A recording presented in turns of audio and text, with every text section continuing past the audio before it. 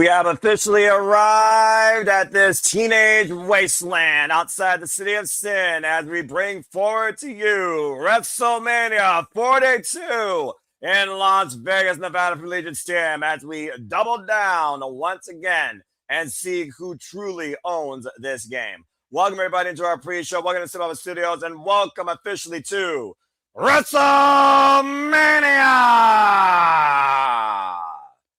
Hello, everybody, and welcome back in here once again to the Simply Reliable Studios. You know what this is, for I am the man, the Simple Brand, the voice of the forever grateful for all things professional wrestling, damn it, and my name is Noah Foster, and thank you all for tuning in, whether live or on demand. Please like, subscribe, comment, and tell a friend. And if you want to dictate the conversation, super chat, or PayPal the passions, it is truly as simple as that. Of course, right now, we're preparing for WrestleMania Saturday, the first WrestleMania exclusively on the ESPN app for ESPN Unlimited subscribers, with the exception of ESPN2 giving you these first two matches on their platform as well. Here's the card that we will be discussing here on the pre-show and we'll be covering tonight. We, of course, have six-man tag, The Vapor, ISO Speed, Logan Paul, Sifri, taking on LA Knight, and the Usos, down since day one-ish. And we also have Drew McIntyre taking on Fatu in an unsanctioned match. Before we get into the actual festivities that will kick off, of course, with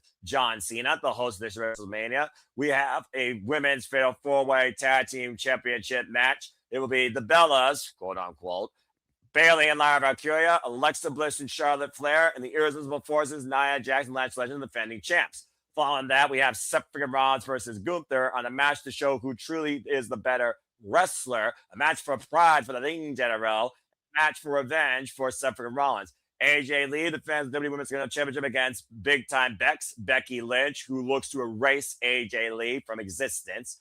And the American Nightmare Cody Rhodes will defend the Undisputed WWE Championship against the Viper Randy Orton, while Valkyria Primera will defend the WWE Women's World Championship against Liv Morgan, this year's Royal Rumble winner. And of course, I am never alone in these watch-alongs. You never know who I'm with. Well, guess what? I'm sure you'll approve this kind of analyst. Bringing the stats for the first time to WrestleMania. Please welcome into the commentary booth, Stat Boy Mike. Stat Boy, how are you? It has finally arrived. We are on the precipice. That is WrestleMania live Saturday evening and night. And clearly he's ready. It's going to be a long night. Well, I made a promise. For those of you following me on social media at LBStatKid1977, I tagged Cody Rhodes. I said, Cody, I am not going to open this until WrestleMania. I might just wait until your match because this is it. This is the King of Kings. This is the day that all wrestling fans await. And I am very happy and I am very proud and I am very grateful to be with my brother here again in his world. He comes into my world in January for football. Now I'm in his world for WrestleMania, friends. He's in charge now. I'm just the backup. I'm backup QB2. He's QB1 in this case.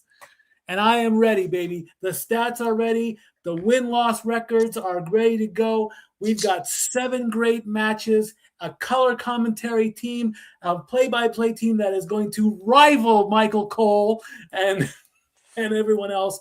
So strap in, sit down, shut up, enjoy the show, and drink responsibly. Thank you for that last note. I was about to say, let's add a little bit of a public service announcement. Please enjoy your entertainment safely without causing ill will or harm to your own body. But to your point, Stat Boy Mike, indeed, we have a 7-match card here, a very dynamic 7-match card, as you see here by this little single bulletin. And of course, that's headlined by Cody Rhodes versus the Viper Randy Orton, a legacy that goes all the way back to 2007 with the additional outside factor for the first time ever, Pat McAfee. What does Pat McAfee's influence bring to this match and to Cody Rhodes, who at first was looking towards facing somebody he looked at one point as his teacher, his mentor, his guide, a role model. And this Randy Orton, of course, is not the same Randy Orton that we're used to dealing with even during his return. I don't even know this is 2009 Randy Orton, but I do know he hears those voices once again that make him as dangerous than ever. So again, is Pat McAfee insurance? Is he a negative or positive influence? And how can that affect the American Nightmare going in here, where we have seen now since he's returned, every WrestleMania, some sort of outside celebrity influence has garnered his way on the grandest stage. And unfortunately, it has led to negative fortunes so far at the first night of 40. And of course, last year, he came in as champ and lost it. So again, Stat Boy Mike, what do you think about this dynamic? I have said this about Pat McAfee. I will say this again. As an ESPN analyst and sports guy, love him to death. As a WWE talent overall, he is good. He needs some work. As a wrestler, he needs some work. When he's behind the table on the headset, he's in his element. He is a journalist. He is a sports analyst. Therefore, he can do what we do. He knows his things. Why the executives or whomever had the idea to bring Pat McAfee into this match so late in the game? I mean, literally, this happened, 2 weeks ago? Yes, 2 to 3 weeks ago, where he literally punted him in the exactly. family rules. Now, see, that makes it sound like you've taken the steak off the grill when you ordered it medium well. You took it off the grill way too fast, and now you've got a medium bloody steak. Some people like that. I don't. That's my reference there. Yeah, that's fair enough. Thank you. Maybe I don't want to call this a backup plan because I don't know all the answers, but WrestleMania also has celebrity factors, and well, it's been a thing all the way back to WrestleMania 1. Celebrities get involved at WrestleMania. Pat McAfee truly is a celebrity. He is a person in the public eye. Now, here's something that I don't know if it has been talked about or if what is going on. I have seen stories and rumors that there is the possibility of a tag team match going forward, Pat McAfee and Randy Orton versus Cody Rhodes and Jelly Roll. Correct. Now, if the WWE executives knew that it might have leaked, then they should have done this match in the 2 weeks prior or immediately after McAfee attacked. Because if that rumor becomes fruition, or if they're going to go with that rumor, then guess what? Orton has to win tonight and get number 15. If not, then what was the point in the first place? To give him a paycheck, to give him the money? At the end of the night, I do not want to say the words, "Get your ass out of here, go back to your show on ESPN." And let me say this, the story feels like it's just being thrown together. It's like, you have your recipe, you have your ingredients, but then somebody wants to come along and add a little too much pepper to the sauce. Why did Cody Rhodes go to the ESPN studios to where Pat McAfee does a show? Why did he take a baseball bat and ruin some limited edition stuff? And why did Pat McAfee fire one of his workers who just happened to be mopping the floor? That's like drawing straws. You don't do that stuff. That felt like it was a last minute. We have got to reel it back in. And now you're aiming at the target with a 9mm when you should be firing with a cannon. And they're just doing it totally in reverse. They are nowhere near the target on this storyline. If they would have just gone with Randy, voices in his head, fine. But to bring in Pat McAfee, and don't get me wrong, I like Jelly Roll too. I do like Jelly Roll. He's a great singer. I'm still iffy on him too. It might be a disaster as we take a look at Allegiant Stadium there. Oh wow, look at that! Look at all the people there getting in there ready to go. We got the DJ and everything. I don't know where they're going with this. If all is right and they maintain course, Cody retains. If they keep the story going, Then we move on to Backlash and a potential tag team match. Well, it's one of those things also you consider, again, the ties between them. I mean, the last time they faced off in singles action, Cody Rhodes did get the better of Randy Orton at the end of the King of the Ring last year. And, of course, at one point, Randy Orton took Cody Rhodes' career from him in a career-threatening match back in the Authority era. It's also one of those things, though, where tonight, the key word here is business. And it feels like to me what Cody Rhodes and CM Punk had in that summary on SmackDown just last night is a summary of what it means towards both of them to be headlining in this business. And everything could literally change between tonight and tomorrow, whether it's course correct or it's course altered forever, an even worse way, where it looks like TKO might be trying to usurp Triple H's creative authority. There still is that speculation of that civil war between Triple H and the higher-ups above him when it comes to who dictates and influences creative direction. Even Triple H with Joe Chessatoya has said, yeah, I understand the fans are a bit aggravated. I am too, and there's not much I can do but try and make things right. But again, he only has so much influence when it comes to, at the end of the day, who holds the richest prize. Pen and paper aside, end all be all with the creative control, you're still working for TKO. And at the end of the day, this is TKO versus Cody Rhodes, who literally told whoever brought Pat McAfee to go F yourself. Put in that perspective, I want to give a shout out to the 63 of you that put in your predictions for WrestleMania, whether you're continuing part of the league or whether you're doing this because it's WrestleMania, damn it. And again, more people right now are looking at that factor, the outside factor, Pat McAfee, especially with that influencing statement where if Orton loses, you will never see me in this business again. Now, whether that's a Hail Mary or a red herring, that remains to be seen. But 93% are going with the Viper of Randy Orton, while, of course, the other remaining 8%, 7.9% went with Cody Rhodes.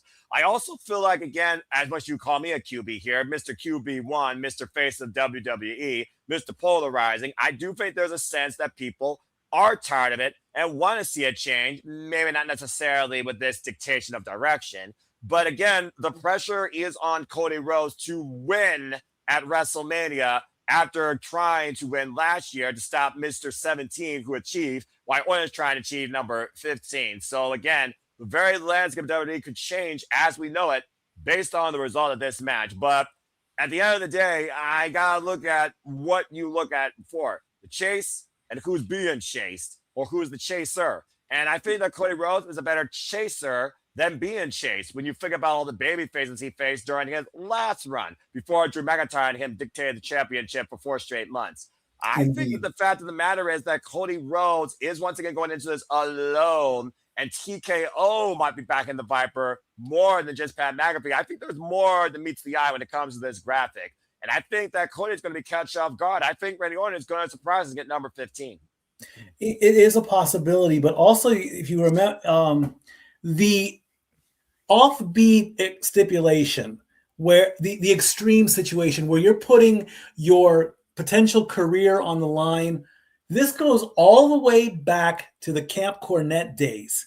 If you remember, a long time ago, Camp Cornette guaranteed victory to the point where he said, if my team loses, I am going to refund everybody. Back then, we didn't know about kayfabe. We didn't know about the business. We didn't know about behind the doors stories and all that. That was an extreme stipulation, which has been used many times over.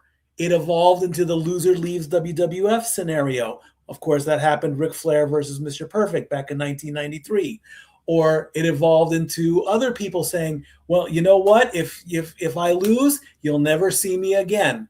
And somehow, in some cases, because they were leaving, they left. There were other cases where, okay, well, the referee screwed up the count somewhere. The match wasn't fair. Eric Bischoff was one.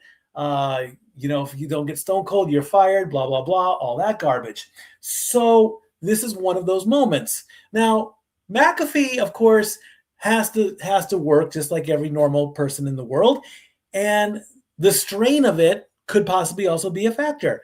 If he finally wants to not be involved in wrestling and just focus on ESPN and sports, because in 5 days from now, there is a major sporting event. It's called the NFL Draft. And of course, Monday Night Raw starts off the season for going to WrestleMania 43.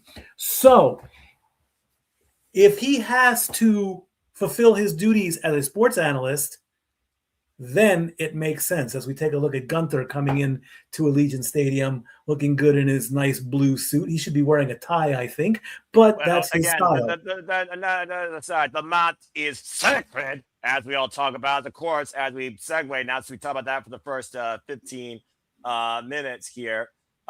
Just basically introduce the line for the Honest movie. And again, thank you to everybody that's watching on the Super Reliable Studios. Apparently, according to a producer, James Heber behind the scenes, who readjusted feeds. Why don't we go ahead and segue into that match? Since you brought up the Ring Generals, they bring up this VTR when Seth and Rollins' vision turn on him and try to destroy him, as we might be seeing a man with a favor versus a man with a vendetta. But who achieves in the end? Let's go ahead and talk a little bit about Seth freaking Rollins versus Gunther. A match literally made at Madison Square Garden after the Ring General saved Paul Heyman. But ever since Masked Man, Seth freaking Rollins came back with this hit list, targeting Braun Breaker at the Royal Rumble, targeting Logan Paul at the Elimination Chamber, Bronson Reed injured, Braun Breaker now injured, Paul Heyman trying to make it personal with his family, assaulted by Seth Rollins with a curb stomp. Before he could give us an encore, the Ring General came out of nowhere, as we see here at Madison Square Garden, and choked the Visionary out. We wasn't sure the reason behind it, but we did see that altercation backstage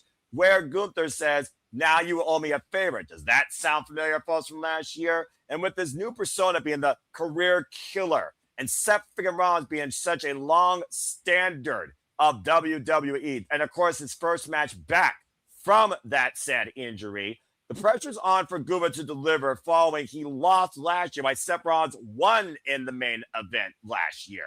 And at the end of the day, is Gunther still going to be awarded that favor in defeat? Because I don't know right now if I believe that Seth Rollins can't burn it down 2 years in a row. He's made this stage more his own. Seth got lucky, I think, when he beat Brock 2 years ago. I believe it was 2 years ago, 3 years ago. Gunther is much more hungry, and I'm going to say this, the Ring General is much more dangerous than the Beast. That sleeper hold is scaringly, it's frightening. It is frightening. If you do not release that hold, you will turn blue, you will pass out, and you will spend the night in the hospital. Yeah, you look at the tape right there for you. Exactly. Look at that. Why these two men are going at it, I am stumped, because I thought they were going to go Gunther versus Brock. That would have made a little bit more sense. I'm glad we have not heard Seth's career is on the line. Seth has been injury prone a lot. He's had the knee, the shoulder, and all that. It is not his time to go yet. I do not believe that he does not have to give it up yet. So this match feels like it was also thrown together for quite some time, because I mean, look at Heyman. Heyman actually did an interview, and they said, you're not involved in the main event in any show. Doesn't that make you upset? He's like, yeah, but it's the business, So I am severe. My official pick for this is Gunther. I will be picking Gunther in this matchup. As far as Orton and Cody goes, my official pick is Randy. But I am worried about the well-being of Seth Rollins in this match. Well, I think anyone should be worried about their well-being when it comes to each other. Gunther, considering the last time they faced each other was back in 2023, and honestly, it was during the whole, thing about, learning who Gunther was. But the actual last televised match they only had one other one encounter, was Monday Night Raw during the NXT Black and Gold Takeover days. We have 39 minutes even on the WrestleMania Vegas countdown clock. It's also one of those things that Seth Rollins is driven for revenge, and this has changed the agenda. Gunther, who has now lost last year's WrestleMania. He lost at 40. He has not won a WrestleMania since 39. And of course, Seth Rollins went into WrestleMania 40 as the World Heavyweight Champion in the opener and lost against Drew McIntyre. But it's also one of those things that I just feel like with Gunther, knowing that he has his favorite Paul Heyman and Rollins putting this target on himself against the Vision, I do think Seth Rollins needs to watch his back. And I think Gunther could surprise us here. Let's not forget, Gunther has retired Goldberg. Gunther has retired a phenomenal AJ Styles. Gunther has retired Mr. 17, John Cena. And Seth Rollins, who's just coming back from injury, could really be at danger here. But more often than not, I think Gunther is a win back from last year after the Yeet experience. And I think Gunther is somehow going to incapacitate Seth Rollins. So I do have the lean general as well as 87.3% of my poll does. 55 of the 63 people, while the rest went with Seth Rollins. We are 37 minutes and 45 seconds. You're at 50, or what are you at? I'm at 37:45, so I'm 5 seconds behind you. 3, 2, 1. Okay, now we're 40. perfect.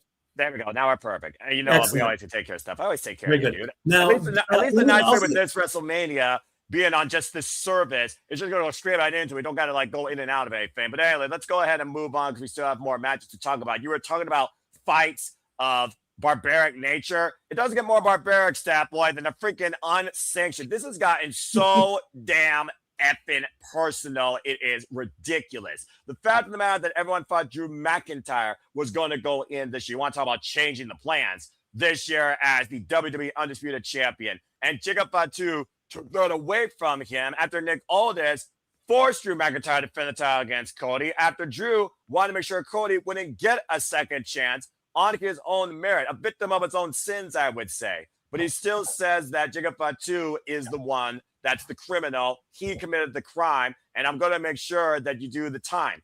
Again, but Jacob Fatu says that life no longer defines me. And the fact of the matter is these two have literally destroyed her to the point WWE does not want to be responsible for any risk of well-being or injury. Indeed. When it gets that bad, you know, this is some serious stuff. Now, of course, when it comes to these two, you know, Jacob won the U.S. title last year. Drew is below 500 when it comes to WrestleMania. He did win last year in a street fight. So now the undisputed match is one level higher. I mean, I think that's as high as you can go, because if this is truly unsanctioned, that means anything goes. They could go into the locker room of the Las Vegas Raiders. They could probably fight on Las Vegas Boulevard if they wanted. Well, unfortunately, Allegiant Stadium is nowhere near the Strip. So Las Vegas Boulevard is safe. I'll give them that one, unless they decide to get in their cars and reference the old Bronco chase of 1996. If you know, you know. Fair enough. Drew McIntyre has been and I've said this for the better part of 2 years. I love him to death. I am sick and tired of the whining. You are a 300-pound Scottish warrior. You came out with a claymore sword that could turn anybody into human shish kebab. And all I see is, I want my title. I want my title. I want my title. If I don't get my title, I'm going to throw on a set of Huggies and start crying like it. Enough. You had your title run. You didn't do well with it. And now, Drew McIntyre, I'm sorry to say this, this is your penance. This is your punishment. If you want to be the dominant Scottish warrior that you were, then kick the crap out of a guy that makes Thanos look like a pansy. Jacob Fatu can take it. One, he's Samoan. You know how tough Samoans are. Look at Haku, for God's sakes. Two, again, he can take a punch. He can take a chair shot. He can take steel steps. He could take. I'm anti-gun, but I think you could even shoot Jacob Fatu and he would still survive. But let's not go that darn deep. I mean, hey, guns have been used in WWE before. But that's fair. But that's nonetheless continue. Jesus. But these guys, and if these guys don't deliver, then they're going to be stuck in developmental hell This is your opportunity to bring the brutality. I mean, if you want to send a message to each other that you truly don't like each other, this is the match to do it in. If not, then sorry guys, I'll give you at least a few more months before you hit the future endeavor line. That's just one of those things also where I do wonder where either of these men's future go. I mean, again, Jacob Fatu, he was in line to challenge Drew McIntyre for another contendership to Cody Rhodes' Undisputed Championship during his last run, before he was literally taken out, bludgeoned, bleeding, teeth down on the floor, and we still don't know who truly did. Drew never admitted that he did it. Drew says that I have nothing to do with it. He still denies doing that. And that could also be another thing that comes into play here, and what is, I believe, their first ever one-on-one encounter. And again, Jacob Fatu came back with red in his eyes, cost Cody the championship during his last run, and of course eventually led to Cody becoming a 3-time champion, with Drew having nothing to lose but everything to get revenge. And Jacob Fatu, all gas, no brakes, with nothing but revenge on his mind against the very man he thinks that assaulted him. This is a very volatile situation, and there are literally no handcuffs as we look towards the Legion Stand and the crowd going in here as we have 32 minutes and 40 seconds away. Capacity crowd on can, or less people looks like, especially with a smaller set. T-Move WrestleMania 17.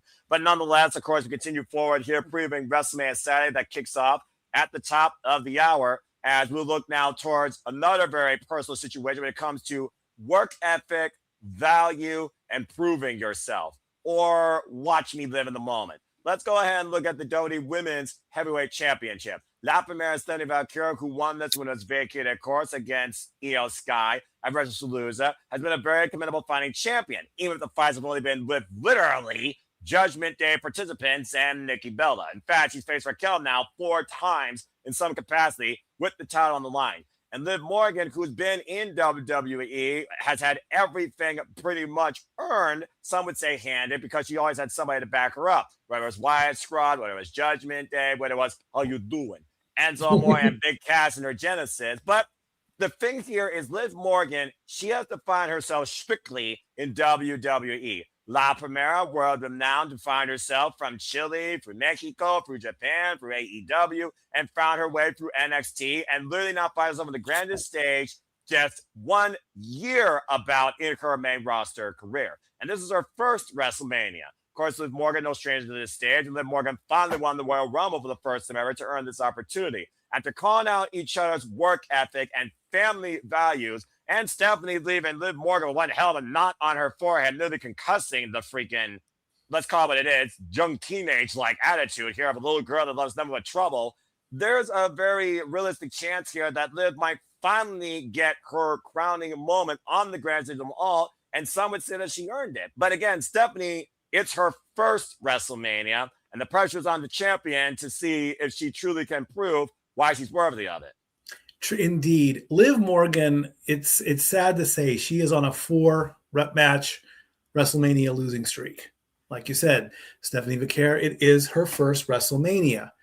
I do like Stephanie Vaquer. She is a beautiful person. She has got something. She has definitely got that character. But I am going... You better watch her. I am going with Liv Morgan on this one. Her losing streak needs to end. I do like Liv. She is just as beautiful as Stephanie. There will be a devil's kiss somewhere in this matchup. I just don't know where. Liv will surprise you somehow. I don't know. Liv has worked hard at WrestleMania. You could also argue that at 34, 35, and 36, those didn't count because they were the kickoff show. I counted them. I said, yes, they do count. She did have her only win was against Natalya on the kickoff show of 36. Other than that, it's loss. It needs to stop. Liv needs to break through and reestablish herself big time and get that woman's title. Stephanie has done a great job. She just needs maybe just a little bit more time. That's all it is. All it is time. I mean, she's got the look, she's got the gimmick, she's got the charisma, she's got the talent. but it's just not. It's so close. Next year at WrestleMania, I would absolutely pick Stephanie over almost anybody, depending on who the match is. If by some chance there's a rematch, I would go with Stephanie, but right now I'm going with Liv.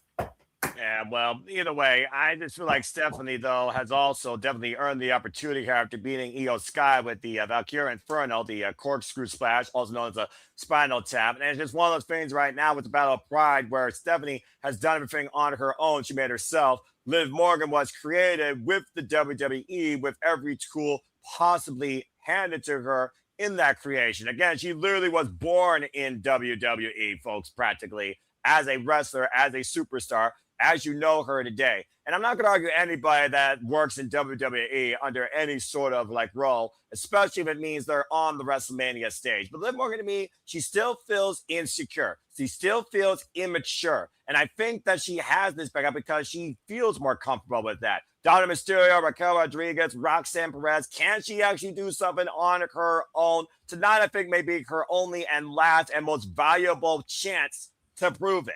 And again, we know Stephanie has nobody in here backing her up, and she has to be aware that the Judgment Day, especially since Liv Morgan ousted Finn Balor and proverbially called herself the leader, is going to be in Liv Morgan's corner. And this is gotten as personal as it could get. Right now, more people are going with Liv Morgan, 84%, while, of course, the other 16 are going with Cindy Valkyria. As far as the unsanctioned fight, 55 people are going with Jacob Fatu, 87%, while, of course, 8 people are going with Drew McIntyre. Again, we also want to point out that the Women's Heavyweight Championship match last year, title did not change hands. Chemindin had a disadvantage even in a triple threat scenario, and she was able to escape with the gold. But Liv Morgan has also defined this championship prior to Mommy Rhea Ripley beating her last year on the Raw on Netflix. So again, no stranger to this gold.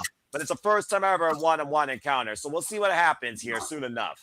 As we continue to go through this card, speaking on the women, let's go ahead and talk about another very personal situation where the statistics have been pretty much one-sided, I would say, Stat Boy, as AJ Lee has tapped out Becky Lynch every opportunity. Your wrestler's favorite wrestler, her first WrestleMania, though, literally in fragging 12 years almost, 11 years actually, because it was at 31 and 42, but you get the idea.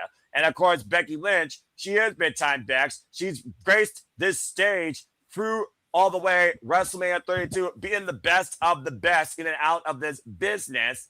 But ever since AJ Lee came back, she has been unable to outlast the Black Widow, quite particularly. Of course, we know AJ Lee won this title at back in the Elimination Chamber, and we thought that this was going to be the match that she would have that crowning moment. Now going in here as champion, though, where Becky Lynch is at her wit's end, has the man hit the ceiling when it comes to the big time, and is AJ Lee here to take over. And what has been your thoughts of AJ Lee's return? Shout out to Bonnie Man in the chat. In the WWE and the momentum that she has pretty much walked through. I mean, you think about it. She's only had, 3 singles matches, if that? And, of course, one of those matches is where she won the championship. Indeed. Thanks, Pop, for watching. I'm glad you're watching. I love you, Pop. I got to call you later. I got a story to tell. The only thing I don't like about this whole story is that Becky Lynch is on this tear of, the referee is corrupt. I want Jessica Carr fired. She's trying to hire Danhausen to curse people. Why? You're Becky Lynch. You are big times Bex. You are the man. You are capable of doing things that normal men cannot do in some cases. I do believe that. As that girl would taught us, women can do almost anything that men can do, if not better. Look at the military, look in careers, look at G.I. Jane. I've said it on many cases, if a female sniper can take me out at 500 yards, if I'm doing something stupid to protect the country, let her do it. Why is the Irish last kicker bringing a character in who is only had one match, and that's a joke? I'm sorry, Danhausen, I love you to death. You're funny, but this is crazy. Stop it. Be the man. Get your title back. Bottom line, I am picking the man gets her belt back at WrestleMania. I love you, AJ Lee, but I mean, check out Charlotte. Whoa. Flair and Alexa Bliss walking in, of course. We'll talk about that match for sure. I believe that will be our opener here. as Alexa Bliss is still looking for her first WrestleMania moment. As, of course, we continue talking about the preview here. And, of course, the Queen originally defined at this stage, but I would argue with what Becky Lynch has done, she has surpassed that. Ever since Charlotte Flair lost to Rhea Ripley at WrestleMania 39, the Queen has not been the same. Honestly, during her time off, it might have literally breathed some humility as she's been a tag team specialist since losing last year to Tiffany Stratton at WrestleMania. I'll talk more about that here in a moment. But going back to what you're talking about here, streaks are meant to end. And it does feel like if Becky Lynch loses here, there's no coming back. But again, it's AJ Lee's first WrestleMania. It's also AJ Lee's fourth match. She's returned to WWE. And AJ Lee is really looking to challenge the entire women's locker room to step up, like Becky Lynch was trying to keep everybody underneath her. Let's not forget, the Intercontinental Championship is the workhorse championship. And there wasn't a greater workhorse last year for this title than the inaugural champion, Lyra Valkyria. And Becky Lynch decided to usurp her of that for her own selfish gain. And it hasn't made Lyra better. In fact, it's put Lyra into the tag division. Is that a better dynamic? You tell me. I also look at the fact that people are probably tired of seeing Becky Lynch at the top or holding down the division, and maybe think she doesn't need a championship. But it's one of those things where if you want to challenge a pillar of the business and get them out of their spot, much like Roman Reigns we'll talk about tomorrow, prove it. AJ Lee has already proven it, though, like I said, 3 times over. His 4th time going to be the final time, as both these women are looking right now to erase each other from their existence. But for me, though, considering it's the first one, I almost feel like AJ Lee was going to win if this was the inaugural match, but much like you talked about, I think Becky might surprise us here and get her win back. Of course, Becky Lynch, who, like I said, won the tag titles last year. She challenged Rhea Ripley for the World Championship at 40. She was part, of course, of a 6-woman tag at 39. And 38, of course, she lost her women's championship to the EST, Bianca Belair. But for me, I just feel like if Becky wins, we're going backwards. If AJ Lee wins, maybe AJ Lee can finally move forward. That's why I think AJ Lee is going to retain. And it wouldn't surprise me if Jessica Carr was the one to decide it again. Or Becky clocks her and another free comes to play. Because I think Becky is really burnt a lot of bridges and is literally on the edge of insanity. And all it's going to take is one mistake for AJ Lee to capitalize on that. And I think AJ Lee is more driven. So I'm actually going with AJ Lee on this personally. That's a good point. I mean, I do like Becky. I really want to see her. I just want to see her be the man again. And you know, I don't know if I want to see Becky 2 belts again, if that could be a thing. But you know, it's iffy with that. I mean, if she can somehow survive the Widow's Peak or the Black Widow again. That's a talent in itself. I mean, but I mean, how many times can you tap out? I mean, you every time you're put in it, you tap or you snap, and you can't afford to snap. You have a beautiful daughter who wants to probably see mommy win on this one. Mommy being Rue's mommy, Becky, not mommy Rhea Ripley. Hey, Cargill, I know what you're talking about. Of course, we'll talk more about that later when we look more into it tomorrow. But please continue.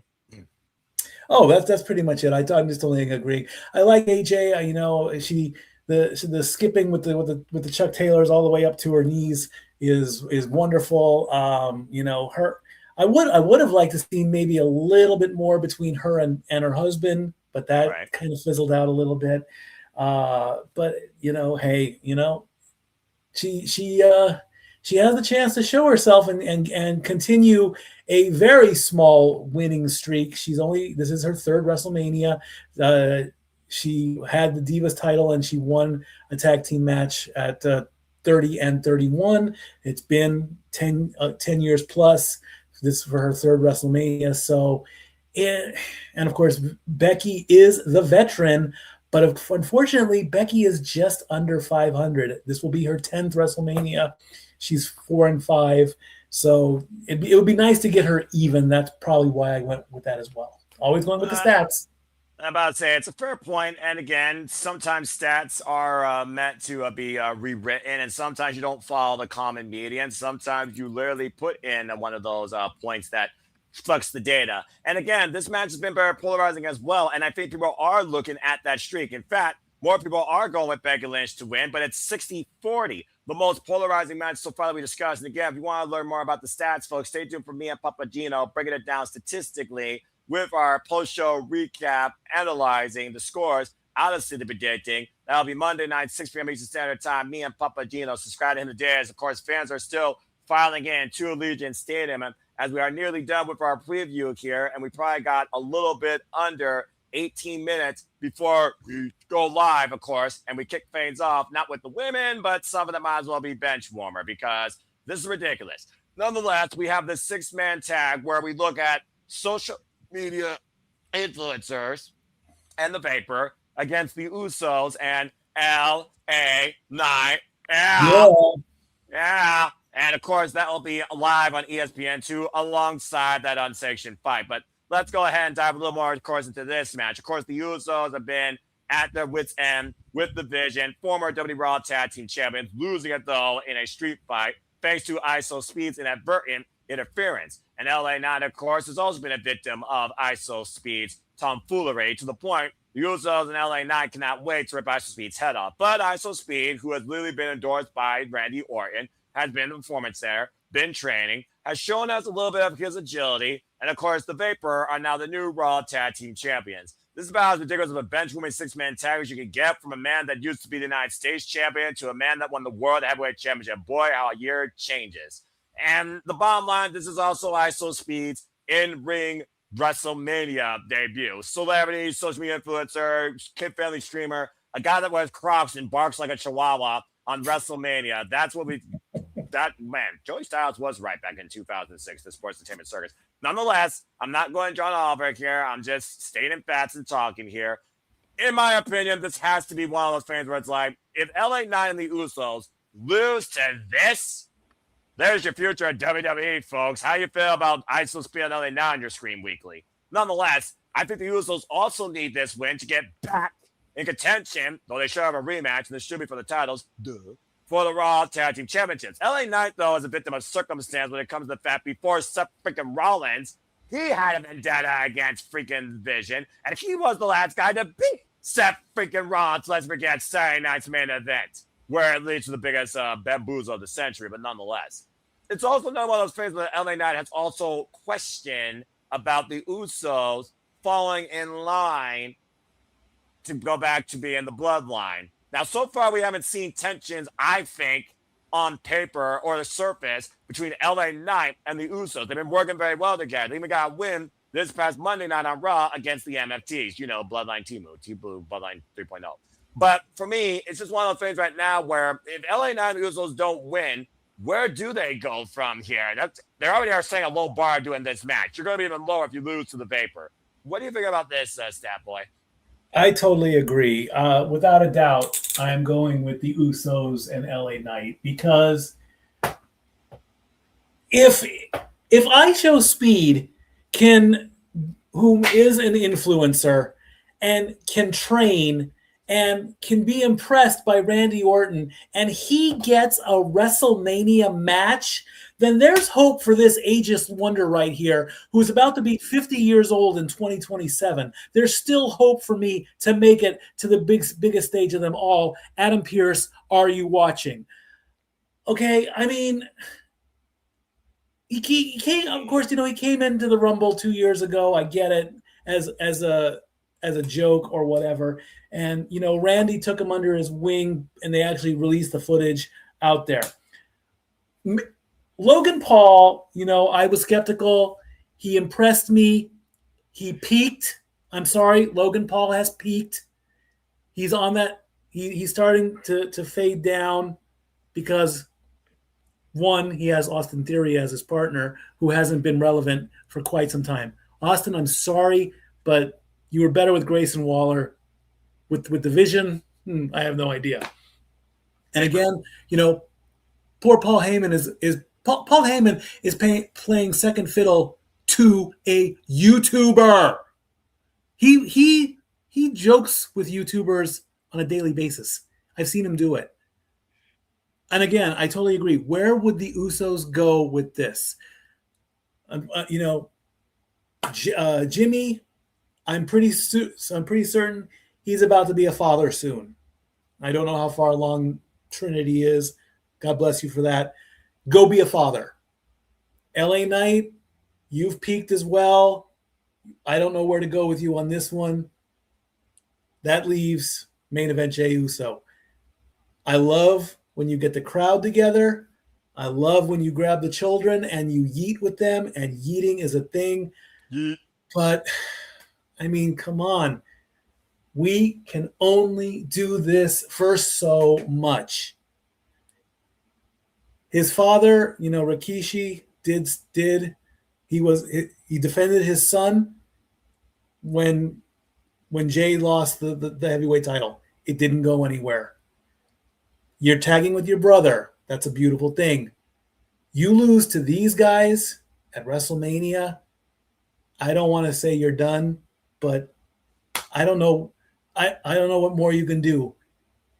Would you go crawling back to Roman and rekindle the bloodline? I mean, Jimmy won't, because he's a father. He's going to be a father now. Yeah. Roman and Jey could do something, but please, wrestling gods, keep the momentum on the Usos side. Yeah, and hopefully that was just a blemish, because, again, it was also a street fight, so maybe there's the asterisk there. And we don't need to see Tom Brady or Gronk or other football players getting involved. You get triggered. Black, I Brady Bash for 3. I am going to steal a line from Triple H. I've taken that rose as far as it can go with Tom Brady. I can't go any farther, okay? Please. And okay.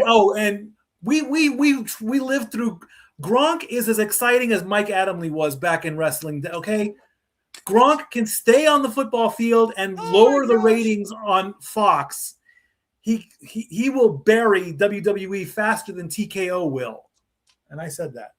Damn. Hey, all right. I have no filter. What can I say? You know what? Hey, you know what? Whatever. It's WrestleMania, man. Go wild. Again, we got 11 minutes and freaking 50 seconds now until we actually go to the top. As Alicia Taylor's making her entrance. Of course, we know the commentary is also going to make their entrance as well. And again, as far as this match goes, yeah, it's got to be LA Knight and the Usos. 84% with LA Knight and the Usos, Logan Paul influencers, ISP followers, and Paul Fury selfie takers. 10 of them, the other 60%, they went with the Vapor. So again, we'll see what happens soon enough. And yes, I said what I said. That just leaves one match. You were talking about Charlotte Flair earlier. Let's go ahead and look towards this fatal four-way dance, where for the 9th umpteenth time of imaginary number existence, we have reinvented the WWE Women's Tag Team Division. And is now being defined by the newly called up Last Legend and longtime running Tag Team Champion Specialist, Nia Jax, known as the Irresistible Forces. After they beat Rio, again, another thing that literally flipped the script on WrestleMania, where people thought that Io Sky and Rhea Ripley were going to come in here and defend the championships, and Io Sky's name on the card. Boy, the mighty have fallen. We now find this fair four-way where we've had no contests and disqualification matches for the championships amongst all 3 other teams. And yes, Nikki Bella is asterisk, but nothing is official yet, so it's staying the way it's staying. So if you want to talk about the current state and the altered state, possibly, you are more than welcome to, chat, and Mikey. But nonetheless, Lyra winning her last year as WWE Intercontinental Champion, and originally was supposed to go after the title against the Judgment Day with Bayley, who, of course, was taken out by Becky. Bayley, in my opinion, is the most underappreciated member of the women's locker room. Between Lodestone, between guiding influence, between being the work wife of either AJ Lee or CM Punk at this point. Everybody loves Bayley, and Bayley loves this so damn much. Period. There's no woman that loves this more than her right now in WWE, in my opinion. And I think Lyra, underneath or alongside Bayley, it's been odd, but it's worked to a degree. But Charlotte Flair and Alexa Bliss, like I said, ever since after last WrestleMania, we have seen Charlotte Flair and Alexa Bliss build this chemistry. You know, not best friends, are friends, former WWE Women's Tag Team Champions as well. The Bellas, though, they have been in the conversation of women's tag team wrestling, for whatever reason, and women's tag team championships since WWE first introduced them back in 2016-17. They were won through a damn elimination chamber by, you guessed it, Bayley and Sasha Banks. Of course, the champions are now to be involved in this match through the decision to lose the titles, though. As we know, it's a fatal four-way. You know how I feel about multi-team, multi-person matchups. The last time I had fatal four for the titles, though, or just a showcase, didn't change hands, and the right team won. Ronda Rousey and Shayna Baszler. In fact, the last time we had a fatal four-way, the titles did change hands, and the appropriate team won, and that was the Iconics WrestleMania 35.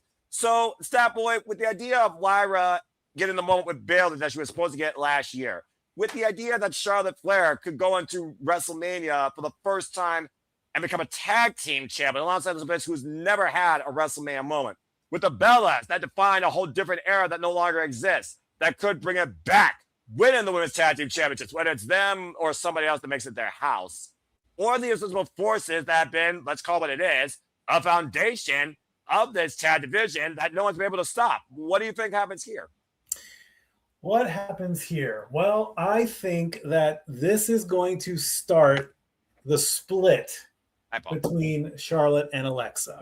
They've been a great tag team, but you've got the queen. You've got that, Charlotte needs to get back on her throne by herself. I'm not saying that they haven't worked as a tag team, but there have been some motions where the split needs to take place, and by WrestleMania 43, those two will go at it next year. Do I see them winning the titles? No. They've had their run as the champs. Alexa doesn't need it. Charlotte doesn't need it. What Charlotte needs is maybe I don't know, with that outfit I saw, that blue. I mean, can you get away wearing with that in Las Vegas? Yes, but for WrestleMania, different story. I like Bayley. I love Bayley. Bayley is a hugger. I just wish Bayley would change teams, but she's from San Jose. I'm Anaheim, Los Angeles. I'm in the playoffs, and you're not. Sorry, I went there. But we did have to beat. We can thank Bayley and the Sharks for putting the Ducks into the playoffs. That's a whole other story. Should Bayley get the title? No, I don't think her and Lyra, they're great as a tag team, and no. So that now leaves the two. Do we leave the titles on the champs that with the nod to the Irresistible Force? And where is Nikki's medical status? Rumors are going crazy. I didn't even know she was injured. So, and of course, yes, there is the rumor that Paige has signed a contract. It has not been made official.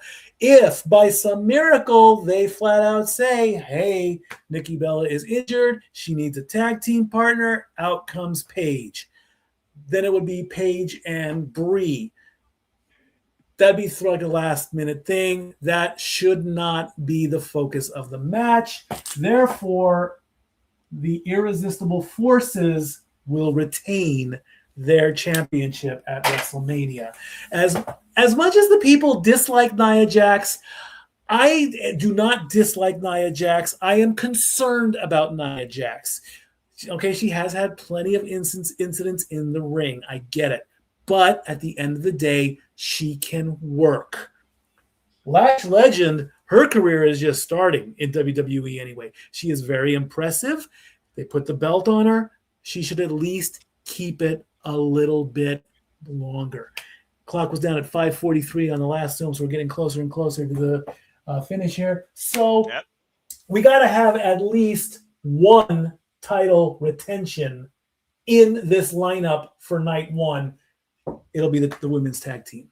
Nia Jax, again, no stranger walking in as women's tag team champion. As we know, at one point, her and Shayna Baszler had the goal. I believe it was WrestleMania 37. And also Lash Legend, I feel, has been taking a mentorship role underneath Nia Jax, going all the way back to the first time they faced her back in that black and chrome NXT. And to your point, it does feel like there's a lot of new opportunity for new talent to stand and deliver here at WrestleMania, that being called in NXT. Lash Legend included as we go to the megastar backstage, LA Knight in the orange, green, white, and blue, sporting along defiant same color gear with the Usos, Jimmy Uso and Jey Uso, as of course, as Statboy pointed out. We are just a little bit under, at this point, 6 minutes, I believe, from things kicking off. And again, we got 46% going with Lyra and Bayley. We have 8% going with Charlotte and Alexa Bliss.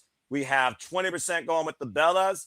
And we have 25% going with Nia Jax and Lash Legend. So again, very dynamic. At least everyone is figuring out each team. So that goes to the credibility of each team toward the women's tag team championships, as Joe Satori, Big E, and Corey Graves are taking in the sounds, the sights, the feels, the semi-filled building that is Allegiant Stadium. As, of course, we are minutes away from WrestleMania kicking things off at the top of the hour, and things will kick off, of course, with our host of WrestleMania, Mr. 17, the GOAT, John Cena.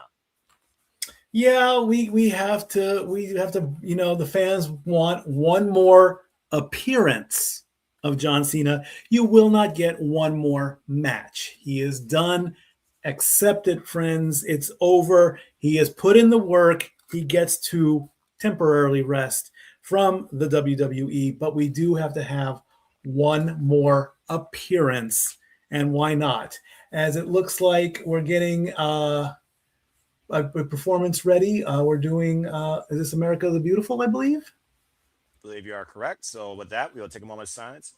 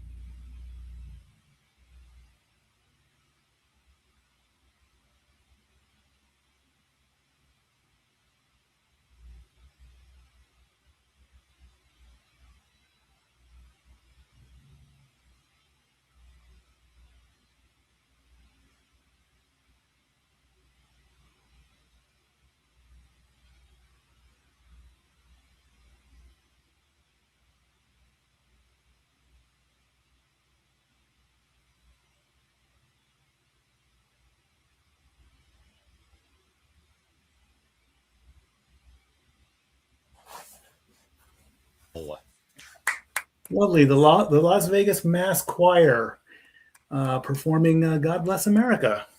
A very nice rendition here, as of course now we officially get ready to go into WrestleMania. So that being said, folks, as of course we'll get our long substanding cold opening, it is officially time to kick things off here from the Stadium in Las Vegas for WrestleMania Saturday. So without further ado, let's get right into it. I did not hear about this. When did this take place? I'm pretty sure he probably answered it as a question at some point during an interview. Wouldn't surprise me. I do like the podcast as we get a great look of the Las Vegas skyline. That truly is Las Vegas Boulevard. That is the Strip. That is everywhere where people go with $5 in their pocket, hoping to catch a jackpot. And right there along the 5 freeway, that beautiful black stadium that Stat Girl despises because it's a big black stadium, is Allegiant Stadium, the home of WrestleMania 42. And over 40,000 WWE fans are expected tonight to file in for the Showcase of the Immortals, the standard of all sports and entertainment. Of course, that is WrestleMania, as we see QB1, the undisputed WWE champion Cody Rhodes, preparing to defend his kingdom against the Viper, Randy Orton, and define his legacy and hopefully sending Pat home permanently. Indeed. As you see on the stage, plenty of Las Vegas memorabilia, the Las Vegas Neon Cowboy, which was a staple in Las Vegas in the 70s and 60s, a throwback to the yesteryear of Las Vegas. But now the ultimate stage is upon us as we get... Who is this? I don't know. It's your official... Oh, Lin-Manuel Miranda. Okay, he's officially welcoming us to WrestleMania. 3-time Tony, 3-time Emmy, and a 5-time Grammy award-winning, I'm guessing, a writer, a narrator, or actor? I believe so, yes. I believe he... that was Rami Malek. He is very talented in the world of music. That's okay. Fair enough. I'll take your word on that then. So I'm not going to disparage somebody on their credibility. As we're just getting a good old montage of WrestleMania moments of the past, people flying, The grandeur, the spectacle, the matches, the moments, the encounters, the once-in-a-lifetime memories created, and career-defining expectations. ESPN did do a top 5, and the streak breaking actually has surpassed the slam heard around the world, which is a shock. The breaking the streak at 30 is now, according to ESPN anyway, again, that topic will always be debated, but I say the slam heard around the world is the greatest WrestleMania moment. And then you get the heist of the century. You get the return of Cody Rhodes. You get finish the story. There are so many moments that just, and tonight, more moments are going to be added to that list. Will it be the top 5? You don't know until it happens. One thing for sure, according to what we've seen, everything could change because it is truly anybody's game. Indeed. It's not blackjack. It's not poker. It's not craps. It's not a slot machine. This is win or go home. And then come back the next night, because the players of WrestleMania Night 2, the bar is going to be set high. Can Night 2 surpass Night 1? The good old-fashioned follow that Bleep. Come into play. Yeah, about to say, follow that bleep, which is definitely going to be the tale of the tape tonight. Indeed. I mean, Obafemi versus Brock Lesnar. Why not put these two in a slab of meat like you did back in 1983 and start punching?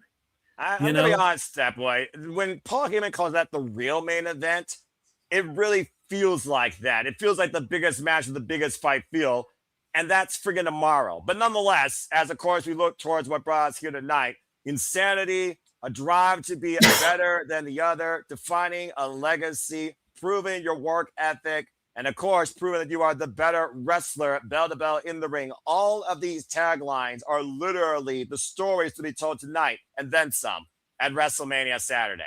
Indeed, indeed. 42 years in the making, back-to-back years in Las Vegas. Of course, that happened way back in the day, a long time ago.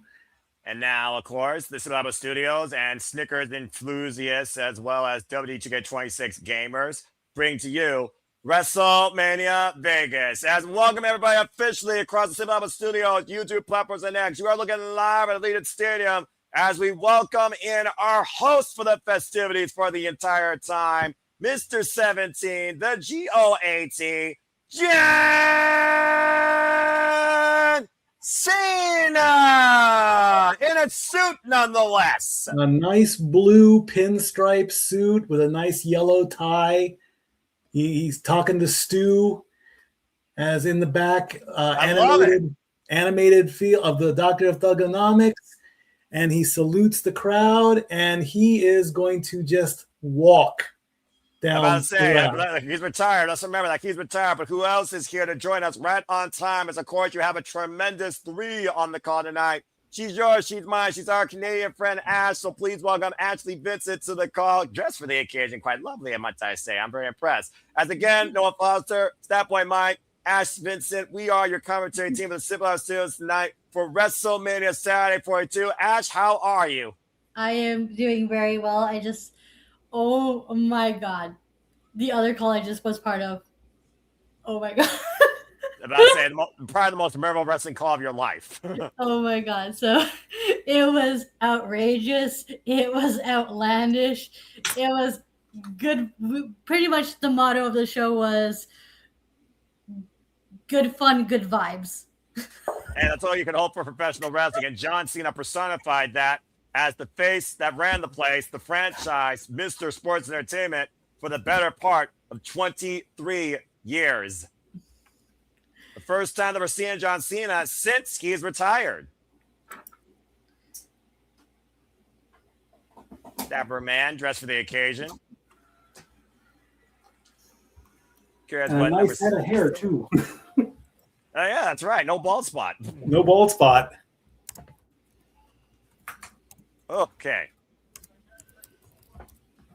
His voice is cracking up. Soft as the heart. No boos tonight for John Cena. I mean, how can you boo this man? Like, seriously. He is nervous.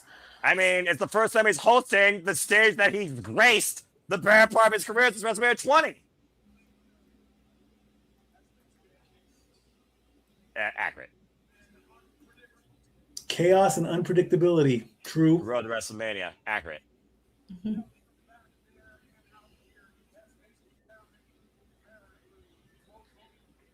Very vocal indeed. I mean, Rhea Ripley almost had a freaking nervous breakdown prior to coming out of WrestleMania 40. It wasn't for Jason Jordan. And polarizing is the appropriate word, I would say. There you go. There it is. The moments he loves the most.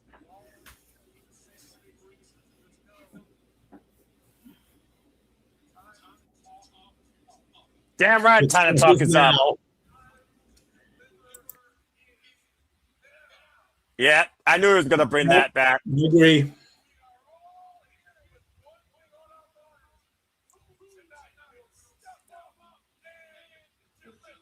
Who tonight will step and deliver. But everyone, you best do your best.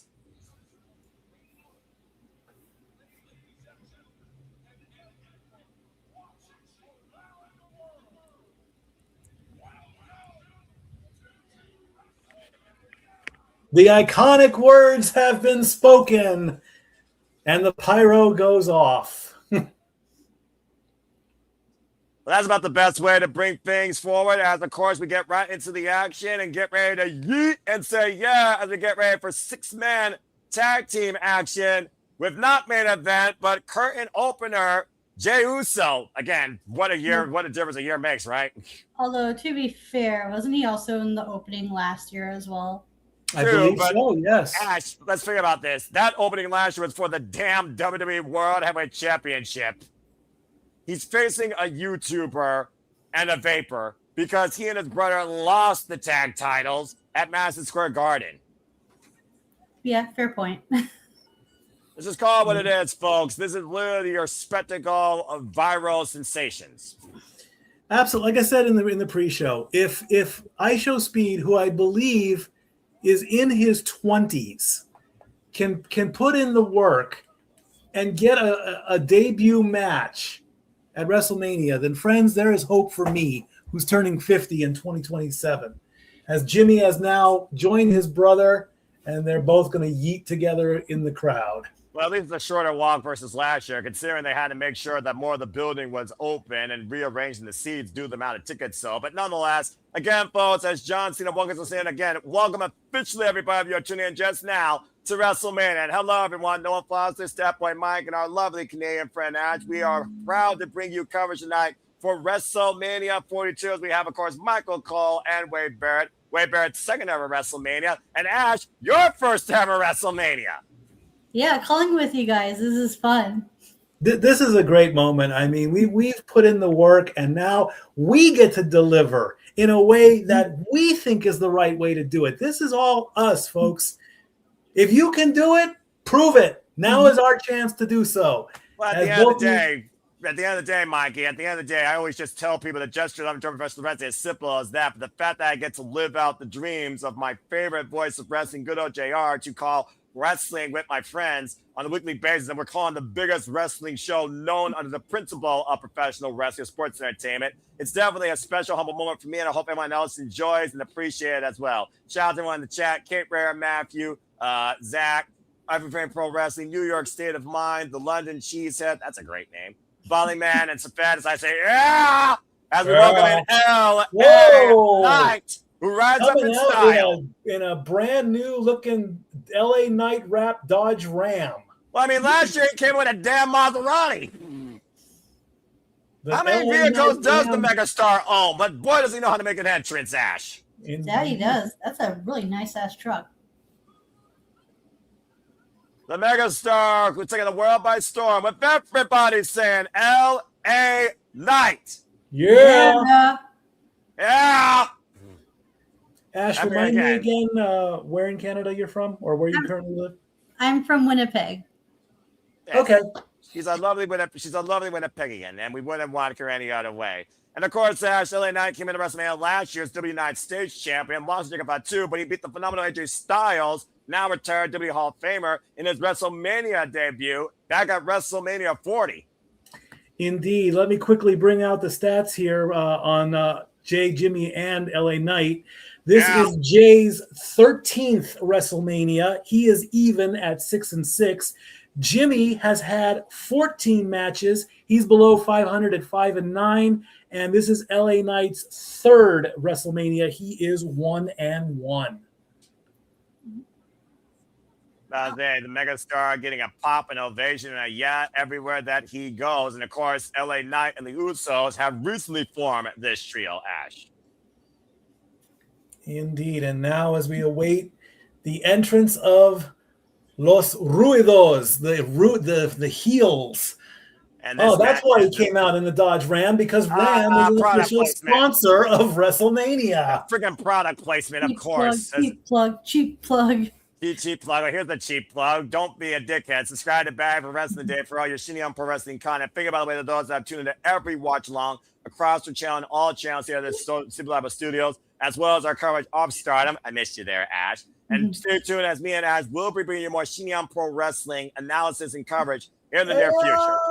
Oh, give me a break. Oh, what is a giant white fabric with the Vision logo on it. With the most unhumble individual on the internet with a black heart. I'm just saying. Damn. As we have the fabric comes down, and there are your tag team champions with super ISHO speed wearing a red cape. I forgot you were the tag champions. Everyone did. Oh my God, Nick and James. Oh my God, how those two were during the Zack Sabre Jr. match at my expense. How did you bear that is what I'm wondering. I was laughing along with them. Okay, so you're cheeky. You said again, she's cheeky. She's a cheeky young punk. Yes. And apparently Ash broke everybody. I'm curious if either of these people will break me tonight or if WWE breaks me. But nonetheless, we're looking at 9 squares, far less valuable than Hollywood squares. The Maverick LA Knight, of course, coming off a win last year against phenomenal AJ Styles in his last WrestleMania match. And Austin Fury, with less pressure than a slow cooker on your lowest setting, currently holding the Pepperoni Tag Team Championship Monday Night Raw. Sorry, did I say that out loud? And ISO Speed, Park wearing, Chihuahua barking, streaming extraordinaire with maybe a little bit of potential in his athletic capability, is joining these two men tonight in his WrestleMania debut. This is Logan Paul's 5th WrestleMania. He has about got the best record, you could say. He is 3-1. He's on a 2-match WrestleMania streak. He is wearing all blue this time. He is not in his traditional yellow. It's kind of like a blue-green. Austin Theory, this is his 6th WrestleMania. And, of course, this is ISHO Speed's first. And I'm actually surprised. ISHO Speed has got some muscle. He's not as scrawny as I thought he would be. He's got a little bit of definition. So maybe he can hold his own in this. We're about to find out. Ring jacket's being taken off. The chain is coming off. And we're going to find out who starts this match. We got a little bit of jaw jacking going on right here. Well, it's just one of those things, though, where, again, what sort of dynamic do you start with and what sort of pressure is on ISO Speed to actually not look like a clown, as he already does on the internet, inside a WWE ring against these well-established names of WWE. As the bell rings and we will see soon enough who gets in. Oh! Double super kick. Well, that in is my stereo. question. Okay. And that's going to leave LA Knight and ISHO Speed, and he's coming to work now. Well, considering LA Knight literally interrupted this man during his live stream in his own house, we know how personal this has gotten, especially when ISO Speed, Denhausen curse or not, inadvertently knocked LA Knight out with brass knuckles at MSG. He's got him in a nice headlock, so he's wow. LA Knight is just lifting him up, not even using his arms, and lands on his feet, though. And again, right now, we'll see if ISO Speed brings to the dance. Now going up to the top rope. Moonsault lands on his feet. And LA Knight meets him there with a clothesline. Nice. Good bump, too. Well done. Well taken. Well, I mean, again, Ash, we look at LA Knight and we look at, again, the last year that he had. Before Seth Rollins, of course, came back with his own hit list towards the Vision, LA Knight's been trying to take the Vision at every chance he could get. It was literally Logan Paul that cost LA Knight a chance at the Elimination Chamber to be in the main event at WrestleMania. Nice body slam, but LA Knight is no selling it, so he actually slammed LA Knight. Now he's getting pumped up, but... Mike, I was speaking to Ash. You interrupted. Oh, no worries. It's okay. You can pull the match because I think I'm a little bit ahead of you guys. All right, fair enough. It's one of those things also where you can tell the energy is very high here, as well as the animosity with all 60s men, as Logan Paul's pulled inside by LA Knight. And so far, it's still speed right now. They're early going, not torn apart yet. I don't think that's going to last long enough, though. And again, how mad are the Usos internally, knowing that they lost the Raw Tag Team Championships in the fashion that they did? Right, especially before like WrestleMania too, because you would think like the Usos, because like how prominent they are in WWE as a tag team, they would walk in WrestleMania as the tag champions. So this is really going to put a chip on their shoulder, especially since the Vision has been a thorn in their side for quite some time now. I don't think it'll be like we talked in the pre-show. I mean, if they lose this match, then they've got a serious rebuild to do. If they win, then the rebuild comes quicker. There's a cover now by Jimmy Uso up the double elbow drop, gets a 2 count on the Maverick. There you go. It'll be a serious rebuild either way, I think. Nice chop. I mean, again, like we talked about, WrestleMania is the end of the season for WWE. The Raw to Mania is literally the new beginning. And I'm pretty sure the Usos want to begin on the right foot with a win here and maybe get their title rematch Monday night after Mania. Rolling in with a drop kick, Austin Fury, though. And let's also talk about Austin Fury. This guy who was known for taking selfies with Redacted literally at one point was at WrestleMania as one of the hottest rising stars. Now comes back being part of Paul Heyman's vision. Let's call it this, Paul Heyman's vision. And was once Christian, a Paul Heyman guy, former Evolve champion. And we haven't seen Austin Fury with this level of pressure on him to deliver in a long time. Of course, last time we saw him match was that ladder match at 40 alongside Grayson Waller when they're trying to win both sets of tag team championships. Oh! Nice double suplex there. I don't think shaving your head for one thing is going to make you more of a badass. I'm sorry. Is it aesthetically pleasing? Absolutely. But will it change your persona? No. It'll just make you look tougher in a bar fight. Ash, anything to add to that compliment? Yeah, it's like what a new it's like not everybody can pull off being bald. Some people look intimidating, others not so much. And Austin Theory, doesn't do it for me. Nice suplex there by Jimmy, looking to make a good chance here to go to his corner. ISO Speed rounds legal for the Vapor. I said what I said. And right now, ISO Speed crawling over to his corner, stumbling him telling lies. Tag made to Logan Paul, the most impulsive superstar in the WWE system. But again, the way he's taking this like a fish out of water is incredible for a social media influencer versus any celebrity in the history of WWE that cannot be discounted, Ash. Yeah. He's a dad too, right? I got a message from JJ in the group chat. What'd you get? Okay, so he sent a picture of him and Zack Sabre Jr. Dickhead. And oh my God, you want to talk about like really bad timing? Uh-oh. JJ video chatted me, right? Right. And so I missed the call because I was running an errand for my mom. Well, family first. Exactly. And because of that, Zack Sabre Jr. was right beside him. I was this close to chatting with Zack Sabre Jr. Oh, womp womp. Well, Ash, you'll get your moment, I'm sure. Don't count yourself out. Oh, no, not at all. There's always the next WrestleCade or WrestleCon. And I assure you, as long as wrestling keeps going, Tam made J.U., so you will have plenty of opportunity to get with that bloody Tecker at some point. Absolutely. You little young punk. Now J.U. teaming up against Austin Fury here in the middle of the ring as the Yeets rain out. A little bit of flash and style. Whoa, and Austin Fury catching him on the fireman's carry, able to escape. That's with the clothesline, and now Uso at the Rollins spear. Nice. That's probably covered by Prince and Logan Paul with the save. Not necessary, but why not? I mean, get your work in when you can. Yeah. About to say, you were saying, Ash. Oh, I was saying, was that Jimmy or Jay who did the spear? That was Jay, I assure you. Okay, because that was like the best looking spear he's hit in quite some time. Because his spear is not that good. Well, when you give the man distance or you give a man enough reason to be pissed off, you're surprised how effective his spear is, considering who you're trying to deliver it against. Super kick by Jimmy, rocks Austin Theory. You don't want to do this. Go back to YouTube, kid. And right now, trying to get in the ring, up and around. Whoa! Impressive. Look at that. Take over T. Harris on Jimmy. Nicely done. Good night. LA Knight on the fray. At the mid side, look for the BFT, and Logan Paul inadvertently collided to LA Knight. Smart reversal by the megastar. Why is Austin Theory ticked off? Because at the end of the day, they just may have literally inadvertently cost themselves there. And you know that Austin Theory and Logan Paul are egomaniacs when it comes to themselves. They're directing traffic. They're directing ISO Speed on their game plan. And ISO Speed is unaware of this. ISO Speed didn't want to be involved in this. Let's just call it what it is. Now off the ropes. Oh, no! And it's going BFT! And the cover! 1, 2, 3. Yeah, LA Knight, the Usos with the win. And just like that, ISO Speed with the crying face questioning Austin Theory, causing his team to lose.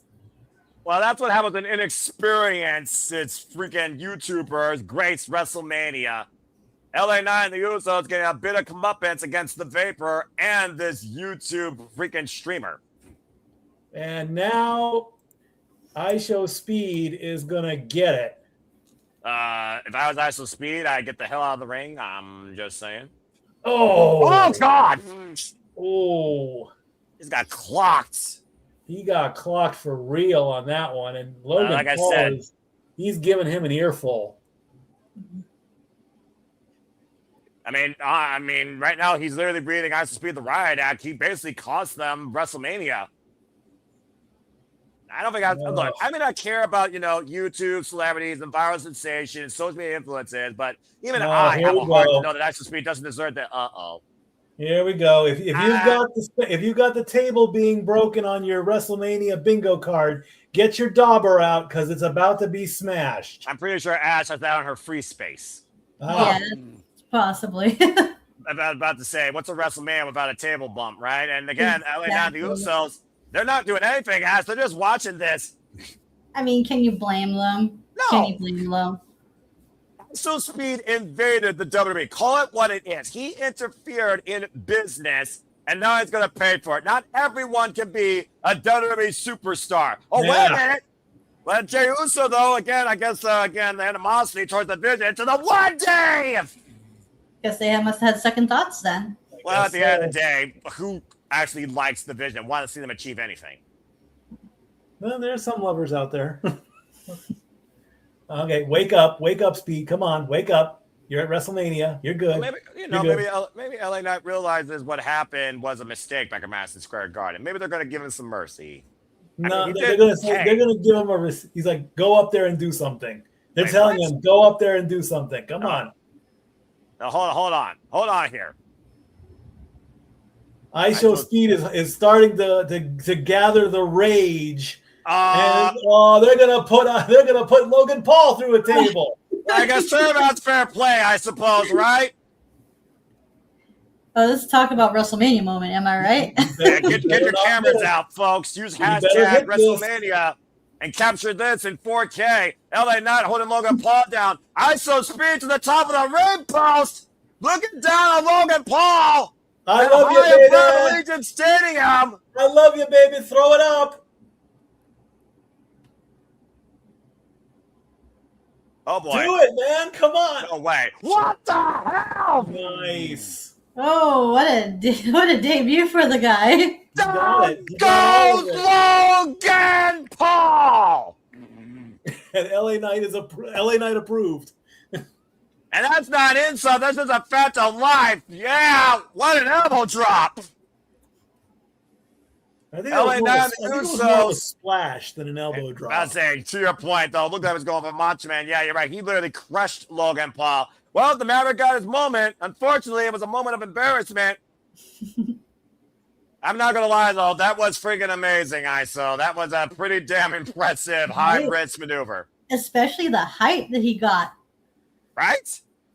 And now it's celebration time at WrestleMania. I guess the pad's been put away for now when it comes to ISO Speed, the Usos, and LA Knight. Welcome to WrestleMania, kid. You might have a future in this business after all. Indeed. Good grief. Take a look at the replay here, Ash. The height to your point and the launch. Right? Like that could have gone all of it. so wrong, but it went so well. Yeah, perfect execution on the distance and the landing, crushing Logan Paul through the announce table. Whoa, the Wile E. Coyote cam. Look at that. That was a good one. Here's the front view. There you go. Just flying, pumping his arms in midair. I don't know if he's pumping himself up or just trying to literally read his last known rights. Well, either way, Usos and LA Knight victorious at WrestleMania, and ISO Speed in his WrestleMania debut creates another viral moment for all of his followers on YouTube. As we take a commercial break, fuck streaming services. And again, figured everybody that is tuning in right now. Again, we are the Simple Apple Studios. All 180 plus of you that are tuning in. Share the link with your friends. Of course, follow us at SR Studios today. And please subscribe, comment, and tell a friend. As we are here for the entire night as we look towards our next match. While we got a commercial break and no one gives a damn what's happening on the feed right now, I do know you are a baddie woman of the techers, but you also are a fair lady. And the ladies are going to try and kick ass tonight across not one, not two, but 3 WrestleMania matches. So let's go ahead and get some baddie influence from you while we have this commercial break. What are your thoughts on the fatal 4-way here for the Women's Tag Team Championships and the run of the Irresistible Forces? So they've been proved, like their name as they're proven to be like a dominant force to be reckoned with, especially like with the way they've been booked on SmackDown. Charlotte and Alexa have been working so well as a team, especially with the differing the dynamics that they have, like because they started off as enemies and they became friends and they formed quite the bond. Lyra and Bayley are so fun to watch together and separate. It's very rare nowadays where you get like a tag team, especially like one of those where like mixed together, who not only work so well as singles but work so well together like equally. Like they're equally successful individually as they are as a team. And the Bellas is a different story because that sisterly bond, there's nothing like it from what I've been told. Like there's nothing, like because it's a sibling. Like when you're with your siblings, there's no greater bond than that of your sibling. Right, love or hate, one in blood. Exactly, right? Because I can't imagine what life without my brother would be like. That's just too scary. Is it really a big what if? Sometimes you want. Never mind. Yeah, because I'm the older sibling, so. Well, it's enough said. You know what? I can agree with that. My little brother, me and him, I never see eye to eye. He's street clothes. He's full on hands. I'm a technician. I'm a suit man. So there is that. But again, that's what binds you. But the thing that binds these teams, of course, is unique alliances. And to your point, the only team that literally is a team are the Bellas because they're friggin' twin sisters. Well, not so much twins anymore since someone got a. But the other one also went more natural. But nonetheless, Lyra did get the moment last year, and she won the titles. Bayley was supposed to win for her, but taken out by Becky. And Charlotte and Alexa Bliss, they became a team shortly after WrestleMania last year after Charlotte lost to Tiffany. So do you think that the growth in cohesion and chemistry for the two opposing challengers on the left side of the champions could play in either of those teams' favor? It's really hard to say because like there's so many different dynamics. Like you can make the case for any team to win. Yes. And that's what you love, and that's what you want in the tag division. You want to like go in there thinking any team can win and not be like, oh yeah, it's super obvious this team is winning. So with that being said, Ash, what's your pick? So I went with the Bellas because I think that's like the like going back to what I said. I think that's like the obvious and that's the safe choice. However, I wouldn't be I would be okay with like Lyra and Bayley winning, or even Alexa and Charlotte winning. I think you just picked 3 teams out of one pick. I know, but I'm just saying, like, she's hedging bets is what she's doing. She's hedging bets. How fitting. We're in Las Vegas. The point I'm trying to make is I'm expecting a title change, and I'm fine with either team winning it, even though it's more likely the Bellas are going to walk out as champion. Again, do we reset the division for the 10th nonagon time, or do we set it backwards back to its genesis? A whole different conversation. It's also one of those things, though, that, again, the champions do owe a win. Whether it's no contest or disqualification, they have beaten each of the other teams. So, again, just some food for thought for y'all here. Of course, we still have a commercial break. I also just want to point out, again, congrats to LA Knight and the Usos on winning WrestleMania. Again, if you want more Batty outtakes, don't be a dickhead. Subscribe today to Batty for Wrestling. Follow her on the X and Shadow Bad Ash. Follow her on YouTube. Stay tuned for further outlooks on Best of Super Junior, Thuntaku, and of course, upcoming events and previous events, including Sakura Genesis. Again, join Batty's Army today, Batty for Wrestling. As we look down the strip here, of course, in the City of Sin, entertainment capital of the world, neon lights out bright, at least not right now because it's broad daylight. Of course, the host of WrestleMania for 2 years in a row, Las Vegas, Nevada, as there is Allegiant Stadium, the biggest dome in the desert. And speaking of football players, there's George Kittle, 7-time Pro Bowl tight end for the San Francisco 49ers. Yeah, that's how you drink a beer, George. Who else we got? We got Detroit Lion running back Jahmyr Gibbs. He's in Sin City. And also Tyrese Halliburton for, of course, the Indiana Pacers. Oh, Kittle just stole his beer. He's like, nope, you're too clean cut. Hold my beer. Take my beer. Why the frick not? You know how much that beer cost at Allegiant Stadium? $25. There you go. I'm just guessing. Boo! He got cursed. Danhausen cursed him. Stephen A. Smith being booed out of the building, including by you, of course, ESPN representative. He is my rival. As we get ready now for our unsanctioned match, get ready to see shit hit the fan. Oh boy.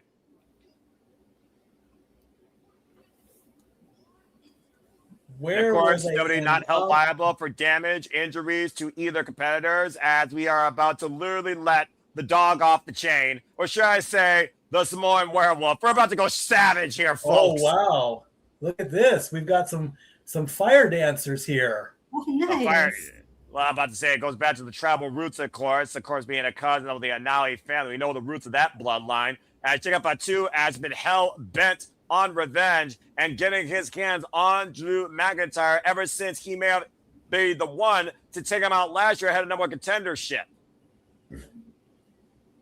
Wouldn't it be cool to learn how to fire dance? It's dangerous as all hell, but once you learn it, it's very beautiful. Mm-hmm. Yeah, but I know it's not going to be beautiful. The fact that these two men are now going to be able to beat the living shit out of each other without any consequences or repercussions. Yeah, this is going to get bowling shoe ugly, as JR likes to put it.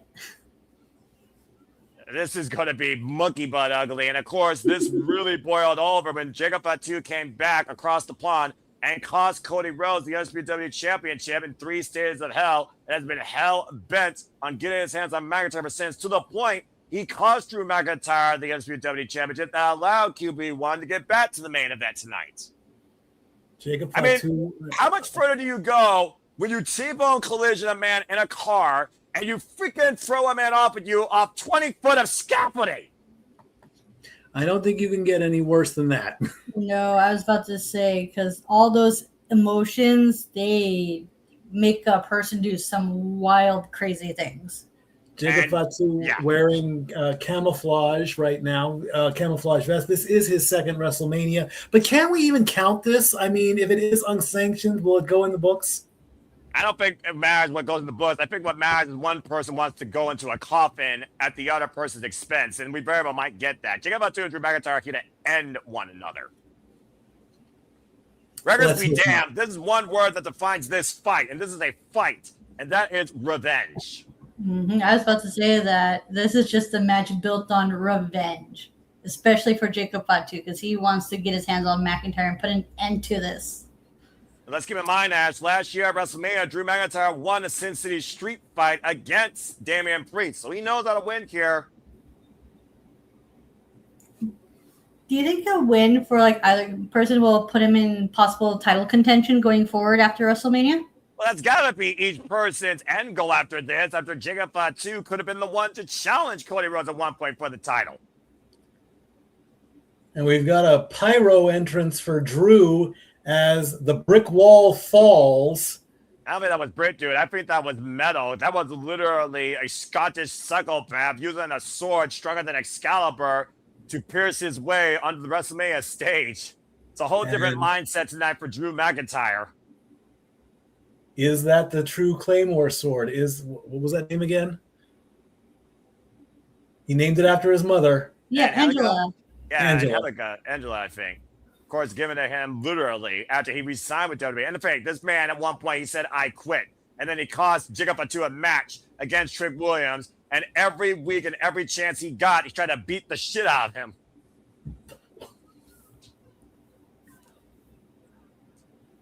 Eyes locked. Yeah, I'm about to say, Drew McIntyre, complainer number one in the entire WWE, more than anyone on the IWC, been complaining literally the last better part of 6 months that there's been a conspiracy against him, against having corporate Cody be the champion. Indeed. Well, we're about to see a slobber knocker of epic proportions. Get ready for this one, folks, because he has not blinked. He has not locked. He has not left his sight on Jacob. Jacob is just looking right back at him. Yeah. This makes Ronda Rousey's death stare look like a cakewalk. I dare you to say that to Ronda Rousey's face and not get your arm ripped off. She's still the baddest bitch on the planet. I have said if I ever meet her, I would not want to make eye contact with her. Rushes through the ring and we're starting. You want to talk about locked and loaded, am I right? Like, golly. I say all gas, no brakes. I don't give a damn what gear you're in, Drew McIntyre. Again, I don't have to be freaking restrained anymore. There's no Nick Aldis. There's no freaking SWAT team, security, police, or freaking fake-ass WWE security. Just you and me. Until the next bell rings. As the bell rung. I'm talking about the end bell, Mikey. And Drew sent up and over into the timekeeper area. Las Vegas SWAT couldn't stop these two. Right? I'm about to say, McIntyre might need a tranquilizer gun. Oh, boy, here we go. Oh, crap. There's a plunder. Well, it would have been an unsanctioned fight without a table, right? Exactly. Not just one table, but 2 tables. Someone tells me that's not the only tables we're going to see tonight. Now bringing out the chairs. All I'm waiting for is the L. 4 chairs. About to say, we're going Terry Funk here. We're going ECW here. Good grief. Referee wearing black gloves, all black gear. Again, this is not a sanctioned bout. This is an unsanctioned fight. Oh, man, just driving his knee to Drew McIntyre. Not the toolbox. Well, he was looking for the toolbox, and then he saw Drew getting up, so instead he used his own tool, his damn knee. Now, what the hell's in there? Tools. Case in point. Pipes and wrenches. Whoa! Oh, he fell down. I mean, the toolbox itself could also be a very effective weapon. I'm just saying, you can literally brain a man with that. Mm-hmm. I mean, let's not forget, literally, Drew McIntyre at one point had 17 stitches in his freaking head after the assaults for Jacob Fatu. Both these men literally bruised and battered each other. We had busted ribs for Jacob Fatu, and the last time these two were in the ring, freaking McIntyre handcuffed, hanged him on the ring post and assaulted him. Oh, no, not from there. Now, McIntyre with Fatu up and that's it for the catapult underneath the steel beam on the apron. Ouch. Throat first. Yeesh. I'll say, let's not forget he crushed Damian Priest's larynx last year at WrestleMania at the end of that Cincy Street fight with a Claymore with his head braced in a steel chair. And that was under a sanctioned match. Mm-hmm. Now, setting up a table here between the ring and the English announcement. Oh, they built that pretty quickly. You A guys announce table. Slim Jim table, no less. Oh, it's still That'd be annoying. good. Now McIntyre looking to hoist Fatu and Fatu driving McIntyre back first into the ring post. There's a raw power here. We're talking about two of the biggest powerhouses also in WWE. And Fatu on the run, wipes out a lariat. Nice recovery there. Drew's a little wild, and we're gonna take a selfie. Are you serious? I think that's his brother, by the way. Pretty sure. And yeah. Well, you talk about Drew McIntyre being complainer number one. He's also been social media influencer number one. Every chance he's gotten, he spoke his mind or took a picture of it on social media. I'm sure someone's looking for that right now. Using that the is a hashtag first, using WrestleMania a cell phone as a weapon. I can't recall the last time I saw a cell phone used as a weapon. I mean, anything goes, right? Through that. Well, Drew McIntyre in the ring with a wrench. This is not home improvement, but obviously McIntyre is trying to improve his chances on getting the championship without Fatu interfering next time. The Irish whip by Fatu as Drew sent off in the ropes, and it's a knee lift. And again, Fatu unfazed by that, wipes McIntyre out with a lariat and a senton drop. Never hit a Samoan in the head. It doesn't do any good. Accurate. Big splash in the corner by the former United States champion and MLW heavyweight champion before coming to WWE last year in Chicago, previous year ago in Chicago. Now just driving his head into Drew McIntyre. Of course, the man that he once was, he no longer is that, but might go to those roots to destroy McIntyre tonight. A man that literally served a prison sentence. And homage to, of course, Umaga and Rikishi. Does need the clothesline. And pop-up Samoa drop. Nice. Cover now. Look at the far leg. Side press. Kick out at 2 by McIntyre. First actual pin attempt there. He wanted to get it done, but just not good enough yet. You're going to have to hit him more with that than just a good old pop-up Samoan drop. This might do it as he got the chair. We go to replay. Hey, okay. Look at the replay here, Ash. And to your point, Mikey, that's a 280-pound, 6'5" Scotsman he popped up Samoan drop. Ooh, that was nicely executed. Oh! I think McIntyre just hit Fatu with a launching Glasgow Kiss headbutt to take the chair out of his hands. It worked. Yeah, but for how long is the question? Mm-hmm. Not too long, because as he sets the chair up in the corner, this might end up bad for both of them, because I don't think it'll phase Jacob very much, especially if he goes for the head. I just got done watching the Conduit of Karma, freaking Kaya McKenna in a couple of wrestling matches, and Karma could really be a bitch here. To your point, whoa, Irish whip, back elbow strike, and Drew prevented the collision with his own weapon of future destruction. I say future because it hasn't been used yet. Sidestep and Fatu goes face first, lunging into the ring post. Now McIntyre taking advantage with a German suplex, taking up and over on his face. Oh, nicely well done. And now Drew gets a breath, a much-needed breath. And the malice of that angry Scotsman, former Undisputed WWE champion, former NXT champion, former TNA World champion, and Drew McIntyre. Well, I did say how big this man is, right? And also how much this Scottish psychopath is capable of in the ring. Now looking out the Legion Stand as Drew McIntyre might be looking to fly back on Kalo on the outside.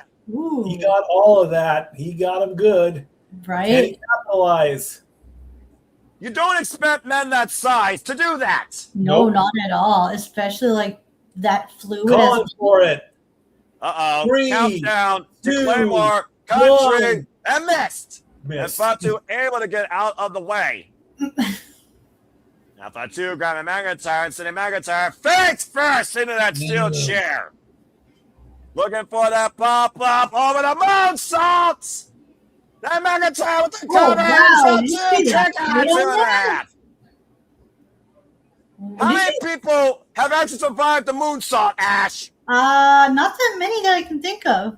Did you see the height of that? Like, holy crap, man! And look at the replay here, Mikey. To Ash's point, look at this. Right, like look at how much hang time and flight he got off it. It was so beautifully done too. Deep hook on the far leg, and somehow McIntyre got the shoulder up, and I'm pretty sure he's one of only maybe 3 men, to my recollection, to kick out of that moonsault here in WWE. Over 50,000 versus how many last year? 70,000? Anyway, over 50,000 here at Legion Stand. McIntyre Oh, man, just wrenched the knee of Jacob Fatu. Literally. Didn't use the pointy end, he used the blunt end. Now he's using the blunt end of the wrench. Now he's using the pointy end. Uh-oh. He's really trying to take the man's eye out at this point. We've done that once already. We don't need to do it again. And he's laughing about it. He's smiling about it. The disdain of these two men to each other and the absolute joy of punishing one another on full display here. And again, this unsanctioned match. And Fatu right now in a world of trouble, and Drew McIntyre setting up another chair in the ring, and maybe setting up a bed of disaster. Have a seat, bed of bedlam. Yeah, this is not going to go well for either man. Yeah, I'm about to say, well, at least the chairs aren't, face to face with their tits. But you're like, fuck you for the chair behind Fatu. Now McIntyre hook up the near leg, back press, kick out 2.5. The only saving grace I could see there, Ash, Fatu, to your point, he only hit one of the chairs. He did not hit both. True. And it wasn't like the top part of it either, because that would have been yikes. Yeah, the flat bed, to your point. Mm-hmm. And right now, Drew McIntyre arguing with the official, and again, the official right here. Oh, he's actually looking. He wants the belt. He wants his belt. He wants to whip him like a government mule or a disobedient dog. You decide. A good old leather belt can't stop you. I mean, hey, it makes a good weapon in a pinch. Well, if you can't tame an animal, you punish them, right? Exactly. You never hit a dog with a belt because they'll come back and bite you. And super kick caught McIntyre before he can even whip that lash. Now Jacob with the chair. And Jacob on 2 pounds first, and Welling McIntyre with the steel chair. Trying to crawl away, and again, Fatu not letting Drew McIntyre crawl anywhere, now using everything he could grab to literally punish McIntyre's upper body. And now Fatu with the belt in hand. Jacob taking the high from the Scotsman. Oof. Oh! That's going to leave a mark.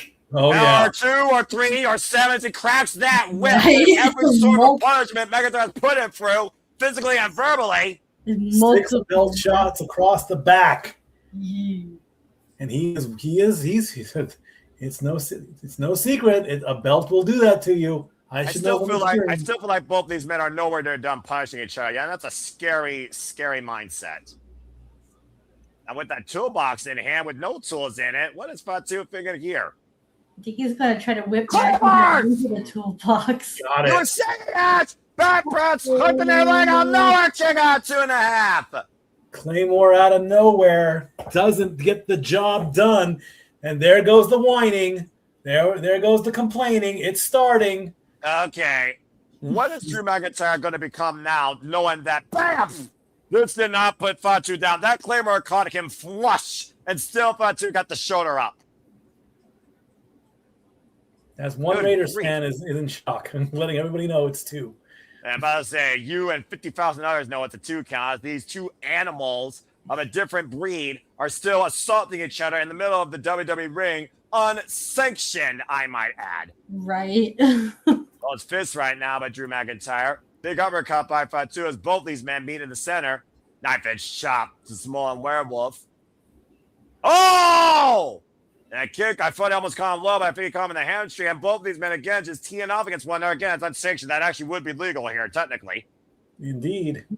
And now look at Fatu, again, just braining McIntyre down, headbanging him harder than a grunge movement. I get that reference. That was good. And now Fatu bringing the other table back in the ring. Who could literally dig the deepest in their most vicious, sinister ways to win this unsanctioned match? And we still don't know how deep these two are willing to go yet. Indeed. I mean, the worst we've gotten is a toolbox and a wrench. Yeah. That table. We'll see. I'm about to say, Ash, I mean, I'm just saying, it wouldn't surprise me if this match does involve a kitchen sink. That's happened. Yeah, I believe that. In Chicago. I'm just happy that there's no bricks involved. Don't jinx it. Oh! Here in the midsection on McIntyre, who is right now laying on a table, and Fatu. Oh, Fatu, what are you?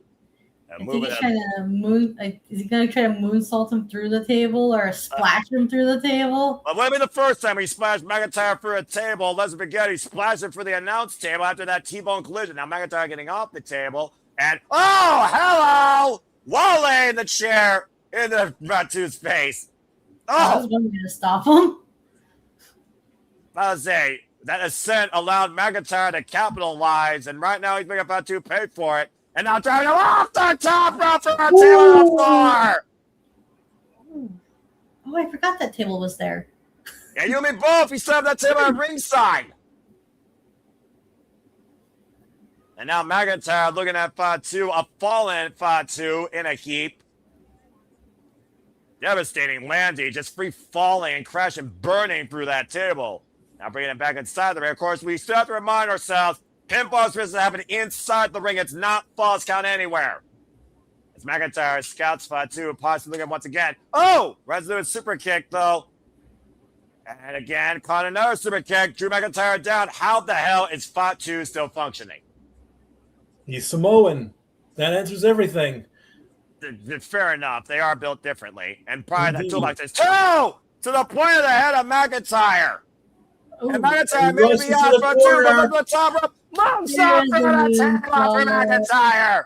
Is and that the enough? cover. Hook of the leg. Fatu wins the unsanctioned fight. Hey. There you go. Damn. What you call it, Ad? You damn sure got freaking downright dirty, bowling shoe ugly, and Fatu with the victory. Look at him. He's freaking headbutting a chair. What an absolute madman. Accurate. Well, either way, the Samoan Werewolf rides high tonight at WrestleMania, putting down the Scottish psychopath in its unsanctioned fights. That's what happens when you deal with a freaking Samoan Werewolf that's all gas, no brakes, and you literally let him off the leash. Right? Good grief. Let's take a look at the replay here, guys. Again, to your point, that table set up earlier, he literally pushed him off and he fell freelancing through that table to the floor with almost a somersault. But he had to bring the boy back in the ring, and Fatu capitalized the point of that toolbox to the head of McIntyre. He had to be after that. And for added measure, that freaking Samoan Werewolf moonsault was the death note for Drew McIntyre. Hell of a victory here. Again, look at the replay oversight, though. Picture perfect. To your point, Ash. Flawless execution each time tonight for that moonsault. Right? Like, never missed a beat. And now I wonder, Mikey, now that we don't know still, again, was Drew the man that attacked Fatu? Can Fatu put Drew behind him? Hard to say. Where Jacob's stock just went up, Drew's stock just went down. So they're going to lick their wounds. They're going to come back. But I don't know where they're going to go with Drew after this. And it's up in the air. The match could have been I say this a lot with unsanctioned matches and all that stuff. I would have liked to see a little bit more brutality and all that, but you also got to remember this was shown live on ESPN, so time restraints. It is almost the top of the hour. So if you are watching on ESPN2, you now have to switch over to your ESPN Unlimited plan to continue watching WrestleMania. So there was a time constraint in this one as well. But honestly, it is too soon to tell what is going to be going on with these two gentlemen after this match. We still got 5 more matches to go. Yep, to your point, of course, our main card, call what you will, our main card, the top echelon up tonight for Saturday WrestleMania still to come. Rollins versus Gunther, Fatal 4-Way for the women's Tag Team Championships. AJ Lee versus Becky Lynch for the Women's Continental Championship. Stephanie Valkyria versus Liv Morgan for the Women's World Championship. And, of course, our main event tonight for the Undisputed WWE Championship. Cody Rhodes versus Randy Orton with freaking Pat McAfee in Orton's corner. But for now, Fatu owns WrestleMania 42. Y'all know what I mean? as we now have another commercial break for streaming services. Well, overall, that pretty much was what I expected it would be underneath WWE and unsanctioned in the same sentence. Sheesh. Indeed, it was, and now everybody has to follow that. I don't know how they're going to do it, but they will. Well, honestly, at this point, I probably would open with the fatal four-way for the women, or I would probably do Seth Rollins versus Gunther to set the pace, because arguably for me, that's going to be the most competitive wrestling match of the night. We have another 3-minute and 52-second intermission. Again, fuck streaming services. Let's go ahead and further talk about that with our Canadian friend Ash. And she didn't get a chance to preview it at all. And of course, she, like me, believes the mat is sacred. So, Ash, the Ling General Gunther, most longest reigning NXT UK champion, longest reigning WWE Continental champion, a win-loss ratio practically about 85% his entire WWE career, being perfectly honest. On the main roster, he's only lost like maybe 4 times, if that. But since coming back as the career killer, he has yet to totally lose a match. Seth Rollins, though, his first match since coming back from injury, and has literally taken a swerve on his hit list vendetta towards the Vision. But apparently Gunther now has Paul Heyman owing him a favor. Don't those words echo a little bit of the past, folks? What do you think about this singles match? I'm looking forward to this match, and it's just one of those matches where who needs to win more? Do we give Rollins the win back, like a good welcome back, or do we continue with Gunther's momentum? Especially like not only because like you look at the caliber of matches he has, he's retired Cena, AJ, and is there another person he retired? Goldberg, yes, that's it. Yes. So like Rollins' stock is so good right now that he can afford to take a loss. Whereas Gunther, on the other hand, if he loses to Rollins, where do we go from here? I mean, the last time he lost was SummerSlam last year, and he literally went back to his roots in ring cop, bringing back the Corbeck's New World Symphony to a degree, NXT incarnated. And to your point, Seth Rollins, who came in as a white vision, bringing a dark omen of the future with this newer vision, now trying to literally kill what he created. And of course, if Gunther beats Rollins now, I don't think it kills his career, but I think it kills the momentum that Rollins has towards filling out that mission of destroying the vision that he once made. And again, he's hit Braun Breaker, he's hit Logan Paul, he's even hit Austin Fury where it hurts. But of course, Bronson Reed and Braun Breaker, they're also out injured, and we just saw the Vapor lose during the proverbial 1-hour kickoff show. So again, Gunther, though, his WrestleMania fortunes, though, have not been that great, as we know. He lost last year coming as champion. He lost at 40 coming in as champion. He hasn't had a WrestleMania win since 39. Oh, wow.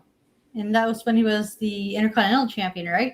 Correct. And it was a triple threat match against freaking Drew McIntyre and Sheamus. Though, of course, Sheamus, the only title he hasn't won. Seth Rollins, though, he's been a standard of the WrestleMania stage since freaking WrestleMania 30 when he came out with the damn Shield, and 31 when he pulled the heights of the century. Of course, injuries have prevented Seth Rollins being involved in a couple of WrestleManias, including 32. But ever since then, he's pretty much been involved in all of them. Yeah, Rollins has been having a very good showing at WrestleMania as of late, hasn't he? Because what's his win-loss record for WrestleMania? That point. Who are we talking about? Seth Rollins. Rollins. Seth Freeling. Let's try that again. He has a over 500 record. He is 8-6. This will be his 15th WrestleMania match. Wow! All right, 15 already. That's right. 15. Wow. Where's the time gone? 29, he came out during the pre-show, of course, as part of the Shield, as well, much to Stat Boy Mikey's point. And Gunther, again, he's only been part of WrestleManias since WrestleMania 39. He's still very much young in the WrestleMania record books. Indeed, this will be Gunther's 4th WrestleMania. He is on a 2-match WrestleMania losing streak, of course, losing both the IC title and the heavyweight title. But in this match, there is no title. This is a good old-fashioned one-on-one match. on paper. Does that make a difference? I mean, if you're not really fighting for a title at WrestleMania or a title at all, because let's face it, Gunther, like you said, has held a belt for the better part of 80% of his career.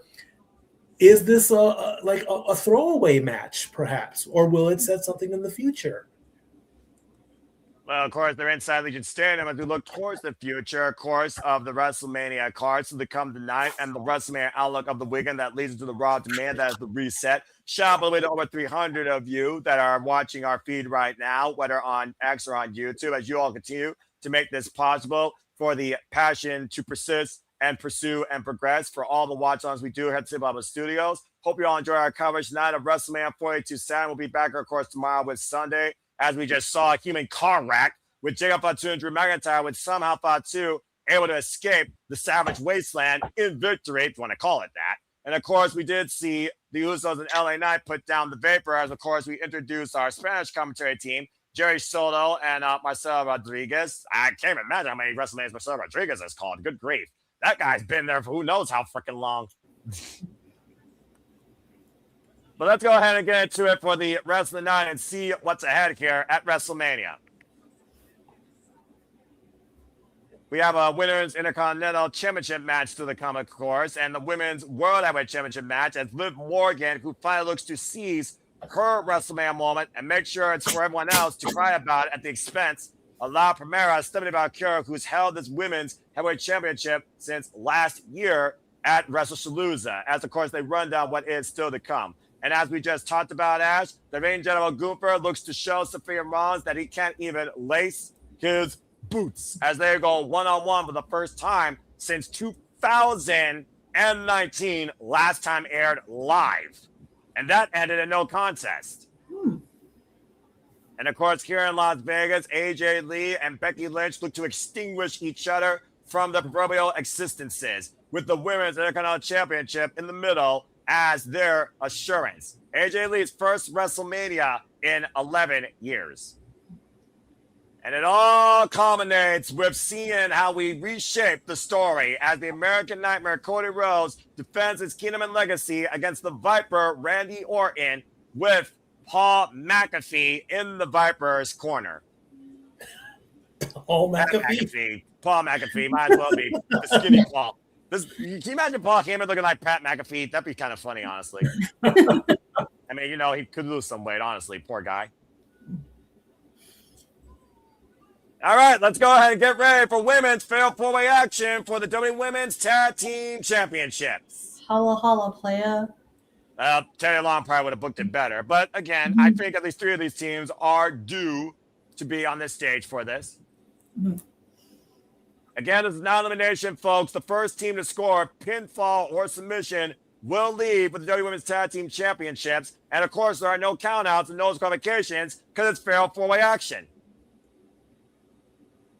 As we welcome in Little Miss Bliss to WrestleMania for the first time to in-ring action, if you can believe it. Since I believe WrestleMania 34. And she is dressed like a moth. Well, no, that's not a moth, Mike. Look at the background symbol. That's a firefly. Let's not forget one of her closest friends that gave her a new resurgence in her career, the late, great Wyndham Rotunda, Bray Wyatt. We'll see the Fireflies are out tonight for Little Miss Bliss to achieve a moment alongside the Queen, Charlotte Flair.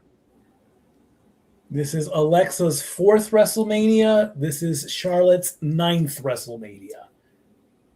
And, of course, as Charlotte Flair, Alexa Bliss are former WWE Women's Tag Team Champions. They beat the Judgment Day for those titles, of course, back at SummerSlam last year. Charlotte wearing a multicolored butterfly costume. I think you might be right, Mike. Alexa Bliss might be like dressed as a moth because the juxtaposition between the moth and the butterfly. It's a fair point as well. The darkness and the light. Alexa is all in black and white, and Charlotte's all in color. So it's kind of almost like oil and vinegar with these two. Yeah. Well, to be fair, they never said that they were friends. We're not friends, but they have been tag team partners since after last year's WrestleMania when Alexa Bliss fought Charlotte Flair, you need a friend. And we've seen their chemistry develop over time since that point. After last year, Charlotte Flair came to WrestleMania and lost her chance to win the SmackDown Women's Championship against Tiffany Stratton. But again, Charlotte Flair, that was a name synonymous with WrestleMania, going all the way back to the introduction of WWE Women's Championship by Lita back at WrestleMania 32. You think about, of course, all the type of matches that Charlotte Flair has dealt with on this stage, whether it was Ronda Rousey, Rhea Ripley, Tiffany Stratton, Sasha Banks, Becky Lynch, Bayley, Nia Jax. And of course, she's the one that made Asuka immortal, beating her at WrestleMania 34.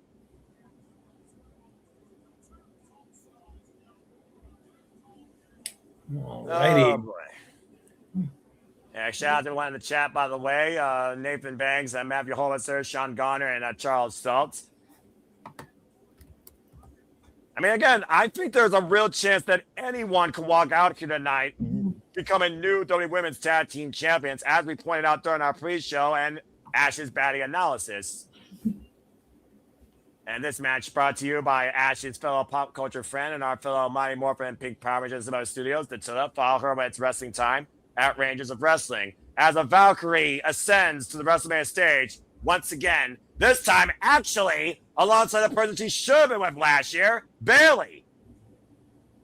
Matching costumes or matching ring attire, blue and black. That goes that unison, of course, for the role model and the former inaugural WWE Women's Intercontinental Champion that left WrestleMania last year as Lyra Two Belts, who won the Women's Tag Team Championships last year with an impromptu Becky Lynch at the expense of the Judgment Day's Liv Morgan, Raquel Rodriguez. This is Bayley's 7th WrestleMania. She's even at 3-3, and this is Lyra's 2nd, having the win last year. And of course, as the key word here is chemistry, the synergy, the bond, and the history with Lyra and Bayley even going one-on-one over the WWE Intercontinental Championship. Much like Charlotte Flair and Alexa Bliss, we've seen this bond form with Bayley and Lyra, although for more of a screaming argument, but nonetheless. And of course, Bayley, who's pretty much done every accolade possible in WWE, role model, locker room leader, and of course the pioneer with the Lone Stone seminars. Yeah, Bayley's done like almost everything she has to offer at this point, or the company has to offer.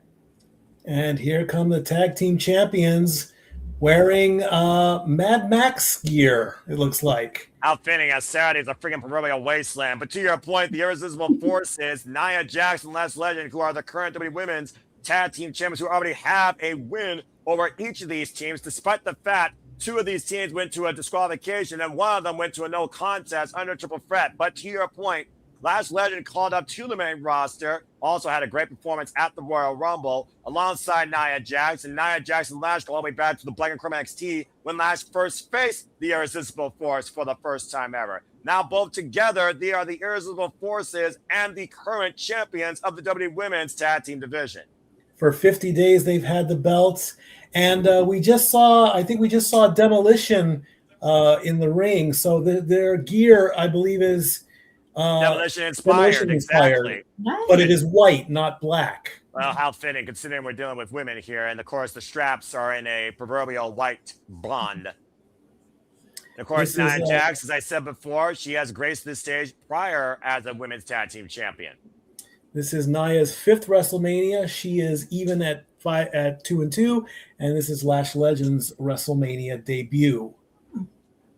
And, of course, pressure for Lash Legend to stand deliver. As you said, this is her WrestleMania debut as we wait for our 4th team. As here comes everyone's original tag team of women's wrestling in WWE, the Bella Twins, Nikki and Brie Bella. Uh-oh, we've got a medical problem, and Nikki is coming out with a crutch and a microphone. A red crutch of all things. Try really hard to overcome this injury. Fortunately, I could not get medically cleared to compete. But I wasn't about to ruin Brie's WrestleMania moment. To take my place is an old friend.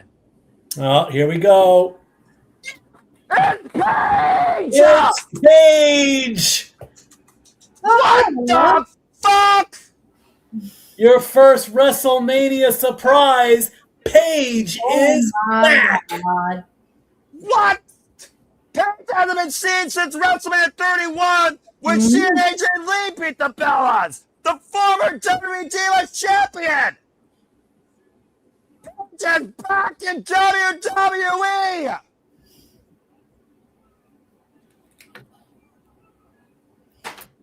I'll be damned, they were right.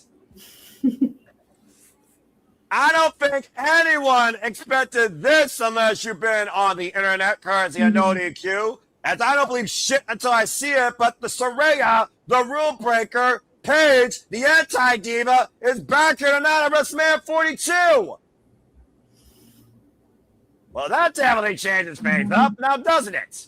Exactly. So what do we do with simply predicting? I mean, if you pick the Bella Twins, do you now automatically get Paige and Brie? I would say yes at this point, because let's not forget, for a long time, the Bellas shaped Paige's career as well as adversaries. And like I said, Paige and AJ Lee beat the Bellas the last time they were here at WrestleMania. Scream for me if you wish. Paige is back in WWE. What a shock. You know how I said AJ Lee is like me for real? Yes. That also applies to Paige as well. Well, then I think I know who Ash's favorite is now, and you didn't even speak her name until she appeared. But yes, folks, it is now Paige and Brie that are your fourth team against the Irresistible Forces, Charlotte Flair and Alexa Bliss, and Bayley and Lyra Valkyria as the WWE Women's Tag Team Champions are on the line. Again, when these were first minted back in late 2016 or 17, they were won in Elimination Chamber by Bayley and Sasha Banks. Other legacies that followed include, but not limited to, Kabuki Warriors, as I said before, Lyra and Becky, of course, Charlotte Flair, Alexa Bliss, Judgment Day on numerous occasions, and others. But the first time we're seeing Paige in a WWE ring since freaking 2015. Bell rings are underway. Right? I maintain my pick.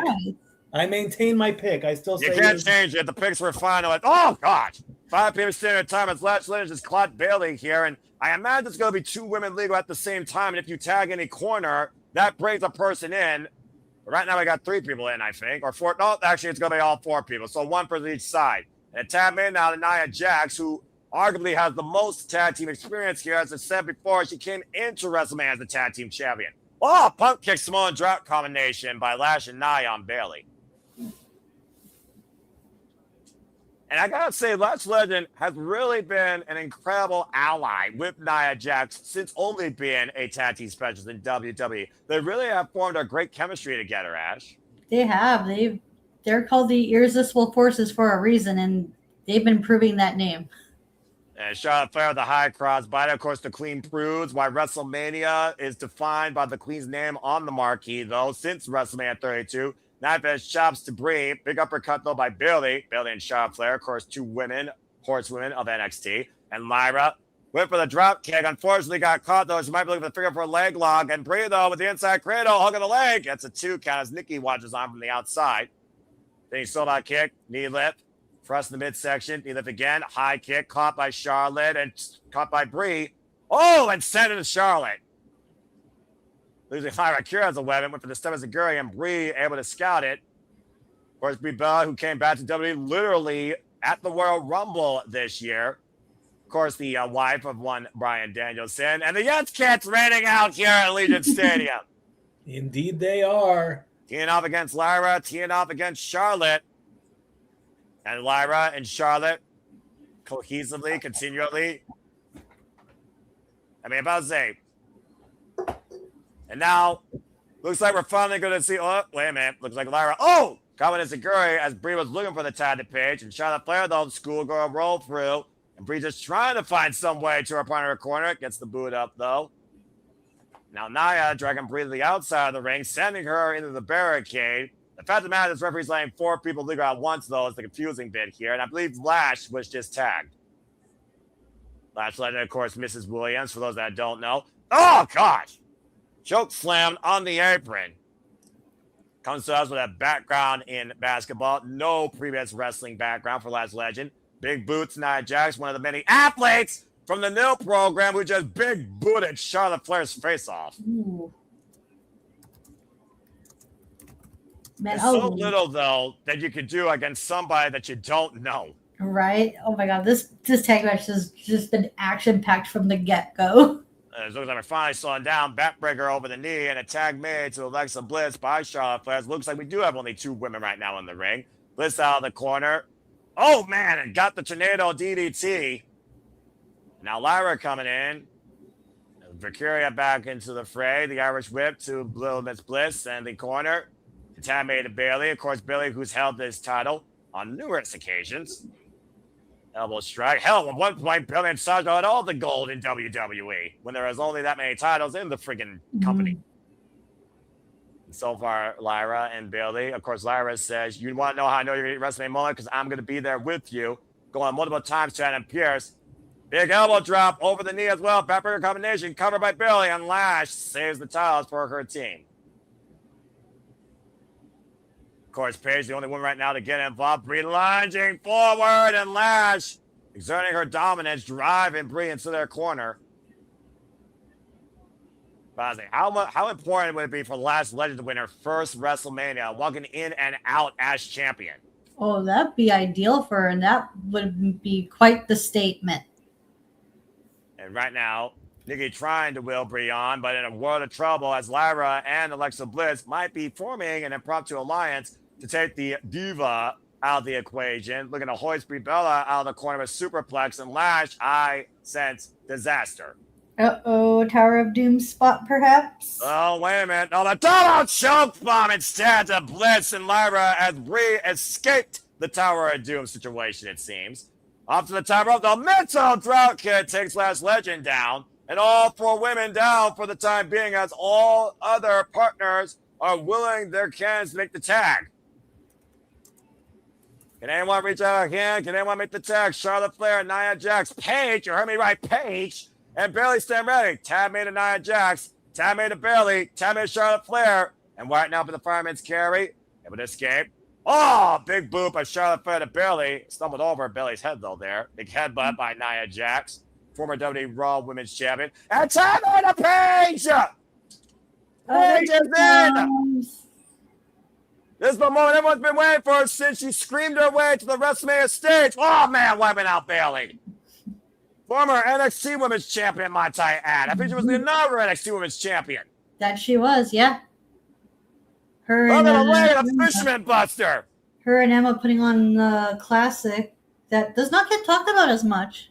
No, it doesn't. It should be talked about more. Uh-oh. Well, that's Legend looking to spoil this homecoming. Again, Triple H, Paul Levesque always says, you're always welcome back home. Rising knee strikes here by Paige has been a standout for the UK scene. The cameraman went down. I'm about to say, her and her family. Just look at her moving fine with her family. Paige out of the corner with a cross body. Lyra, though, hooking up Paige. Hoisted up on the shoulders, possibly looking for Nightwing. Up, Paige able to escape. And look at that. Paige Turner! Paige Turner, cover! 2! Oh, and Bayley saves the titles. Talking about the clout to the point that she beat AJ Lee with that move for the WWE Divas Championship in her Raw debut. Mm-hmm. And Nia Jax now in the fray. Gets the midsection to Brie, and and Brie hoisted up. This is not going to end well. We're going to retain the gold here tonight in front of Demolition, who just wins the WWE Hall of Fame last night. Looking to be their own Demolition Derby. And Lyra sends Nia and Brie out of the ring. But Lash, though, hooking up Lyra. Oh! Cover of the last extension. And Paige and Charlotte with the save. I'll say it wasn't for Charlotte and Paige. That might have been it right there. And of course, those two were once teammates many moons ago. For those that don't know, Charlotte Flair, Paige, Bayley, all part of the first class of NXT. And look at this face-to-face. Here's your moment. Classic black and gold Genesis rivalry restored between the queen and the one who screams. I never thought I'd see Charlotte and Paige share a ring again. I'm just going to put that out there. Elbows exchange right now between Paige and Charlotte Flair. Charlotte Flair, of course. SmackDown, Raw, Tag Team, Royal Rumble winner, WrestleMania statement maker. Knife edge chop here. Pick of the ankle. Pies looking to step over for the figure four leg lock. Captures the head though. Inside cradle by Paige. Inside cradle. And Charlotte gets out at 2. Oh, natural selection. And that could be it right there. She drives into her corner though. Tag made to Alexa Bliss as Nikki Bella watches on from the outside. Now Alexa Bliss to the top rope. And that cheerleading background might come into play. Elbow picked up by Nikki Bella. What the hell is she doing? She's getting involved. It's a fatal four-way. That's a good point. And we all know Nikki Bella knows how to play dirty. That fearless little. And Alexa Bliss is strategy. Trips up Bliss, but hits the knees up. And now Paige in the follow through, hooking up Alexa Bliss. Oh no.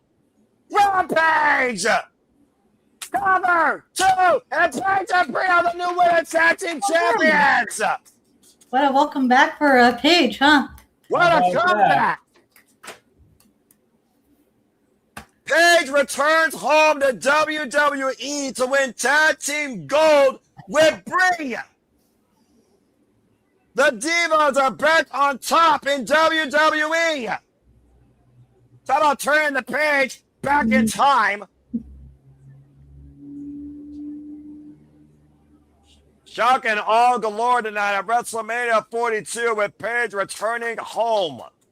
Again, though, to your point, though, Mike and Ash, Nikki Bella got involved as we knew she was going to, using that crutch across the back and the midsection of Charlotte Flair, distracting Alexa Bliss, allowing the opportunity for her to get the knees up just in time off the Twisted Bliss, and then literally turn back the clock and the page of this division with the freaking Rampage crowning Bliss in the ring and crowning her as a tag team champion. I'm sure it's going to be a very polarizing bit of conversation here. I should have seen this one coming, but I guess I just didn't see it. So, I mean, the 50-day reign is over. We've got new women's tag team champions. Where is this now going to start the split between Charlotte? Because Alexa didn't know which way to go. Was she going to win the match or was she going to help her friend? We don't know. If you saw that tiny little moment there where she's like, do I finish the match or do I avenge my friend? She chose to finish the match. And unfortunately, thanks to Paige's knees, Twisted Bliss got reversed. And again, as Paige returns home to WWE and restores former glory with former rivals, foes, and allies of the Divas era, now the new one-half WWE Women's Tag Team Champions. I don't know whether or not we evolved or went backwards in time, but definitely turned the page tonight. Mm-hmm. I think Nia Jax and Lash Legends, I don't think they're done yet because they have a case to be made because they weren't in part of the pinfall. And also, to your point, Bayley and Lyra wasn't either. But Charlotte Flair and Alexa Bliss, they might as well have been taken out of the championship equation. And the fact, the last time that Paige and Alexa Bliss shared the ring together was over the NXT Women's Championship back in 2014 in the black and gold. Again, we're tying all the black and gold roots together. Paige pinned Bliss. As we got another commercial break, fuck streaming services. Now we have a Star Wars commercial because they showed the Mandalorian and Grogu in the crowd at WrestleMania. This is one of the Star Wars moments that I know nothing about. I am movie trained. I am not TV show trained when it comes to the current Star Wars product. So I have no idea what this is all about. You got to remember. You got to remember my. Take a line from my favorite women's tag team right now in Wrestling the Brawling Birds. I don't give a flying fuck. That being said, thank you. I do give a fuck about the 600 plus of you that are tuning into us right now, covering WrestleMania. As you continue to make this possible, hopefully you're all enjoying. Again, use the hashtag WrestleMania for to be part of the conversation and share as we are known as the SR Studios 2024 here. Follow us on the X. Subscribe to all the outlets here on YouTube. Want to give a shout out to our brothers that are on site, not necessarily on, the freaking Allegiant Stadium. As, again, these breaks really allow people to go take a liaki, take a break, grab a drink, order DoorDash, or do something more worthwhile than watch these streaming commercials and infomercials that might be more time combined than the in-ring action for WWE, if I'm being perfectly honest here. As I look at the comments here real quick, well, Stat Boy, we were thinking what if, and for once the what if fucked everybody that damn picked the Bellas. Paige is back and is a freaking NXT Women's Champion with the Bella Twins. Technically, it's the Bellas and Paige that might freebird these. They might be a threesome. Not the threesome I'm expecting, but hey, good segue into that. Let's face it, when a surprise like this happens, you know that something had to be done. You know, she was not medically 4-minute cleared. commercial break, by the way, in case you're all wondering. So, yeah, she does need to heal up. So as soon as Nikki's injury is complete and she is cleared to compete, will this turn the Bellas heel? Will Paige become the sacrificial lamb? Will there be possibly a first where there'll be maybe like an impromptu 2-on-1 match, and if Paige can pin one of the Bella Twins, she can then pick her new tag team champion partner, and if the Bellas beat Paige, then the Bellas get the tag team belts. Who knows what can happen in this WWE era, TKO era that we live in? We don't know where this is going. These things are being written in real time.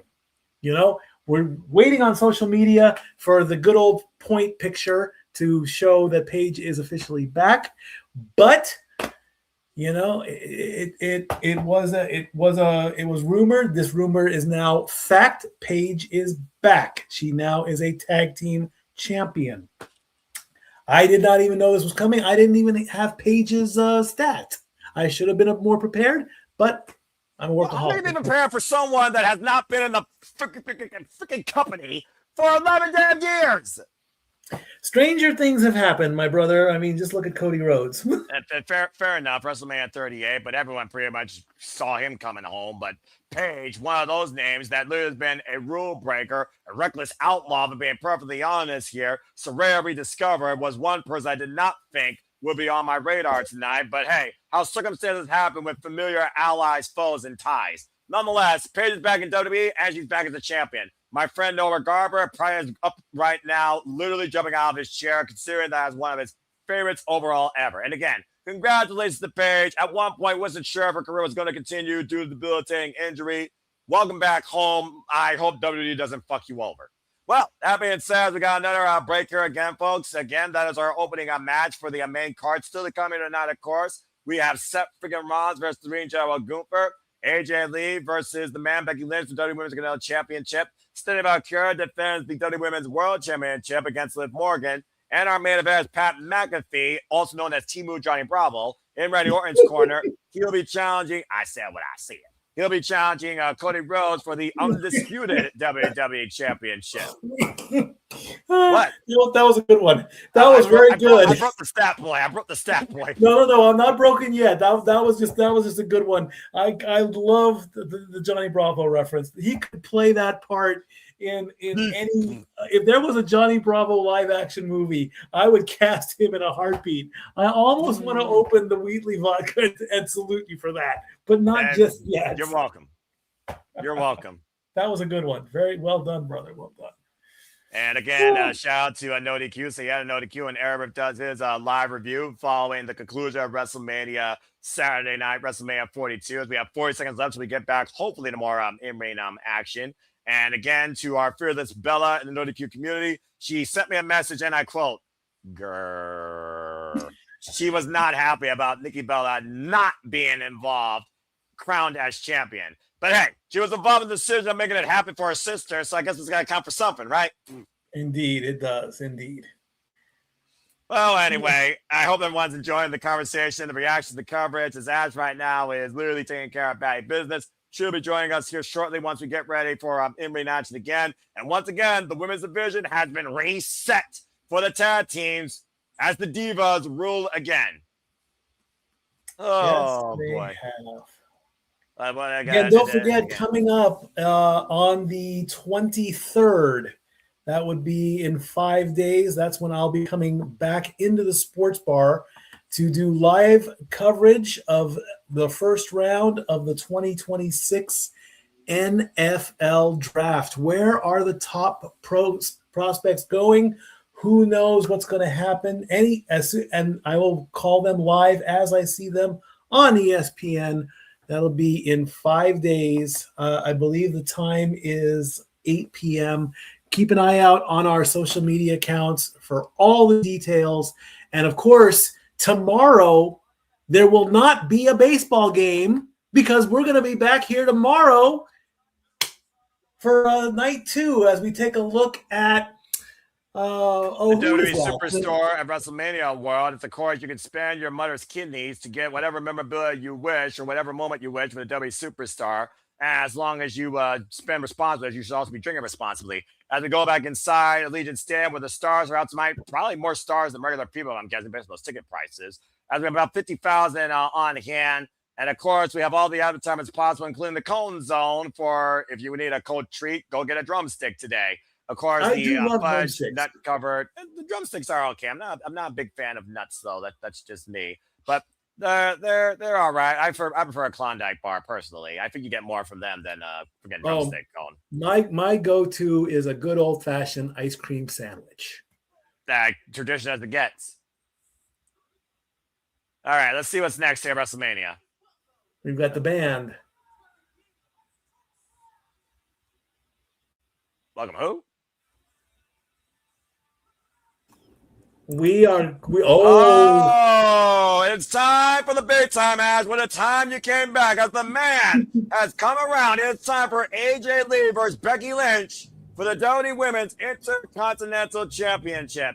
Ash, the definition of insanity is doing the same thing over and over again, figuring that the result will eventually be different. For Becky, that is the definition of big-time Bex. Now falling to the Black Widow, not once, not twice, but 3 times. AJ Lee has literally been her kryptonite. But tonight, she looks to recorrect the history that AJ Lee has put her through and regain the Women's Intercontinental Championship. So, that being said, Ash, I know that you are very high on the fire red-headed steampunk lass, Becky Lynch, the man who has literally graced this stage in the main event, outlasting Ronda Rousey, Charlotte Flair, with wins over insert name here in WWE, a former 7-time Women's World Champion, and of course, former Royal Rumble winner and 2-time Women's Continental Champion. As we wait for Ash to come back and get some further thoughts. Again, Mike, we talked about it.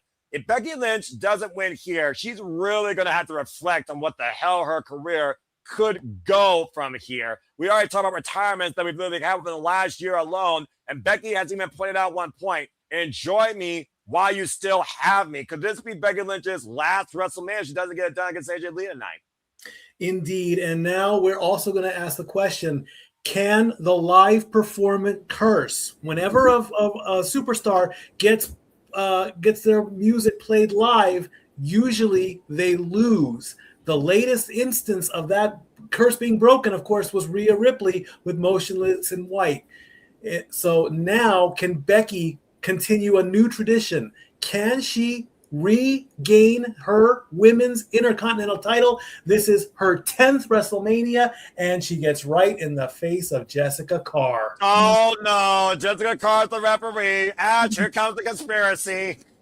Shenanigans to be had, possibly.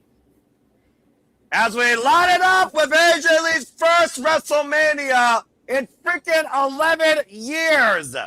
And she's got the kids paying homage to John Cena, and the kids are coming out and skipping and dancing along with the Women's Intercontinental title. In their own Chuck Taylors. All right, that's kind of adorable. Taylors. I'm not going to lie, though. Like I said before, she was the fucking woman in a Divas era. She made crazy her superpower, and she is your wrestler's favorite wrestler and someone that could really redefine women's wrestling on the WWE roster. Now, wouldn't it be ironic if one of those children is Little Rue? We don't know. Wouldn't that be ironic? That would be very ironic there, as those little ladies are definitely going to have a WrestleMania moment to remember for the rest of their lives. Everyone's favorite lover of anime, AJ Lee, graces WrestleMania 42 And as Mikey pointed out, she is the current WWE Women's Intercontinental Champion, has held this title now for 50 days, and this will mark her second defense after beating Bayley, who was a longtime friend of AJ Lee. Remember, when AJ Lee was previously the Divas Champion, she went down to NXT and told Bayley, just be yourself. At one point, kayfabing, literally facing the hugger one-on-one to where Bayley is right now. But as I said, Ash, AJ Lee has been everyone's favorite gift, except Becky. For Becky, it's been nothing but a curse and a nightmare. I would also be surprised if Bree's daughter, Bertie Joe Danielson was maybe one of the kids too. That'd be pretty cool too.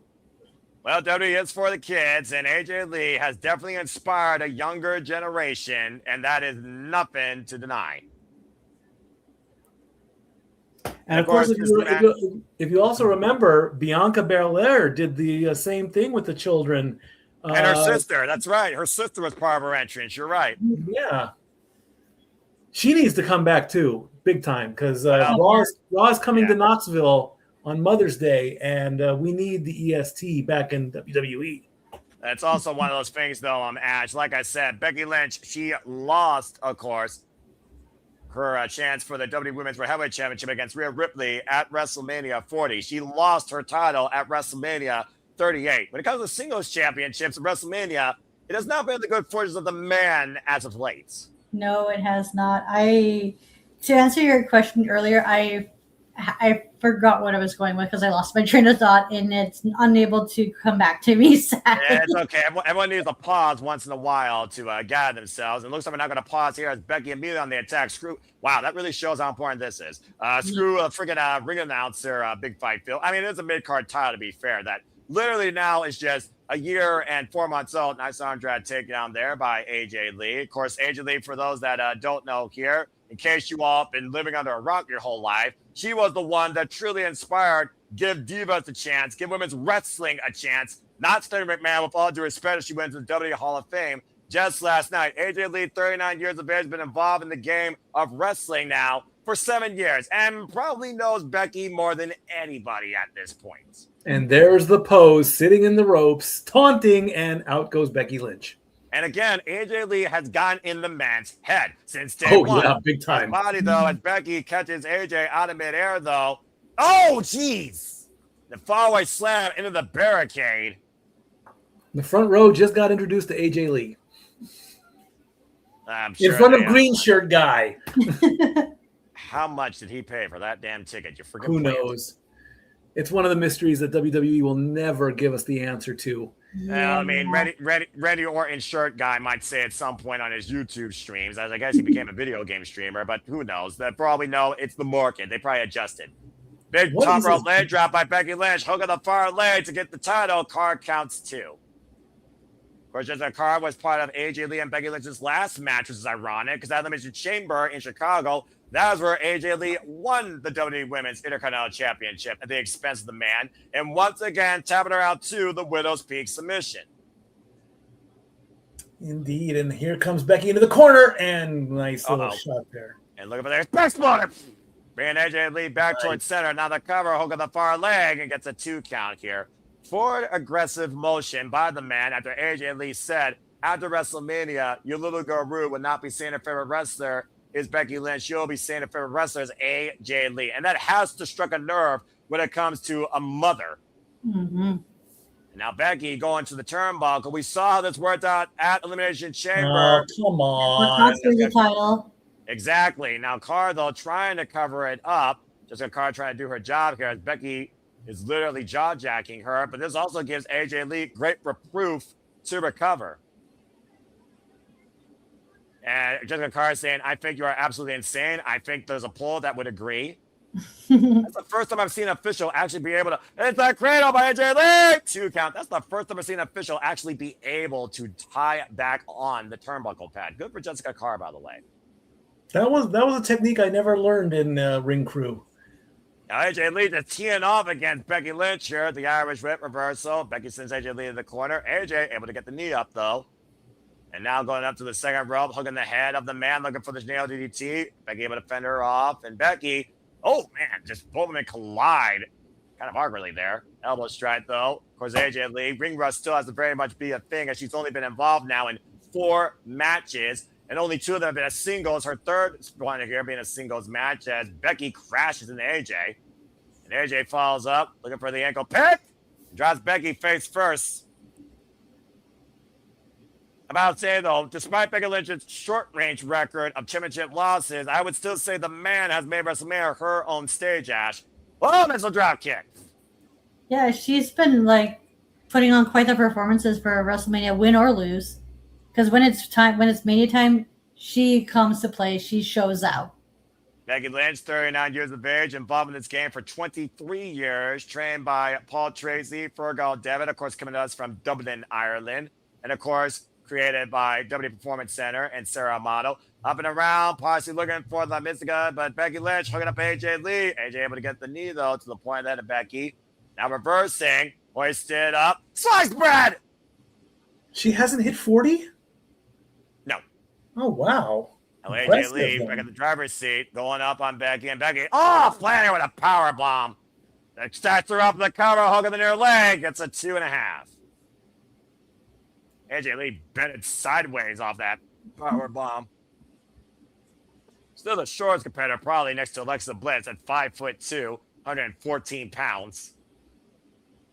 50,000 on hand. Keyword 50,000, not 70. 50,000 on hand at Allegiant Stadium here tonight for WrestleMania Saturday, WrestleMania 42 Vegas.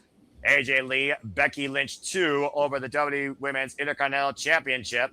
A title first held by Lyra Valkyria, taken by Becky, won by Maxine, taken back by Becky, and then taken by AJ Lee. Cazadora, Andra takeover by AJ Lee. Big high kick, rumps Becky. Now AJ right now looking to follow through, up and around again, looking to hook the man, possibly for the Black Widow, and swung back first and head first in the second turnbuckle. Hell of a counter by Becky Lynch there. And you think how many times with Becky being trapped in that hold, she would know how to counter it. Manhandle slam! There you go. Back press, flip the front leg, kick out 2.5 by AJ Lee. Now, is that shock, is that frustration, or is that desperation on Becky Lynch's face right now, Ash? Could be a combination of the two, because she thought she had it well scouted, and now it's having her kick out. She's like, "What now? What do I have to do now? Like, what else can I do in my arsenal to put you away and finally recapture what is rightfully mine in her mind?" Becky Lynch, of course, saying that again, AJ Lee is nothing more but a nuisance in my career, and Jessica Carr is part of the conspiracy. And again, been blaming Jessica Carr for all of her losses.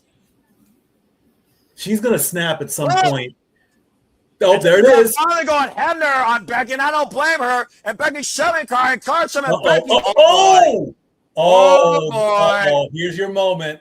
Here's your turnaround. She's been waiting for a long time to have a reason to clutch Jessica Carr here. But again, she needs to put her opponent. What's going for a shot? Man, slam AJ Lee! Match bump counter, hop off legs, kick out 2.5 by Becky. A split second away from AJ Lee retaining with the man's own move after that missed collision with the referee. That's going to be the start right there. That's where the story starts. You're saying, Ash? I didn't know what that move was. Like, holy crap, did AJ just do a Uranagi? Because I've never seen her do that before. Yep, the manhandle slam. Becky Lynch's finisher. Turnabout's fair play. Right, and she actually hit it pretty well. I'm very shocked and surprised by that. How about how well executed that was. Well, despite the fact she's been on hiatus for a freaking 10 years on her own mental health journey, God bless her. It's not like she doesn't know what the professional wrestling game is as much as her husband, if not more. Now Becky Lynch teeing off against AJ Lee, looking to hook up again for the manhandle slam. AJ able to escape. Looking to hook Becky now, possibly into the Black Widow. There it is. It's locked in. Center of the ring, and AJ Lee on her body weight being carried by Becky. Nowhere to go. Looking for the ropes to force the break. Bottom rope there just in time and pulling AJ Lee by her hair to actually force the break. Again, desperate, aggressive nature by the man as Becky removes the turnbuckle pad again outside Jessica Carr's vision. Oh, wait a minute now. Oh, no! Not the ref bump, not the dreaded ref bump. AJ Lee driven first for the top turnbuckle. It was a small bump, though. Car still legal in the match. Manhandle slam. The counter. But the final by press. Becky Lynch wins. Oh, Becky well Lynch is then. once again the WWE Women's Intercontinental Champion. Well then. Stole it. She stole it. Of course she did. She's still the man. And to be the man, you got to beat the man. And the man just beat AJ Lee. 4 times was indeed finally the charm as Becky Lynch embarrasses AJ Lee in her own mental state and wins both the WWE Women's Intercontinental Championship. The man rises again to the top. And shining with the gold. Cry about it, folks. Again, though, this shoving contest, though. I mean, look, an official is supposed to be emotionless, integral. But there's only so much you can take being jaw-jacked and physically interrupted. And Becky was trying to exploit that, and it nearly cost her hair. To your point, Ash, Manuel slanted with both legs. AJ Lee nearly retained. As she went for the Black Widow submission, the move that has tapped out Becky on every other occasion, she grabbed her by her hair and forced the break. And out the sides of the car's vision went back to that same turnbuckle, finally fully removed it and threw it away. And literally sidestepped Carr, who had a minor collision with AJ Lee, didn't take her completely out of the equation, and sent AJ face first the exposed turnbuckle. And again, the referee didn't see it. Followed up by a manhandle slam, center of the ring, and Becky Lynch regains the championship. And AJ Lee loses her WrestleMania return. I have a feeling AJ might have slipped out of the submission. I don't know if the hair pull was a bit of a botch, but it still went off. And we have had 2 title changes at WrestleMania, folks. And that might be a formula of things to come as the man is once again WWE Women's Intercontinental Champion. AJ Lee left embarrassed and beltless. So where do both Becky and AJ go? So who's next for Becky Lynch? Because she finally thwarted AJ, and what's next for AJ? We don't Well, know. the way I see it, it's like the proverbial saying, you got the monkey off your back. As far as I'm concerned, Becky Lynch probably thinks she doesn't have to deal with AJ Lee again. As far as AJ, though, she's going to have to really look at herself in the mirror and figure about, can I still do this for the long haul? She just had her WrestleMania return performance, and she lost. A lot of people don't recover from that, especially in a short period of time. So we'll have to see soon enough what's next for AJ Lee and Becky Lynch. We go to another streaming service commercial break. Fuck streaming services. Also, my heart hurts for AJ because it's one of my favorites. But again, trends have to change. It's as old statistically as data itself. Nothing follows the same trend forever, even Undertaker's streak. You had to think that Becky was going to find some way to usurp AJ Lee, and she used the greatest stage to do it for the first time. I was supposed to say, what's the record for most title changes out of Mania? Ooh, good question. WrestleMania where every title changed hands because to your point, so far each time has the title change hands, and let's not forget what our main event is. Yeah. As we got another 3-minute, 10-second break, because again, fuck streaming services. If you all agree with me, please put in the chat.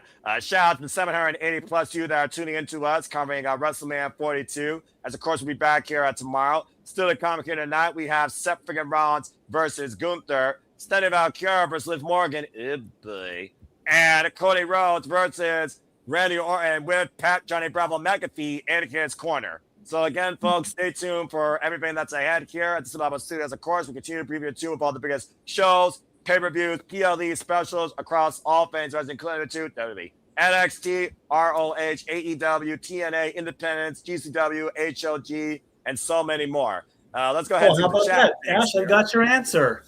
It happened all the way. It happened all the way back at WrestleMania 13. There were 4 title changes. Oh, okay. And of course, back then, there were 4 titles available, I believe. That's fair point. Yeah. How many titles are available now in WWE? Should we do the rundown? Let's not do that, folks. Okay. No, let's not. I think we have the time. We have 2 minutes? Fair enough. Okay, so let's see.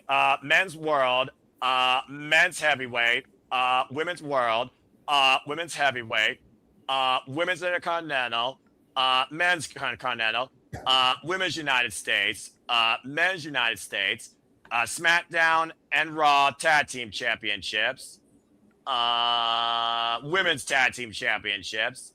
That's 10 on the main roster alone. Now, are we counting NXT and AAA as well? NXT, I would say so. AAA is yet to be defended in WWE, to my knowledge, outside the tag titles, which are even more relevant. So I'll just say NXT. So yeah, so let's see here. World, Women, North, Speed, absolutely irrelevant speedometer stickers. Tag Team, North American.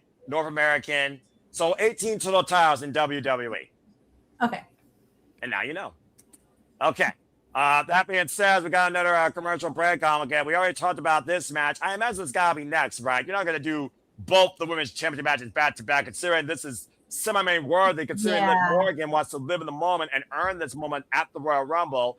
Ash, your thoughts on Liv Morgan trying to finally get her WrestleMania moment and the run of La Primera Vaquer and the idealisms of both of them when it comes to who really is the stronger worker? Because that's really what this stems from.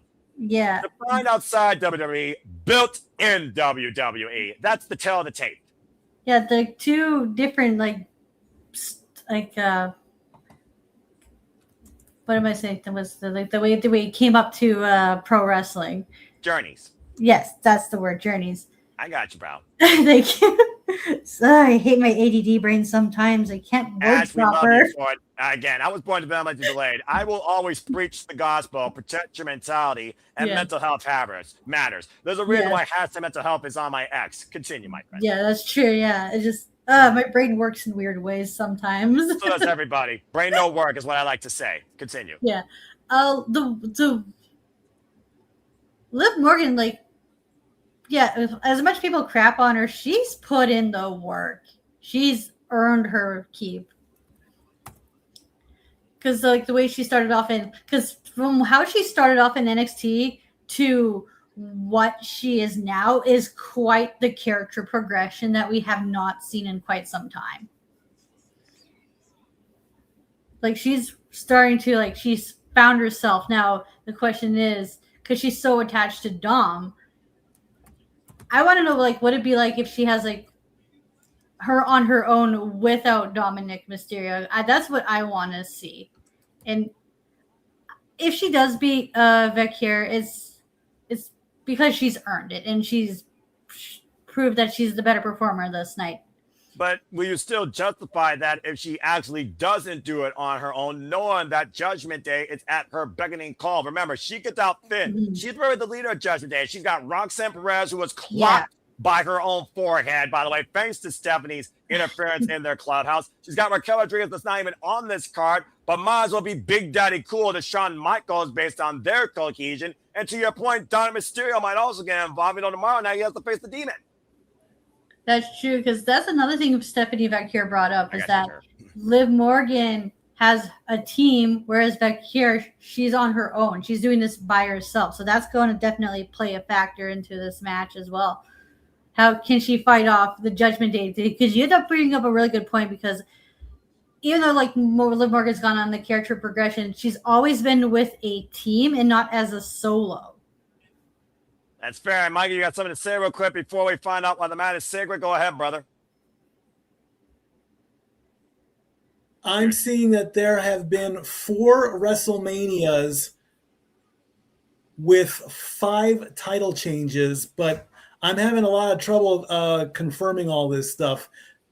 And so we're gonna I'm gonna do some work on this tonight, and I will get that back to you tomorrow, because there were not 4 title changes at WrestleMania 13. There was only 1, and that was The Undertaker, as the ring general is making his way down to the ring. So I've got some work to do tonight.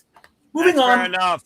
And of course, Gunther has work to do to prove he is the best wrestler bell to bell in the ring, and that Seth Rollins can't lace his boots. Again, Ash, you and I have argued ad nauseum sometimes who are the best wrestlers ever. The simple foundation of what a wrestler is. When you look at Katsura Shibata, Zack Sabre Jr., Kenny Omega, AJ Styles, John Cena, although he might be the best sports entertainer, Gunther has always been a traditionalist. He's a throwback. He's a minimalistic style. but he holds himself to such a high regard of what professional wrestling is supposed to be. It's hard to argue that he may not be the best wrestler here if he beats Seth freaking Rollins here at WrestleMania tonight.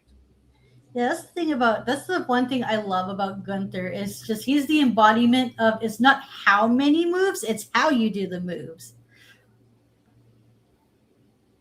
And of course, getting into this short-range story, Seth freaking Rollins literally asked Gunther why you want to face me at WrestleMania. Straight up, folks, it is a battle of pride. The pride that the Lean General holds himself up to. Mm-hmm. When he was World Heavyweight Champion, Seth freaking Rollins did not go after him. He was a useful idiot for Paul Heyman in Gunther's mind, in Gunther's wording, and honestly, Gunther may have been right. As Seth Rollins is about to burn it down here tonight at WrestleMania 42. So we are going to see bell to bell, according to Gunther, who the better wrestler is. Also, and that's hard to argue with Seth freaking Rollins' track record. Look at this freaking outfit Seth has. Oh my god. I think his outfit is literally smoking. Yeah, it's like I was about to say, it's like, did he make a hoodie out of his shower curtains? I think Becky Lynch has something to do with that, but we just saw the man win back to the Intercontinental Championship, so it could be a good night in the Rollins household. Seth freaking Rollins has his first match back here in WWE, and good grief, look at that vision. That vision is nothing but pure black in Seth freaking Rollins' eyes, Right? Ash. Oh my god. This is Former six-time world champion, former Crown Jewel winner who beat Cody Rhodes for that, which of course led to Seth freaking Rollins' injury last year, lest we forget. Mm-hmm. It is live and loud by the 50,000 plus the Legion Stadium for the architect, the visionary, and in Gunther's eyes, proverbial second fiddle in WWE, Seth freaking Rollins. To think last year he came out in angelic white to be a change. Now he looks like nothing more but a dark omen who's soulless on a vision to destroy what he created last year. But he has to go through Gunther to do it. Mm-hmm. And of course, Gunther, as I talked about before, longest reigning NXT UK champion, longest reigning WWE Intercontinental champion, two-time World Heavyweight champion. The accolades of the Ring General go all the way back to 2009 through Ring Comp, WXW, Progress, GSW, Over the Top, before he became a WWE superstar and dethroned the Bruiserweight Pete Dunne. Mm. And Yes. arguably the best score ever. That's quite the resume Gunther's built up for himself, hasn't he? Just like how Seth Rollins has quite the resume too, because Rollins has like almost done everything in the WWE as well, just like Bayley. Cashing of the century, Money in the Bank winner, Royal Rumble winner, Ruse of the century, and oh gosh! Right off the bat, holy cow! Okay, well, I guess I'm not going to waste time. Just get right on it. Big No, Saino's not at two all. plugs. Gunther's here to make Gunther's us pissed. All right, Gunther's pissed. Hoisting upset power bomb, and that might immediately be it. That's the thing. Also, that's another thing about Gunther. He has so many different finishers. You don't know what he's going to hit you with. Well, Seth Rollins learned the hard way how hard Gunther hits, considering they haven't met each other since 2019, if you want to believe it. Yeah. Good grief. Firing all cylinders with that shotgun blast to start off the match. Like, damn. And let's not forget, Seth Rollins was just medically cleared. He was just medically cleared a few weeks ago. And Seth Rollins immediately teamed up against Gunther on the outside.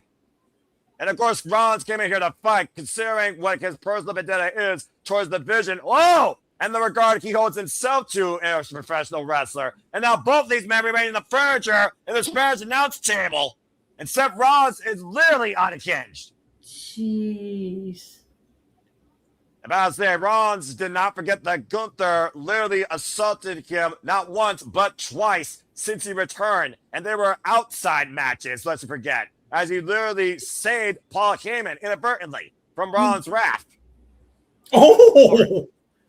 Has the bell even rung yet? Oh, I don't know. I don't think so. The chair is just this just turned a straight up fight. And this match is being sponsored by my insurance company, The General. Well, someone might need health insurance after this, considering how hot and humid Seth freaking Rollins and Gunther are. Damn. Referee trying to regain some sort of law and order here. Good luck with that. Seth Rollins, to your point, as I was trying to say, former World, former United, Intercontinental Rock. He's a Grand Slam champion. It looks like we're finally going to be in the ring. And the bell is officially rung. This match is now underway as Gunther and Rollins come to blows in the center, trading elbows. And Gunther, of course, retiring AJ, John Cena, and Oldberg, coming back as the career killer, has yet to lose a match. Oh, man. Big boot, and Seth Rollins meets Gunther with a boot in center. Now, Gunther meets Rollins in center with the boot. And the motivation here for both men is at a boiling point. Now, Gunther, he's already going for it already.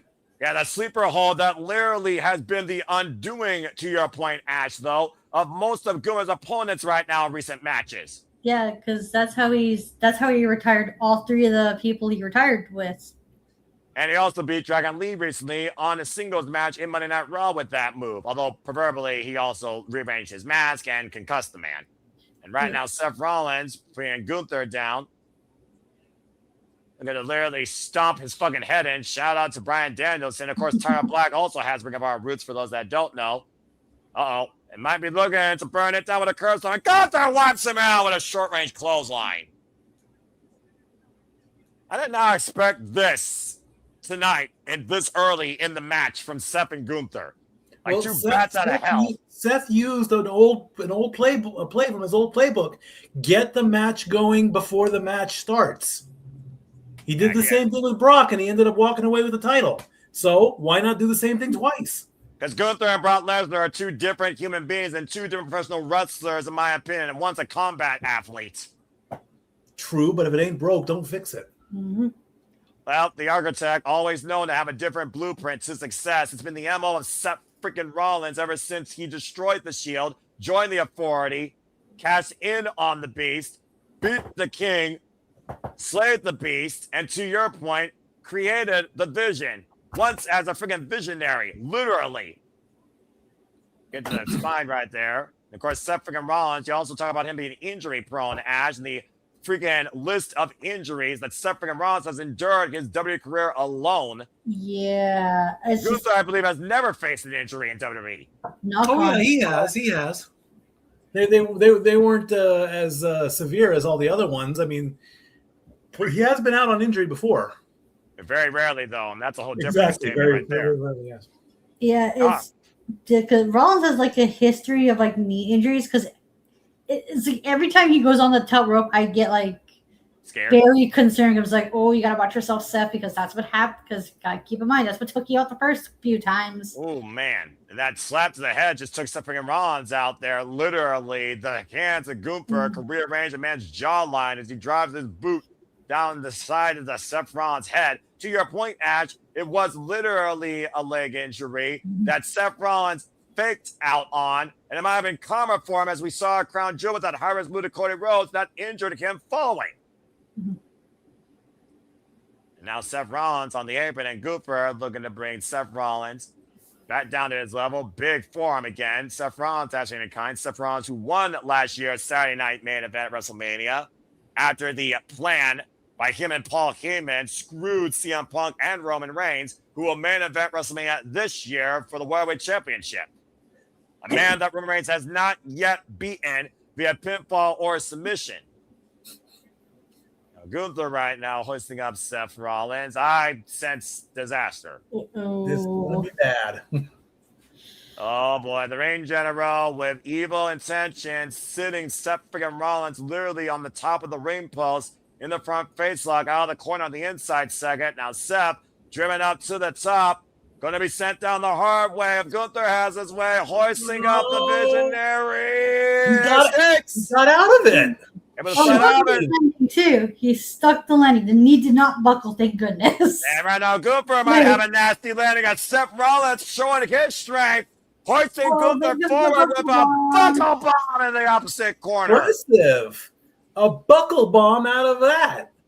And now looking for the curse on Gunther, able to escape again, though. Waistline, German suplex to Seth Rollins up and over in his head and neck. And Gunther falls in. Seth Rollins, the sidestep, rebound German. Gunther back to his feet, though. Wipes Rollins out with a clothesline. Rollins back to his feet. Wipes Gunther out with a clothesline. Wow. Both men down. This is a side of Seth Rollins I have not seen. Right? What a beautiful sequence we just witnessed here. Just look at this, by the way. Show it straight to your point. The bugger ball in the corner on the freaking 6'4", 250-pound Austrian anomaly, and almost on instinct, both men throwing cuts to the wind, just throwing themselves at each other, and both men down with that exchange. Good I grief. think Seth might need like a mini stepladder if he wants to get the full effect of a stomp. But you got to get Gunther down. You got to chop down the tree and go for the legs. And Seth Rollins can curb stomp Omos. Seth Rollins can curb stomp anybody. But to your point, it did take leverage to do that. Exactly. Seth Rollins and Gunther at a reset point right now. Again, this is WrestleMania Saturday. Thank you to over 800 of you that are watching us all across the X and on YouTube. And you all continue to make the passion persist and be persuaded forward, as Gunther is just booting Seth, and Seth just throwing his forearm, and these two men are literally just throwing everything they can at each other from any position. Whether or not it's full force, or whether or not it's just insulting, aggravating, or frustrating, that's the tale of the tape here tonight in this second ever one-on-one matchup. Just looking to beat the living daylights out of the other here. And the fact that Seth freaking Rollins, again, did not challenge Gunther during the last time he was World Heavyweight Champion, a title that Seth defined for over 300 plus days when that title was brought back. I'm seeing a bit of a mat burn on Gunther's knee, but that's normal. And now the chops. Now the chops. One of the most lethal weapons in Gunther's arsenal, to your point, Ash. Simple and effective. Exactly. That's the way Gunther does it. Again, the defiance, though, Seth freaking Rollins, that's the way he does things, to the credit that he holds himself to up in a WWE ring, chopping Gunther back to the opposite corner now, and teeing off against Gunther right now with these machine gun chops, wearing down the range arrow, referee trying to break the two men. Seth, though, hoisted up by Gunther, powerbomb connects, high stack, kick out. You see how quick Gunther is? All that freaking assault by Seth Rollins, and immediately goes with a powerbomb, stacks him up high, and somehow Seth is able to find a way out. But immediately Gunther turns the match around in his favor. Indeed he does. He's got to get that second and third win going. It's a great match so far. Seth has to follow his wife. For these two, man? Let's be honest here. I wouldn't expect anything less for these two. Of course not.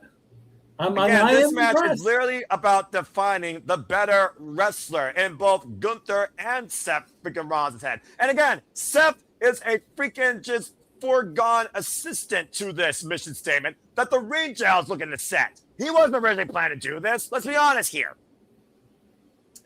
Indeed. Somebody's got to get up soon. It looks like Gunther's going to be the first one to get to his feet, which he does. That says a lot. And we all know the gas tank that Gunther and Seth freaking Rollins has. Gunther, one of his longest matches, was against Tyler Bate, and as the UK TakeOver Cardiff, 41 plus minutes of action. One of the most damnedest matches Gunther ever had in WWE was against Ilya Dragunov, not once, but twice. And Seth Rollins, of course, been a who's who in the WWE in this reign. Survived Brock Lesnar, challenged John Cena, overthrow Triple H, insulted and aggravated the Tribal Chief Roman Reigns, that has even been challenged by The Rock at WrestleMania 40, let's forget, in the second longest ever WrestleMania main event in WWE history. Now, Seth Rollins, up and over, tries to the clothesline, looking for the double undercut, plus the pedigree, back by drop, though, by Gunther. Unable to counter. Oh! Nice. With a first kick. Takes him down, though, and looking for, oh, man, the knee to the side of the head. That will slow the big man down. It will not stop him, but it will slow him down. Looking to hoist him up for the pedigree. Again, on the straight by Gunther. The overhead back. Oh, man.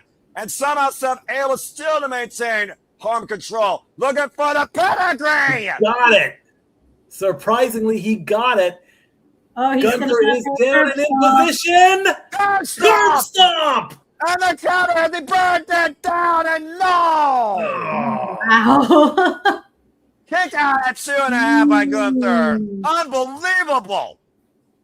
Damn, he did him with not one but two finishers. Damn, what does Seth Rollins have to do to take out Gunther? Well, this goes back to what Gunther was saying, the fact that Seth freaking Rollins may have been scared to face him while he was the World Heavyweight Champion. And he says very personally to expose that Seth freaking Rollins can't lace my boots. I wonder how long it takes to actually lace a pair of boots properly. I'll have to find out sometime. And again, the Architect making his in-ring comeback tonight on the grandest stage of them all, WrestleMania, and his doubts starting to seep in Seth freaking Rollins' mind, to your point, Ash. It looks like he might be going to the top rope for something high risk here. Here we go. Watch it, Seth. Watch it. Yeah. Now Gunther back to his feet, looking for an avalanche curve stop. Gunther able to escape. Arm wringer, standing switch, looking for the O'Connor roll, and Seth Rollins cover to Gunther though. Catch him with a sleeper! Oh. And Gunther right now has that lethal sleeper, as Ash pointed out, in the middle of the ring, but the body is not grapevine. That might be only Seth freaking Rollins' saving grace. He has got that locked in tight, better than any UFC fighter ever did. I'm about to say, Gunther Lee trying to squeeze the life out of Seth freaking Rollins' return. May not kill a career, but might kill a comeback, as Seth somehow is trying to find a way back up to the vertical base to try and force the break or escape. And once again, going after the right arm and binding the left forearm of Gunther. Desperate measures by a desperate man. A discus punch. I haven't seen a discus punch in years. Discus again, clubbing Gunther in the side of the head. Someone's going to drop here soon enough. Oh, God. Here's the answer. You called it. You called it. What a fucking clothesline. Now Gunther going up to the top rope. We don't normally see this a lot. But Seth, though, following in kind, springing up like a pimple on prom night. Looking to hoist up the ring general, possibly looking for superplex. Nice. And the ring is in control, floats over. Oh, and the cover to win, and a kick out too by Gunther. And now Rhodes with the sleeper hold. Put him in the sleeper. Remember, Jey Uso tapped out Gunther last year with this very maneuver. I was about to just say that. No, you and I are thinking the same thing. And then Dragon out tapped out the ring jump with this maneuver. Will Gunther tap? Will Gunther tap? Will Gunther fade? And Gunther's reach forces the break. Ring awareness. Holy hell. Again, the huge frame of Gunther, like I said, 6'4", his saving grace. Out of that submission hold. I don't think no one's going to question the pedigree of the great wrestling for these wrestlers here, as far as I'm concerned, when it comes to Gunther and Seth freaking Rollins and what probably could be our match of the night. Oh, absolutely, yes. This is a match stealer right here. There is no denying that. These two are putting on a clinic. Mm-hmm. Again, though, Gunther rolling to the outside of the ring as trying to reset Seth freaking Rollins' momentum. Calling for the crowd to get that adrenaline rush. Looking to burn it down. Looking to get fired up. Looking to fly off the rails. Looking for positive. The top axe to see it on the outside. And Seth Rollins looking to follow in kind again. Picking up speed from 0 to 100 off the opposite side. A second top axe to see it to the ring general. Standing him against the Spanish announce table. But Gunther's still on his feet. Now Seth Rollins trying to keep up pace, keep up the momentum. Another tope, and Gunther catches him, puts him up, grand power bomb. And Gunther's not done. Power bomb on the English announce table, and the table doesn't break. And Gunther has not finished punishing Seth freaking Rollins. Looking to send an emphatic statement. Oh no, this is not good. And right now, if this happens, Seth able to escape. Seth with the double underhook. Looking positive for the power for the English announce table that buckles. And the announce table didn't go. I'm surprised. And again, though, Seth and Gunther gotta be aware of the referee's 10 count. Now Rollins rearranges the furniture on the Spanish announce table. The freaking nature that Seth freaking Rollins can be sometimes when he goes at this speed and has this much control. Looking to follow through with a curb stop. Finally, it's the curb stop. Through the English announce table. No, the table stood firm again. But Gunther is down and out. Get in the ring. Get the win. The referee checking right now. I figure, Breaker's back. Breaker like a bat out of nowhere. Bring Seth Rollins.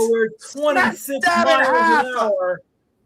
the first person on the Vision's hit list, and the first person brought in the Seth Rollins Vision last year at the Raw After Mania. He's been out with a freaking major injury since the Raw to the Royal Rumble. Oh, wow. Breaker just broke Seth freaking Rollins. Oh, it says, looks like we're going to be picking up where we left off. Someone told me this match was going to happen sooner rather than later. Again, Gunther now staggering inside the ring while Seth freaking Rollins is trying to rearrange his ribs and kidneys, unaware that Gunther is back on his feet, and the sleeper hold again, and the buying grapevine this time, middle of the ring. And remember the ribs, compromise breathing, compromise oxygen flow. And there's After the spear, as Braun Breaker walks away, and Seth freaking Rollins right now might literally be fading. He's not going to tap. He's going to pass out. And well, Gunther will take it either way, and Gunther has Seth freaking Rollins dead to rights right now. Referee's discretion, the arm drops down. Referee checking on Seth freaking Rollins here, and Seth has passed out. That is it. Gunther wins. Holy hell. Oh, what a match. What a match. Yeah, and Braun Breaker literally reset the match outlook with a spear at 23 miles per hour to Seth freaking Rollins like a bat out of hell, getting his own revenge now against the Visionary, breaking the vision of Seth freaking Rollins winning. Gunther prevails this year at WrestleMania. I don't think Gunther had any clue that Braun Breaker did that. No, I think he was still up when that happened. Again, let's go to the replays here. The freaking animosity, the ferocity, the intensity, the incredible wrestling as both men took it to each other, literally 0 to 100 before the bell rung. After Rollins pedigreed Gunther on the Eagles announced him and followed a curb stomp, I thought he pretty much had him dead to rights. He could have just taken the count out or brought the man back in the ring. And again, the referee was nowhere to be found. He was checking on him. And Braun, like a bat of hell, literally speared Seth freaking Rollins out of his boots. Yeah, Gunther was nowhere to be seen. He was recovering from the curb stomp. He had no clue. And look at the discoloration on Seth Rollins' head ash, literally nearly suffocating in that move. Gunther wins. Gunther just like came to pick up the scraps, and he just like laser focused on getting the win. As Seth Rollins eyes Braun Breaker at the top of the entranceway, the vision renewed with the very first person of Seth Rollins' vision, costing him at WrestleMania. Oh no! Buckle up your seatbelts, folks! Braun Breaker running down the ramp and Seth Rollins. Holy shit! What a spear! In 4K. Good God! That's faster than any car you'll find on the friggin' Las Vegas Strip. Oh, Braun Breaker could run from one end of the strip to the other in 1 minute flat if he goes that speed. You'd have to shut down all of Las Vegas Boulevard, start him at one end, and just let him go. I mean, to be fair, the strip had stoplights. There was no stopping him, though, on that WrestleMania entranceway. Good God. Top speed down the entranceway, fast and furious. Braun Breaker spears again. Seth freaking Rollins, who is not getting up this time, Ash. No, not at all. Like, especially like after the damage to his midsection, not just from Braun Breaker, but from Gunther as well. And look who's up on the stage. Paul Heyman. He gets his moment. Paul Heyman welcoming back Braun Breaker to his vision. For the next highlight thing in WWE, Paul Heyman makes sure Braun Breaker pays dividends towards the vision he wants to set at the expense of Seth freaking Rollins. The dog is back.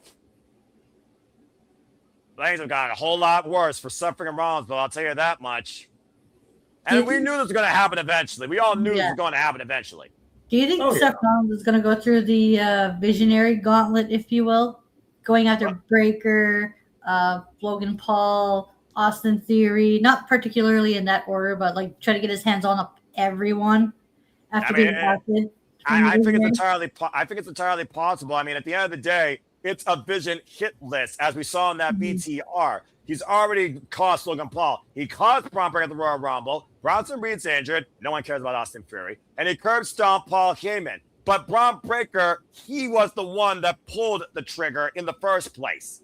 So I think for the vision to be destroyed, Seth has to literally break Braun Breaker. I'm not sure if that's possible, though. But I do think Braun Breaker and Seth Rollins on a collision course sooner rather than later.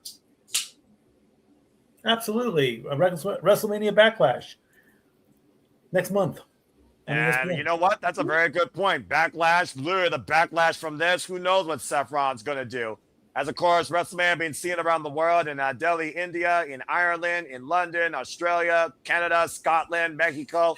66 different countries, if I had to guess, of course, for the first time here on the ESPN app for ESPN Unlimited subscribers. And to the 934 of you that are tuning in to our coverage right now, thank you all so much. Hope you're enjoying the reactions and analysis. As again, we do this for the biggest shows and pay-per-views for the WWE and other companies. It's been a wild night so far. WrestleMania 42, where freaking Savage came out of the freaking wasteland and broke Seth freaking Rollins in fucking half. The WWE blimp has been cursed. Seriously? Come on. They had to get him into the show somehow. Oh, my gosh. All right. Hey, there's the book he was talking about. About to say. And of course, we'll hear more superstars' reactions on the post show, including Jacob Fatu and Paige and the Bellas that now hold the WWE Women's Tag Team Championships.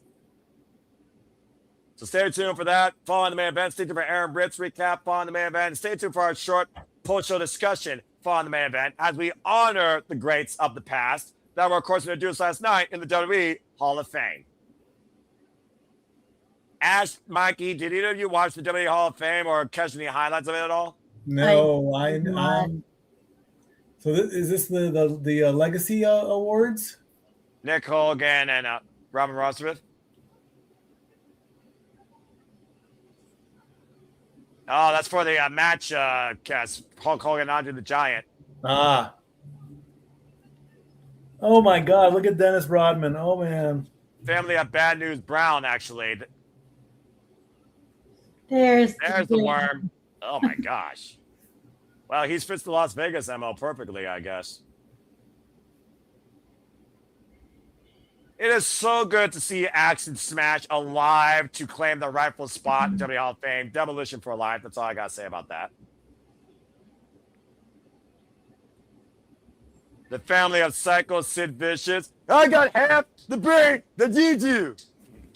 And here's Stat Girl's boyfriend, the phenomenal AJ Styles, as he makes his official Hall of Fame appearance. I'm not surprised in the slightest. And the man that's given us 26 plus years to this business, a phenomenal standard unmatched for pro wrestling. And as here comes a woman unmatched in professional wrestling, Stephanie McMahon. Look at that beautiful blue dress. Look at that. That's amazing. She was the villain, the prominent princess that you always wanted to hate, but somehow you still appreciate what she gave to WWE in both business structure and in-ring character. Congratulations again to the WWE Hall of Fame class of 2026.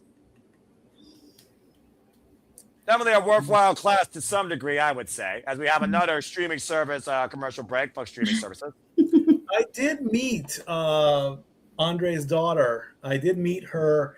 It was the last convention I went to in Los Angeles. She was there and she was right with Mark Henry. And of course, the program was that you could meet her and you could try on Andre's jacket. Oh, nice. The one he wore at WrestleMania 3 press conference, the same jacket. I didn't even want to touch it. I looked at it. I said, "Is this your dad's coat?" She says, "Yeah, go ahead, try it on, try it on." I'm like, I can't. This is your dad's coat. This is so. Then Mark Henry grabs it and he's like, "I'll put it on." Hey, why he not? Was swimming in it because Mark Henry's a big guy. Mm-hmm. Yeah, of course he is. It looked like a blanket on him. That's how big the coat was. like a giant robe, just like like that, with the arms like that, just like walking like that. Nobody in wrestling was bigger than Andre, literally, and the coat I mean, if I put it on, I could have wrapped myself in it. I couldn't touch his coat because it was too it was too important. I mean, you know what? That's absolutely fair. And again, thank you to all 950 plus you that are tuning in right now as our studios here, whether on the X or on our YouTube feeds. Again, subscribe to that Bad for Wrestling, follow Shabbat Ass, follow Statboy Mike and Stacker Adoy Lou, and Statboy Sports Bar and other escapades outside of Pigeon Forge. As of course, we'll be covering the draft. And again, follow us here for all the things we do across all professional wrestling. First and foremost, that match was freaking amazing. But that Braun Breaker, damn, I still argue with the result being different. Braun Breaker didn't get involved. I think Seth had good the rights. It's evolved now into a new chapter. Gunther is now he's gonna focus on the next career killer. So this is Seth is gonna go off the deep end, and he's gonna rekindle that feud with the Vision. I would love to know who is going to come to Seth's aid if need be, because we've got Breaker, so therefore maybe Bronson Reed is back on the mend. We don't know. You could bring in Austin and Logan, but who would back up Seth? Seth has literally burned down, pun intended, bridges. I don't know if there's anybody on the roster that wants to bail out the Visionary. So he's going to need a lot of help and a lot of quick. But I'm stumped. So you guys all 957 of you, if you've got any thoughts and ideas, and push us to 1,000 before the main event, I would love to see that. Who will Seth Rollins recruit to battle the Vision if need be? I mean, you literally were figuring about the Vision. And again, I've been saying the weekend. The story of the weekend is going to be cause and effect. Who just beat the Vapor in the very first match of the show? Yeah. I think the Usos and LA Knight, because at the end of the day, they all have the same freaking vendetta against the Vapor. They want to make sure they're wiped out. And let's not forget the Vapor has the Usos tag team championships. I was thinking that too. Yeah, I was about to say maybe the LA Knight and the Usos about to form, if it's an unlikely alliance with the Seth Rollins, because they have like the common enemy. And the enemy of the enemy is my friend, a proverb as old as time itself. And that doesn't just apply in wrestling, although we see it more often than not in wrestling. And to your point about Gunther, let's not forget, he said to Paul Heyman, now you owe me a favor. Gee, I wonder what that favor could possibly involve down the line in the near future. Just saying.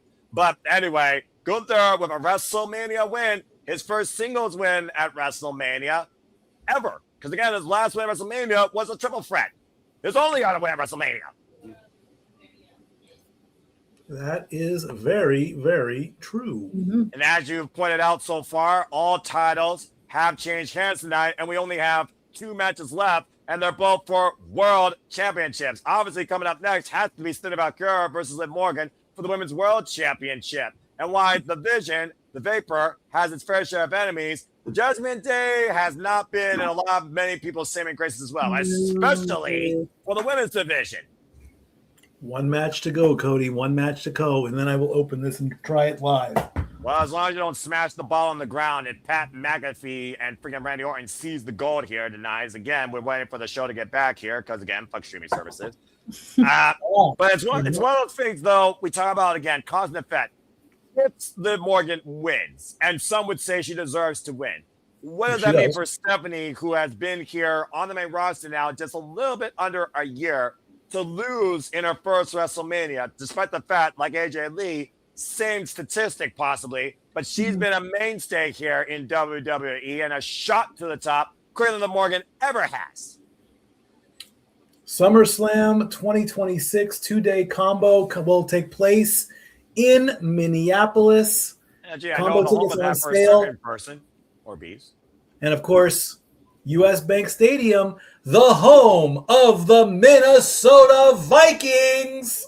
Hashtag non-sports. But hey, my mom used to be a fan of them, so there you go. And she likes the color purple. And so does JJ.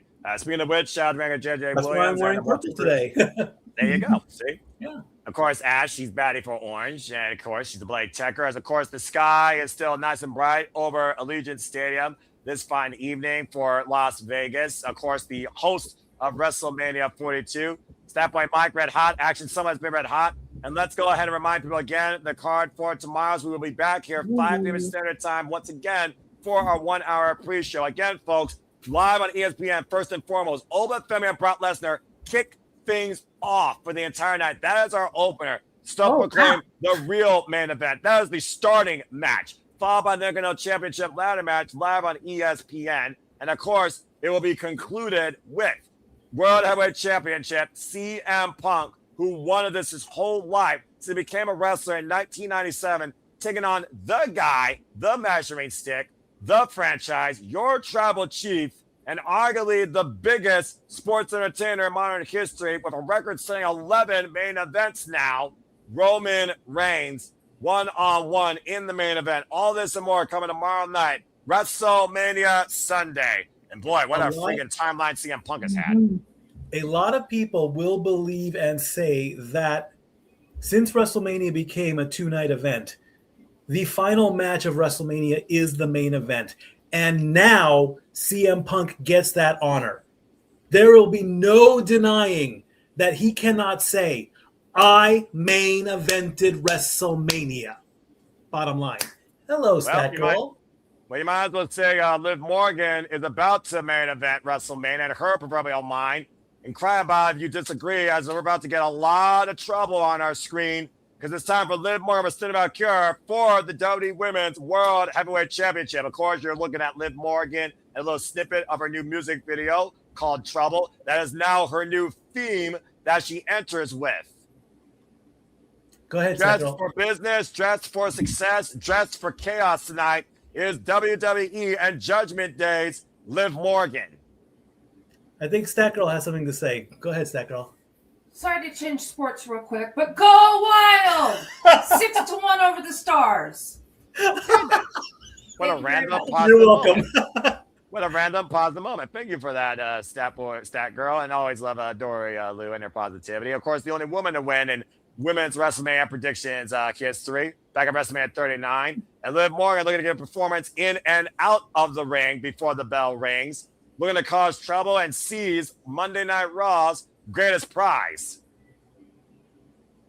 The Stanley Cup playoffs have started tonight, and Dory is rooting for the Minnesota Wild. I'm rooting for the Anaheim Ducks. The Wild are playing the Stars. The Ducks are playing the Oilers. The Wild is up 6-1, game 1 to the Wild. There you go. And Liv Morgan just did a quick costume change, and now she's in her gear, ready to go. Like I said, I think one of the things about Liv Morgan that still defines me of her insecurity. I don't think she takes things seriously enough sometimes. I think she still is that little girl that is sometimes afraid to reach her own potential and she can't seize it. And when she has it, it's only because she has assistance. While Vaquer has done everything on her own outside WWE to make it to this stage and have a greater ascendance in her career in practically a year than Liv Morgan has in her entire career. Always the bridesmaid, never the bride. How long did it take Liv Morgan to win the Royal Rumble? How long did it take for Liv Morgan to get to this moment? What's a moment, though, if it's a sour moment? What's a match if you don't achieve the accomplishment? That's the pressure Liv Morgan has here tonight versus Valkyria.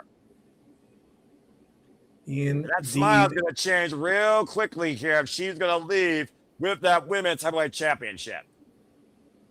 Indeed, as Stephanie Vaquer is now going to try and one-up when it comes to entrances. And her first WrestleMania entrance, might I add. Indeed. Making her WrestleMania debut. And again, she was introduced to the main roster, Monday Night Raw, the day after WrestleMania at the Raw at Mania. Literally 1 year later, La Primera is a semi-main eventer and the current women's heavyweight champion. Indeed. The devil has come to play in Las Vegas in the city of sin.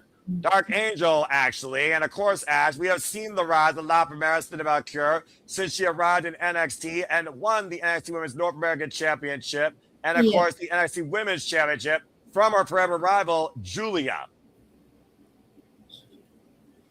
Yeah, it's like, oh, like. I love her outfit. Holy crap, I love that It is robe. very nice. Oh my god. Talk about I want setting that. presence. I want that robe. I want that robe. Stephanie Valkyria, who's been the champion now for 210 days after winning the Palooza. She is also the 2025 Women's Crown Jewel Champion, beating Tiffany Stratton for that accolade, and has been a fighting champion, outlasting Raquel Rodriguez on 4 different occasions, and also Nikki Bella on 2 different occasions. I also would like to say I think Liv Morgan is breaking out in her, I'll say it, sex appeal. Because as you remember, I believe it was last year or the year before that, they showed her in a club wearing that very stringed dress in the club. When I believe she had the title at that time, and to do this intro, kind of like Britney Spears, a little Britney Spears-esque in Las Vegas, to rip off her clothes and get ready in her gear. She's embracing a moment here that she needs to do. She's gotten more comfortable in her own skin. Exactly. Thank you. Like I said, I may find her secure. She still has that on her forehead, but at least Liv Morgan is truly embracing who she is. And I'll give her that much when it comes to her progression as we get ready for our semi-main event here for the WWE Women's World Heavyweight Championship.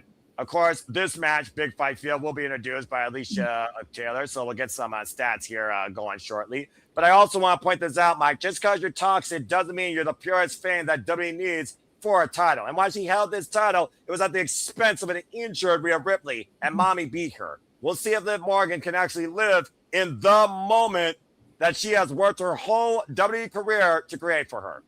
Indeed. As we get the official intros, again, Liv Morgan, 5-match WrestleMania losing streak. She is only 1-6. Wow. I know, right? It is kind of sad, but you know, you can lose 100 times and still have 100 great matches. That's true, yeah. Well, the record books are defined by the winners, not the losers. Liv Morgan, 31 years of age, 5'5", 117 pounds, 10 years, purely involved in WWE, has never wrestled or been seen anywhere else in the ring.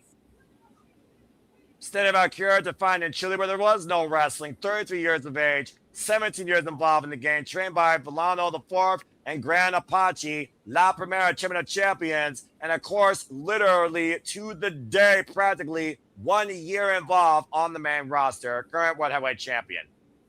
Winning a battle royal, challenge facing EO, and then becoming a fighting champion.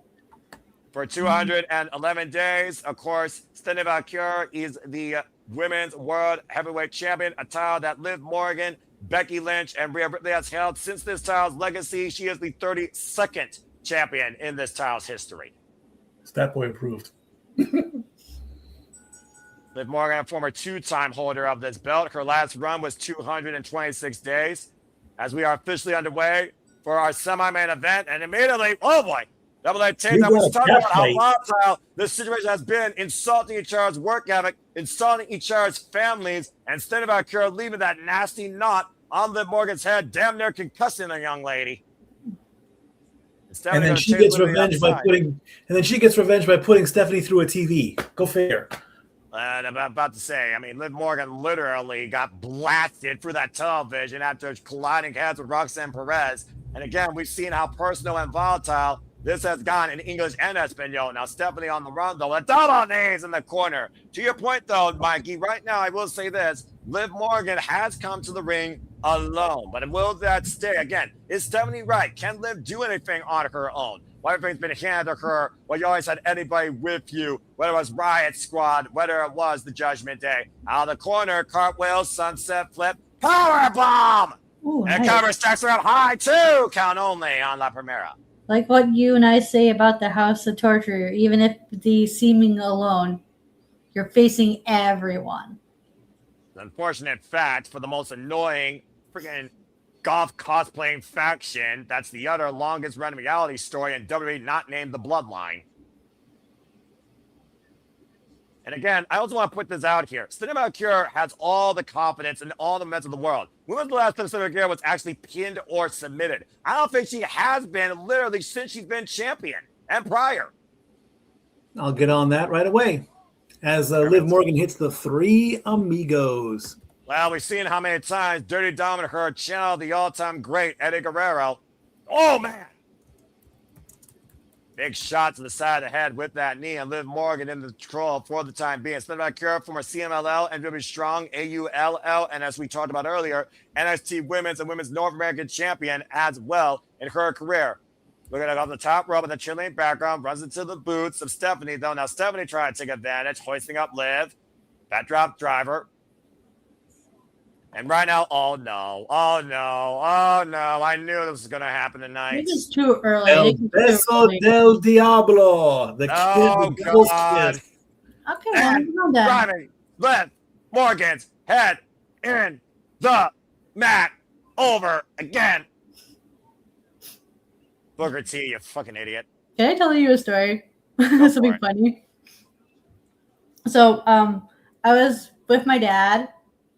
Oh! So my dad and I were dropping off for my cousin, and my cousin started talking about wrestlers she likes because she sees them on TikTok because she's one of the younger kids who goes on TikTok. Worst thing this generation, continue. Yeah, and so then we started talking about wrestling because she is going off about how much she loves Bianca Belair and Rhea Ripley. And then that's when my dad prompted, asked me, is like, I forgot who talked about it. It's like, so Stephanie Vaquer was brought up, and I mentioned like how, oh yeah, like because we were talking about how Stephanie Vaquer had a match, and I said to her like she's one of my favorite wrestlers. Right. To which my dad claps back with me and says, "You only like her because she uses her ass as a weapon." Well, I guess Liv Morgan's going to try and do that too, and Stephanie not doing it, though. Crossleg cover and gets a 2 count. To which I said to my dad, "That's not the only reason why I like her, Dad." But you also just expose yourself saying, oh, the SCP. Hold that foot in the cover. Hold that both legs. Kick out at 2. But you also did expose that is a reason, not the only reason. Yes. I mean, leave it to the freaking WWE Universe to like a butt DDT. I also said she's a really good wrestler. You should check her out, Dad. There's more to her than her ass. Well, at least you realize that, unlike most of the uneducated, so I will give you that, Ash. I mean, how many times have we went on shenanigans and I talked about like how the Stephanie Vaquer match and her opponents was one of the many things I love about pro wrestling. Again, La Primera discipline here. Look at her. Oh, they gave her own finishing move. She did Stephanie going to stab Liv Morgan into Inferno 2. No! What a major statement that would have been using Liv Morgan's own move. Right? They're like hitting each other with their own medicine. Dark Angel trying to send Liv Morgan back to the hell spawn she came from, apparently. But again, Melody, that's gotta wrap the challenger there, despite the fact she kicked out. That's gonna light a fire under Liv Morgan, definitely. And right now, Stephanie Vaquer looking for maybe the possible same move. Wait a minute! Roxanne Perez! Distracting the official! And again, as we talked about before, now Raquel Rodriguez, like I said, Liv Morgan can't do a fucking thing on her own. Her and Stephanie into oblivion! Are you fucking kidding me? Sits in the cover, 2 kick out, 2.5 by Stephanie. Yeah, the look on Raquel's face, she's like really sold it. The fix was in. There's like the fix was in by Liv Morgan and the Judgment Day, as I expected. And it didn't get it done here, thankfully, right now. And to your point, Raquel Rodriguez dropping Stephanie across the top rope, sending her up for oblivion by Liv after Roxanne's distraction. The same tactic that helped Dom win the Intercontinental Championship against John Cena last year's Survivor Series wasn't enough to put Stephanie down. Now Liv, though, looking for a finishing move again. Press kick, though, by Stephanie. Now Stephanie needs to be aware, though, that she has outside parties. Kick to Roxanne Perez. As it's turned to pretty much a 3-on-1, trying to swarm off these freaking outside allies for Liv Morgan. And Liv, though, low bridge, tope and Raquel Rodriguez. That's obviously set for oblivion again, and Stephanie was able to scout it. We talk about sometimes how wrestlers have a 6 springboard cross body, wiping out Raquel and Roxanne. And right now, Liv, though. Oh, no. Driving Vaquer into the still ring stats, bringing her back inside the ring. Now Liv Morgan looking to go up on the second rope. Looking for the cold breaker again. Rocking her back to the ropes and falls from another oblivion. Second time, cover, 2, and Liv Morgan's done it. Oh, wow. Okay. Liv Morgan, the new Women's World Heavyweight Champion. Wow, this has been a night of title changes, hasn't it? Well, cry about it or live in the moment as Liv Morgan finally gets her WrestleMania moment. And it took the Judgment Day to do it. Again, Stephanie's words reign true, but it doesn't matter how you do it. Liv Morgan is once again the face of Monday Night Raw and the Women's Heavyweight Champion, too. A celebration here now with Dominic Mysterio and Liv Morgan. A WWE faithful will probably say that Liv Morgan was overdue for this, but at the expense of Stephanie's first, there might be a questionable split with the WWE Universe, considering how many people followed Stephanie. But Liv Morgan got it, and that's all that matters. That's a fair moment. It's going to be a 3-on-1, just like expected. Yeah, that's the way of the Judgment Day. Rather underwhelming, rather quick semi-main event, by the way, too. Yeah, Great. It was pretty short, but we were able to pack in quite a bit, though. So for me, it was enjoyable for what it was. Yeah, and again, it was Stephanie's first WrestleMania, but unfortunately, a very sour note for the Dark Angel. In answer to your question, that was her first pinfall loss. She actually did lose a match to Raquel and Roxanne on November 3rd, but she was not pinned. Ever since that, it was all wins up until tonight. Wow. And Liv Morgan is the new WWE Women's World Heavyweight Champion because of it. Trouble brought forward, trouble back on top. Liv Morgan, once again, the face of Monday Night Raw for the women's division. All right, now we just need Raquel and Roxanne to win the tag titles, and then we got the Judgment Day running Raw. Oh, Lord. Well, I will say this. That'd probably be a better tag team for the Women's Tag Team Championships than what happened earlier. Just saying. But nonetheless, as of course, we now have another impromptu break. Again, congratulations to Liv Morgan. Cry about it, talk about it, tweet about it, hate on it, talk on it, love it. Doesn't matter. Liv Morgan told everybody, and she proved it. All right, here's another stat I want set up. Is Asuka the only person to win the Women's Rumble to lose her match at Mania? I'll get on that tonight. But I have a feeling. My early answer, I'm going to say yes. I have a feeling somebody in the comments will Charlotte Flair, no, but she won the Royal Rumble and lost to Timothy Stratton last year. She won that Rumble. So it's not like 100%. Nothing is 100% except the women's Money in the Bank briefcase. And of course, my Money in the Bank will be fall this year, following SummerSlam, a unique change up in the schedule, as we learned, in September. Yeah, that's very odd. Has the reasoning been given for that? No, as far as I'm concerned. I just know that it's official. Okay, so it's lull, schedule change. Well, here's something that you might hope for a change for, Ash, because on a night where we've seen every title change hands, we're now going to see who shapes this story. Brought to you by Wheatley American Vodka and Step Boys Hands. Giant Bravo Pat McAfee and Randy Orton's corner goes out to the SPW Championship and its 15th title against the American Nightmare, Cody Rhodes. And this is our WrestleMania Saturday main event. Smells good. Let's see how well it tastes. You know, when we did our predictions for AEW Dynasty and how I felt about, or not Dynasty, for the MJF Hangman match, in which I said I didn't want either person with the title. Yes. Same logic applies here.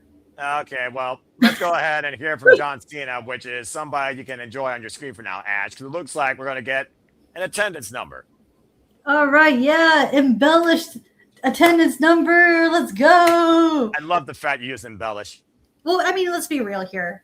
Accurate. They all are. They all are, because no matter which way you split it, which side you are on, yep, they are. When it comes to attendance numbers, it's either they're all embellished or they're all accurate. There is no in between. Look around, there are people everywhere. I'm going to wear the same suit tomorrow. Proud to announce tonight's That's official low.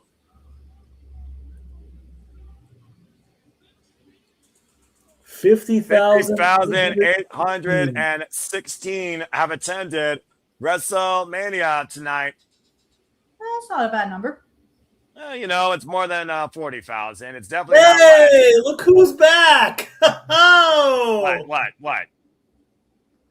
What? Hey!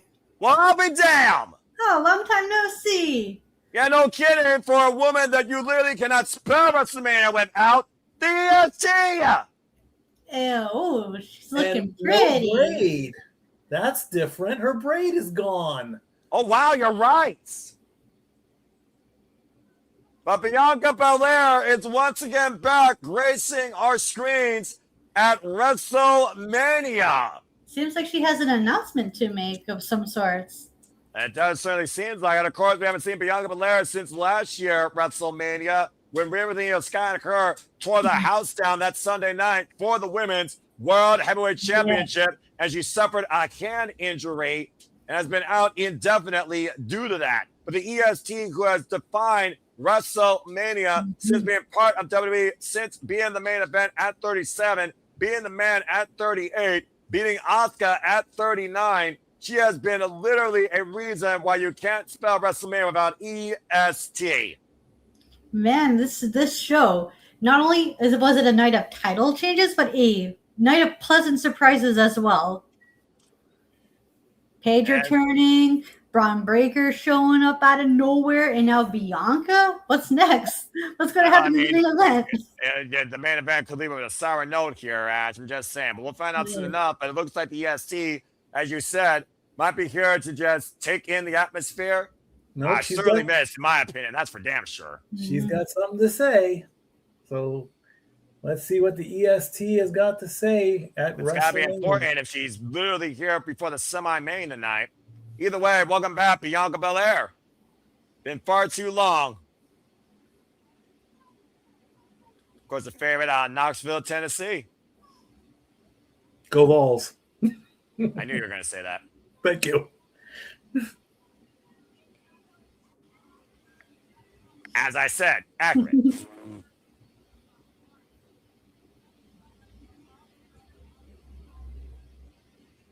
Been a long time. Been a while.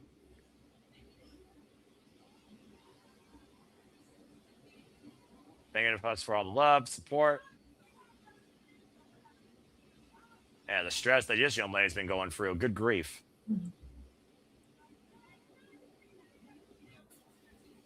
You know, you got to remember a few surprises, right? Yeah. John? She's taking off her coat, and oh my God, she's got a baby bump. What? Aww. No.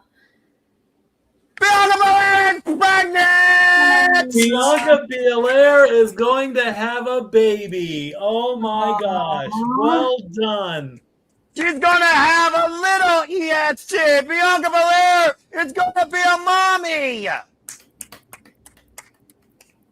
Well, I'll be damned. If there was ever a woman that had a dream besides being a WWE superstar, there's no greater dream for a woman than being a mother. Well, I'll be. How about that? What a touching moment. Well, that explains why she's been gone for a long time, other than just the finger injury. As John Cena thanks her for allowing us to share this moment of hers.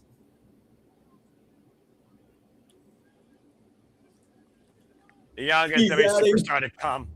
He's adding one more to the attendance. So 50,817 to be with the EST about to have a baby. Oh, that's adorable. He's including the baby in the attendance.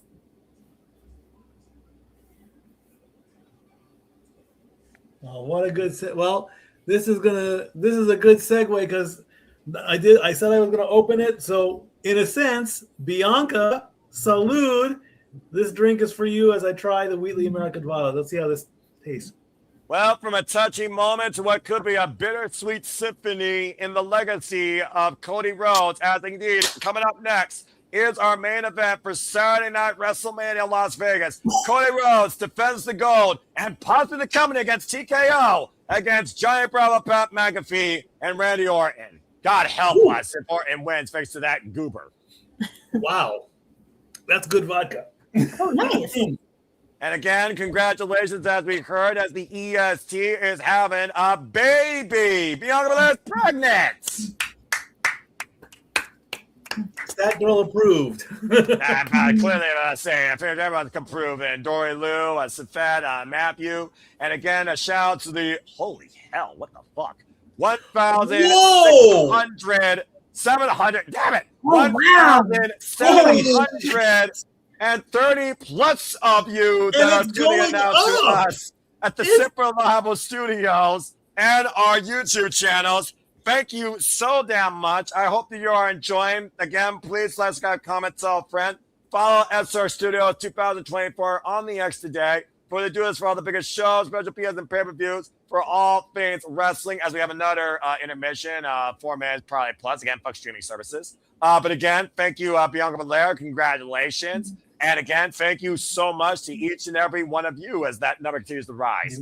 As we get ready for our main event, let's go ahead and remind people what we've been through tonight. ISO Speed gave us a moment, of course, as we saw him and the Usos in LA Knight stand victorious at the expense of the Maverick and the pressure, lack thereof, Austin Fury, as the Usos and LA Knight got the win, and ISO Speed splashed the Maverick through a table. We also saw Fatu go unhinged, off the leash, saw gas, no brakes, no mercy, as he was able to break Drew McIntyre with a moonsault through the table. As we segue into the main show, the women's tag team championships are on the line as Alexa Bliss, Charlotte Flair, Bayley, and Lyra Valkyria, Brie Bella, and the returning Paige, while Nikki Bella was injured, took on their Irresistible Forces, Nia Jax, and Last Legend, which led, thanks to Nikki's interference, Bliss getting twisted on the Twisted Bliss. Paige turned the page, the Page Turner, and the Rampage. And you are hearing me right. Paige and Brie Bella are your new WWE Women's Tag Team Champions with Nikki Bella. I think we got a Freebird rule coming into play here, folks. Just saying. We also had AJ Lee versus Becky Lynch. Of course, Jessica Carr was the official. A very volatile situation between competitor and referee. Go figure. And yes, folks, the man got the better of your favorite wrestler. Becky Lynch is once again the WWE Women's Intercontinental Champion. In what was our most highly contested bout of the night, Seth Rollins and Gunther burnt it down till Braun Breaker returned and speared Seth Rollins in fucking half, and Gunther incapacitated the Visionary and won WrestleMania, and then Seth got speared again afterwards. So clearly, Braun and Seth is going to have backlash. Whether or not it's there, stay tuned. As we also saw, Trouble once again is on top as Liv Morgan lived in the moment and seized it with the help of Judgment Day. Liv Morgan is the new WWE Women's World Heavyweight Champion as Stephanie Vaquer lost, being sent into oblivion. And on that note, as of course we just heard, Bianca Belair, the EST, is having a baby as she becomes a mommy. Congratulations to her. As of course we have 1 minute and 40 seconds to return back to the regular feed. It all comes down to this in our main event for the WWE Undisputed Championship. Cody Rhodes defends the gold and WWE against TKO against Pat McAfee and Randy Orton, this year's Elimination Chamber winner. Guys, the very nature of the business might change tonight as we know it. If Randy Orton seizes 15, it's been a tale as old as Cody when it comes to usurping above authority and proving why he is undesirable to undeniable to fucking undisputed. But with a man that knows him so damn well since his first match in 2007, defining a legacy alongside him for the better part of his career before he left and literally made his own name to come back home. Can Randy Orton once again upset Cody Rhodes and seize the gold and take one step closer to becoming even better than the GOAT, despite the fact it might be TKO influence. Ash, this is the one match we haven't heard your thoughts on, and whether or not you agree about either man being champion, you have to choose one. So what's your outlook on this main event? Either a legacy continues or a legacy is cemented with number 15. And for me, I'm done with Cody Rhodes being champion, but at the same time, I don't want to see Orton with the title because I don't care for either person. But I think we can get more mileage out of Orton becoming a champion again, especially if whoever they're building up as like the next top babyface other than Cody Rhodes, that's going to be a huge win on them being like, oh my God, this dude beat Orton. What? Oh my God. That's where my head's at. I'm not usually I try to enjoy the now, but in this instance, I'm trying to think of what's going to become of the title scene. Well, I mean, again, we've already seen Cody at the top of the title scene, and we saw that literally led to friends betraying him, and we've seen Randy Orton at the top of the title scene, sometimes by any means necessary, and the people that have confronted him in a past legacy. Whether or not he was in a voice in his head and putting people into the next week, or whether or not he was literally betraying Bray Wyatt, or whether or not he was literally the youngest World Heavyweight Champion after being Chris Benoit to, of course, win that when he was 23 years old. As we get ready now for our main event, which I believe is going to have a cold opener here. What is this? Here's a little forward removal object. Oh, this must be a W2K26 some ad. So again, fuck streaming services. It's just one of those things right now where I do feel like we're not changing the landscape. We're keeping it the same way because they haven't been able to find Cody or Orton, anyone outside Cody Orton, excuse me, to hold that mental. We thought it was going to be Drew McIntyre, and they flipped the script on us, quite literally. So either Cody or Orton at the top. Does things change or do they remain the same? Especially with TKO influence. Why the fuck we got this freaking goober involved here in a match that doesn't need it? This is a legacy defined with fucking 18 years of history. Mm-hmm. And also, it's one of those things where, other than Cody, what babyface does SmackDown have that's ready to take that main event spot? Nobody that I can think of right now. Mm-hmm. Well, that being said, we'll talk about the future more after we're done with this, because it is time now for our main event of WrestleMania Saturday. Oh boy. Indeed. It's been a great show, and I am very proud to announce, and I want to say a big thank you to my family for allowing me to do this. And I want to thank all 2,000 viewers. I asked for one and I got two. This is amazing. You guys rock. Thank you so much for making WrestleMania one of the biggest viewed events on the Simply Reliable studio and the Casa D18 studios and the Jay Hebert side of studios and the entire IWC. Thank you, my friends and family. This has been amazing. I've had a great time doing this. And tomorrow, like I said, you guys have got to top this. Mm-hmm. Good luck with that. And amazing. Man. Well, that in mind, we got a cold opener here. Why don't we go ahead and bring in James Hebert, who may have something to say. James, welcome into the booth. We got a cold open. Please speak a quick thought, my friend. Yeah, I just have one thing to say. Guys, you killed it tonight. I just want to state you have officially, from the looks of things, you're about, with the two platforms we are on, we have officially passed Denise Salcedo on X viewership. Wow. You guys literally are the number one watch along stream, at least from what I can tell, on all platforms that I've been looking at. I've seen it on my Twitter, other Twitters, random other Twitters. Like, you guys are like the number one stream on X right now.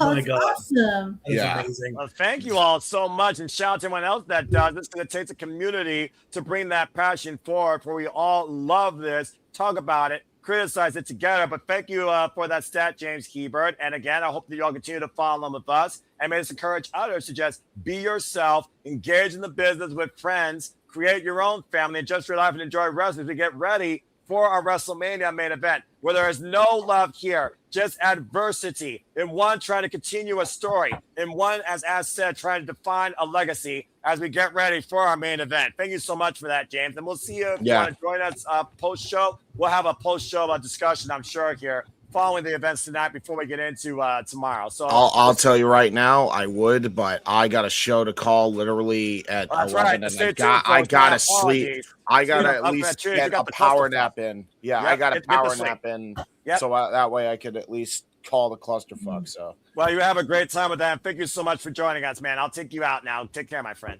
take care, brother.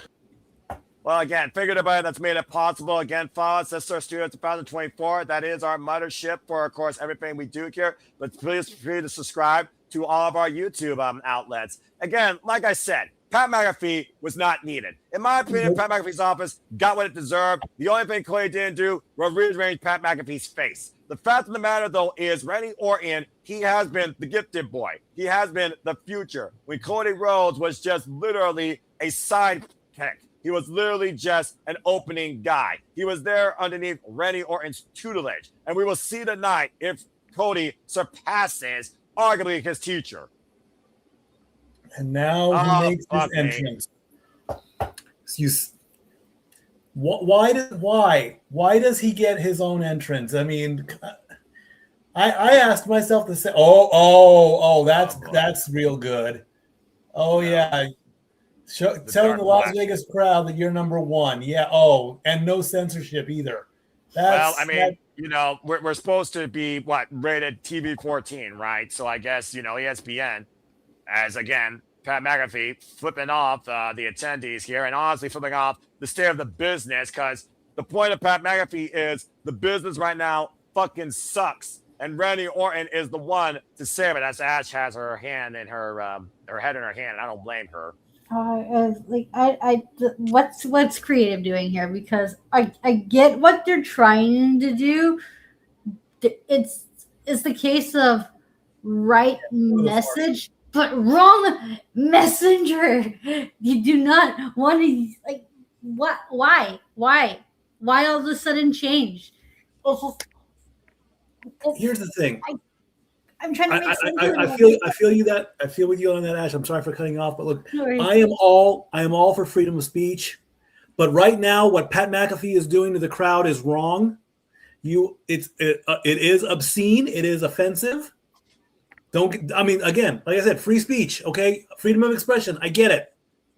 Not on a front like this. Okay, that is not what a WWE superstar. Stone Cold did it, of course, but I mean, come on. Unless you're sending a message, knock it off. Let's just call it what it is.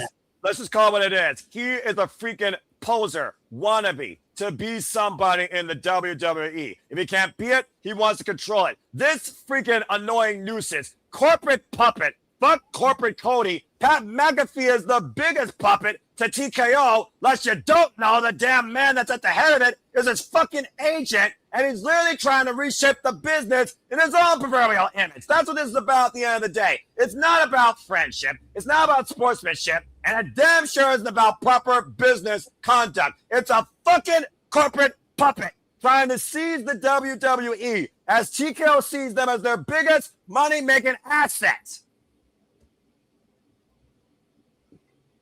There's going to be I don't give a shit. He's been loved, he's been hated, he's been criticized.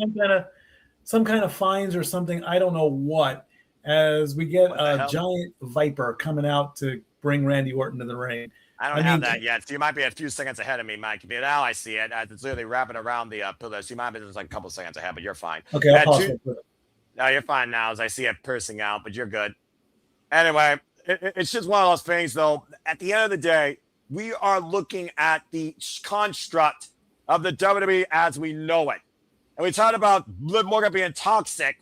If the venom of Pat McAfee and TKO infests the landscape and control the championship, there's no telling how much more corporate, celebrity-driven, overrated entourage will get from it. Like I said, Randy Orton is no stranger to being led by authority. Like I said, there's hope for me in WWE at this point if I shall speak and do it. But I know for a fact, even if they gave me the permission to do what Pat McAfee did, I still wouldn't do it. You couldn't pay me enough to walk down the WrestleMania ramp with a middle finger in the air just because. That is probably the one thing I would refuse to do if I was given a WWE contract. I would not do that to the fans. That's not my style. I would say almost anything, but that, and I get it. It's been around for years. I get it. I mean, the middle finger, whatever, but I mean, come on.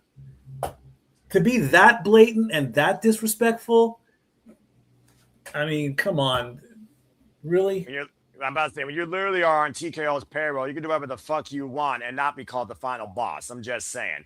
That being said, Ash, though, again, the audience, we heard the live and loud meter. They're still singing the Viper to the ring. And even with the Pat McAfee influence, I do think people want to see someone else hold the championship besides Cody, even if it is a TKO freaking agent, Randy Orton.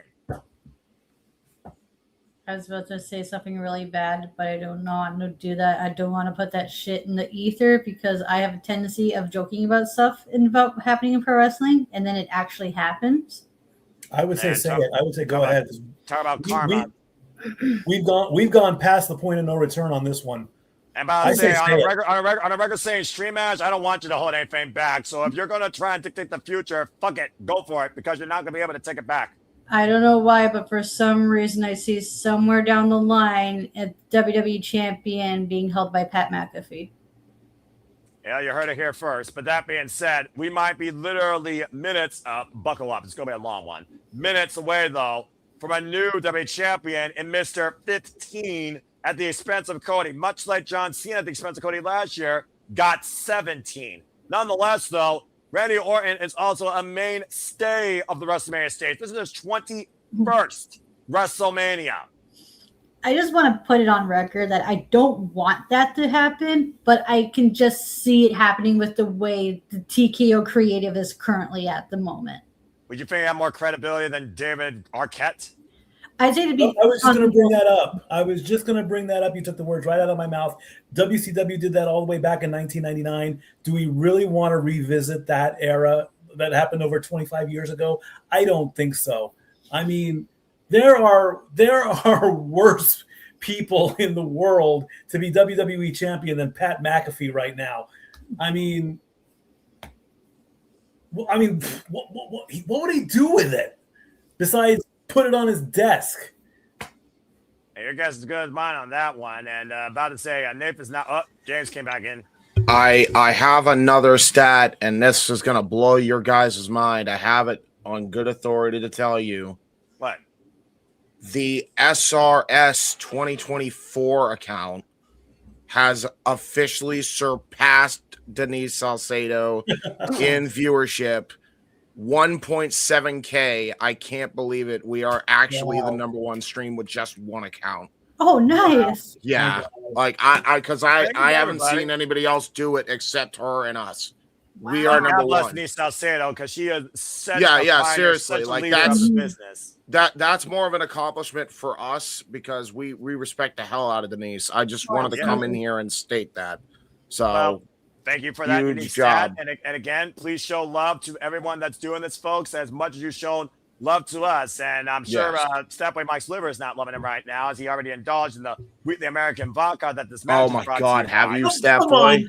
Brother, it was just one shot. That's all I'm going to do tonight. Oh, come on, Noah. That's not it that was bad. One shot. That's it. He'll be all right. All right. Tomorrow, on the other hand, I'm not driving and I'm not going to work. So if I'm smashed, I apologize in advance. Oh boy, I might be in for a much more interesting call tomorrow, folks. Have a good. Thank you, James. All right, have a good time, guys. Yeah, thank you, man. Thank you very much.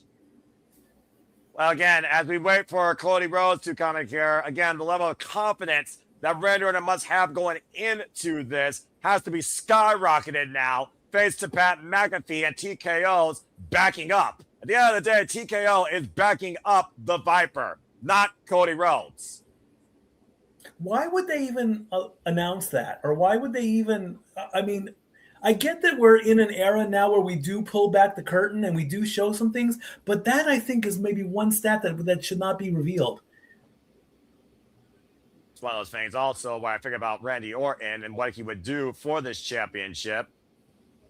Anything but good for the WWE. And what the hell is this? Going down under. We've got down 4 cases what the hell? Showing what? I think Cody Rhodes' secret bat cave. Not a bad idea. Not a bad thought. This is a very interesting entrance. Or maybe Iron Man's locker room. Maybe. I mean, so okay. So we've got his original green tights. Oh, I see those now. Oh, okay. They're giving us the timeline. Yeah, good point. The little tights that Cody Rhodes came in with that Randy Orton beat him in his debut match on Monday Night Raw. And now we've got the hoodie with the face mask when he was dashing. And then, of course, he became grotesque when, of course, all he was to you was smoke and mirrors. And then we have Stardust. I don't see that yet. Oh, there it is. Ah, Stardust. Of course, former Raw Tag Team Champion alongside his brother. Of course, he never could go beyond that ceiling of being that character in WWE. And then we have the classic red coat when he came back.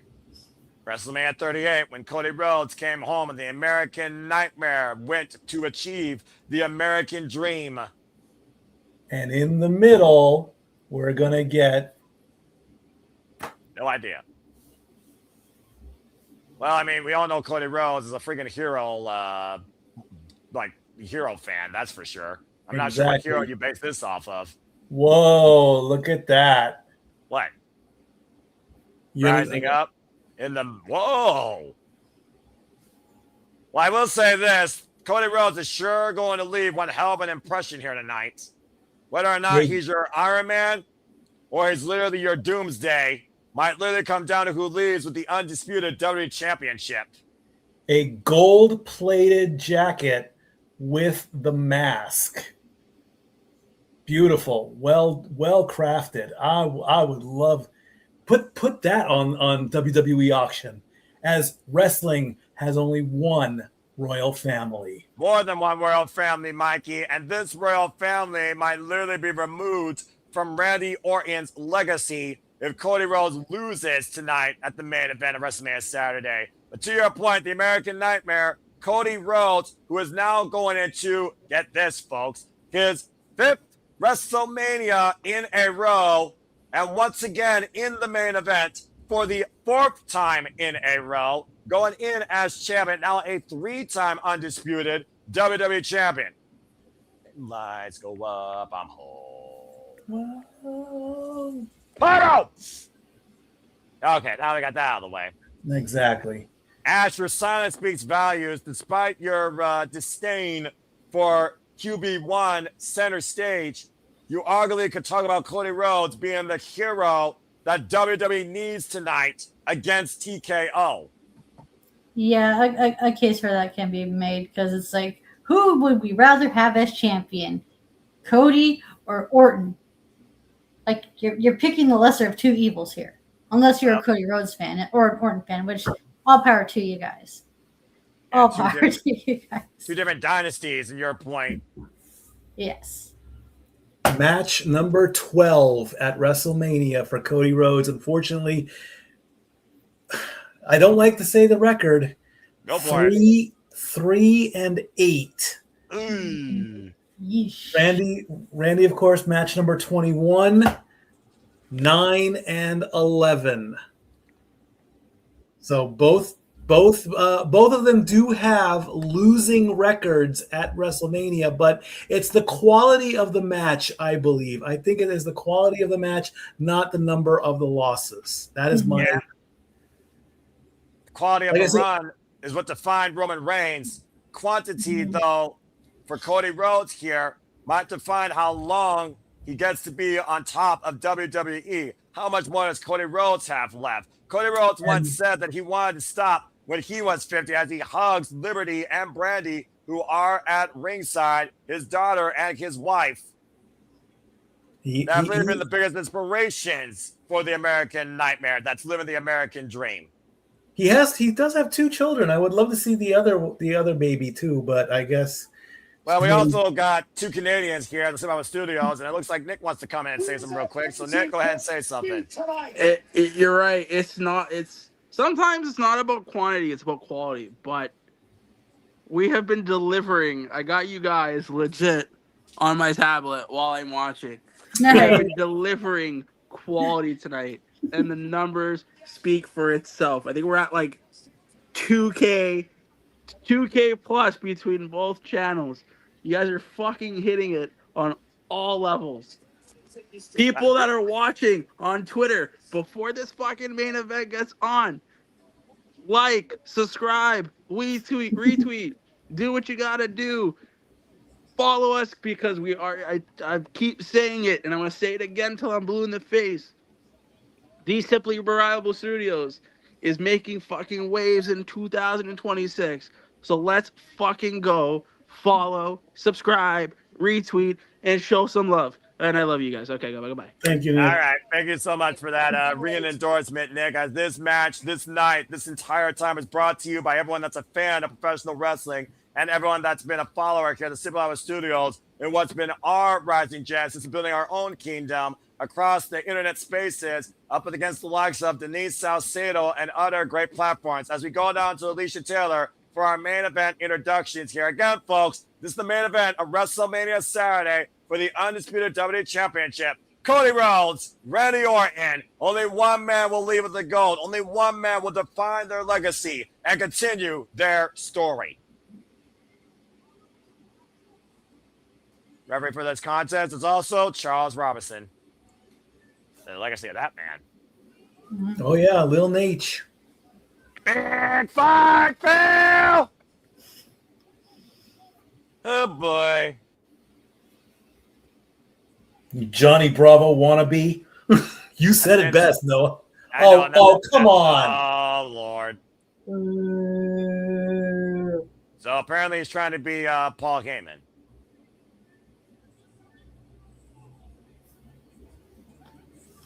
Oh, okay, my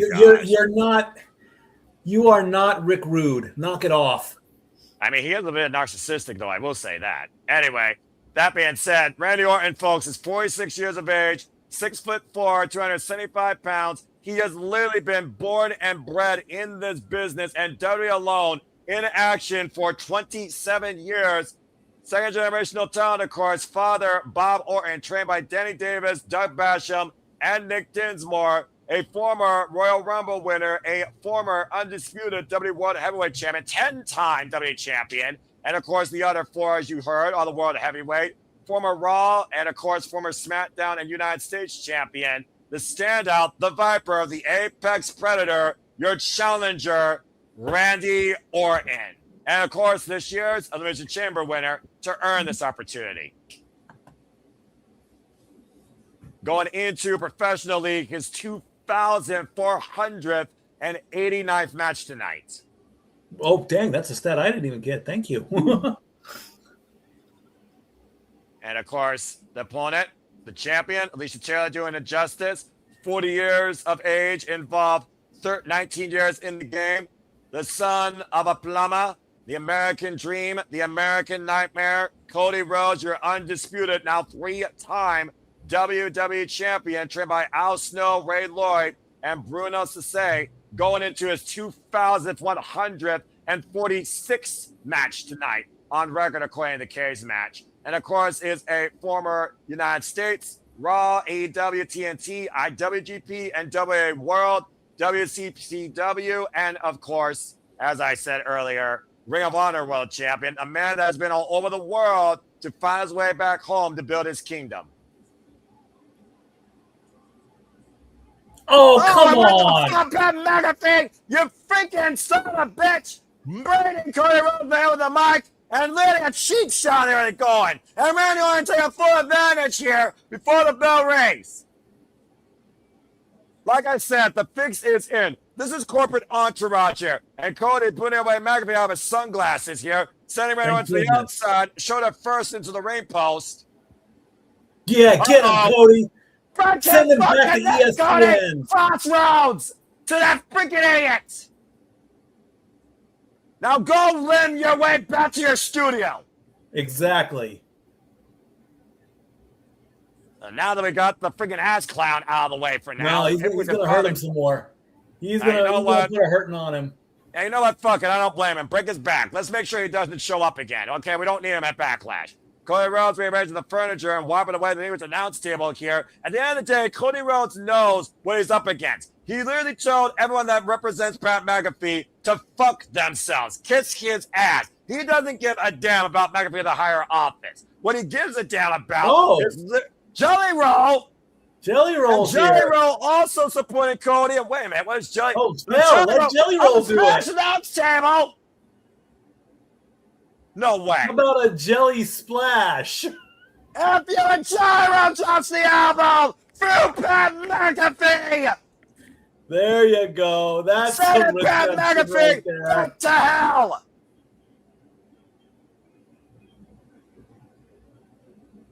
I knew I loved Jelly Roll for a reason besides the fact he's a Christian. Yeah, he is a Christian. That's right, yeah. Okay, now, can we get the garbage truck out and haul Pat McAfee back to the dumpster he came from? Fucking dumpster fire. Oh, dear. He might be hurt. Wouldn't that be a shame? Oh, the world's smallest violin. The world's smallest something else I could talk about below the belt, but I'm not going to go there tonight. No, you don't want to do that more than me. Sorry, I'm about to say, officials, of course, checking on Pat McAfee, trying to get the trash out of here. They're bringing out the gurney. Let's go ahead and look at the replay here as Jelly Roll just elbowed Pat McAfee to oblivion through the English announce table. About to say, Cody Rhodes with a Cheshire Cat smile on his face, and so is most of Las Vegas, probably. And now maybe we'll finally have a true 1-1 match. The original purpose behind this match is defining both these men's legacies in their ever-long story. Now we got Rhodes and Orton 1-on-1 for the title. Let's get things in the ring. Let's fucking get things underway. We don't need to worry about the human car wreck in Las Vegas. That's nothing new on the evening news, all right? Focus on what's inside the ring. What's the name of the medical facility in Las Vegas on there? I don't know. We're just going to call it local medical facility tonight. Since Pat McAfee wants to bring the business back to a bygone era, since Pat McAfee, like others, don't understand that the Attitude Era is fucking dead, as Pat McAfee might be dead after this elbow drop by Jelly Roll. Couldn't be prouder of that country superstar. Everything thrown at Cody Rhodes. Another obstacle thrown at Cody Rhodes. The story of his career. His freaking M.O. He's crossed his arms like he's dead. Okay, yeah. JR here. Bye, Pat. No. Hey, goodbye. As again, we had a beautiful crossroads to Pat McAfee and an elbow drop. And just keep playing it all night. You know, do picture in picture. That's one picture in picture I don't mind seeing.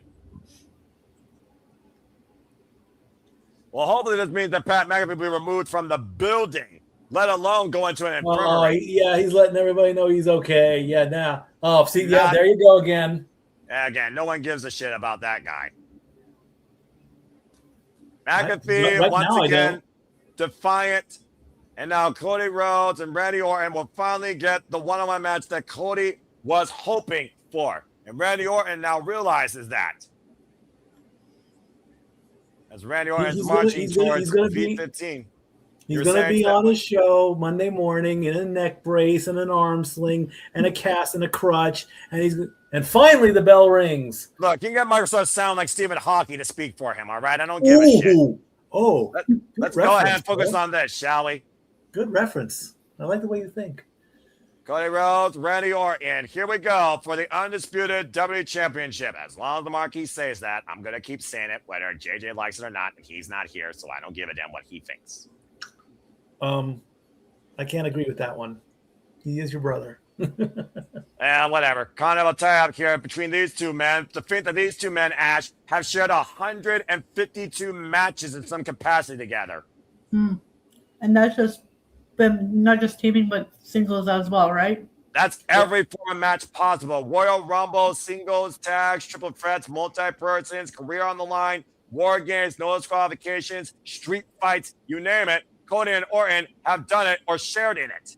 Oh, wow. They've really been Were they all televised?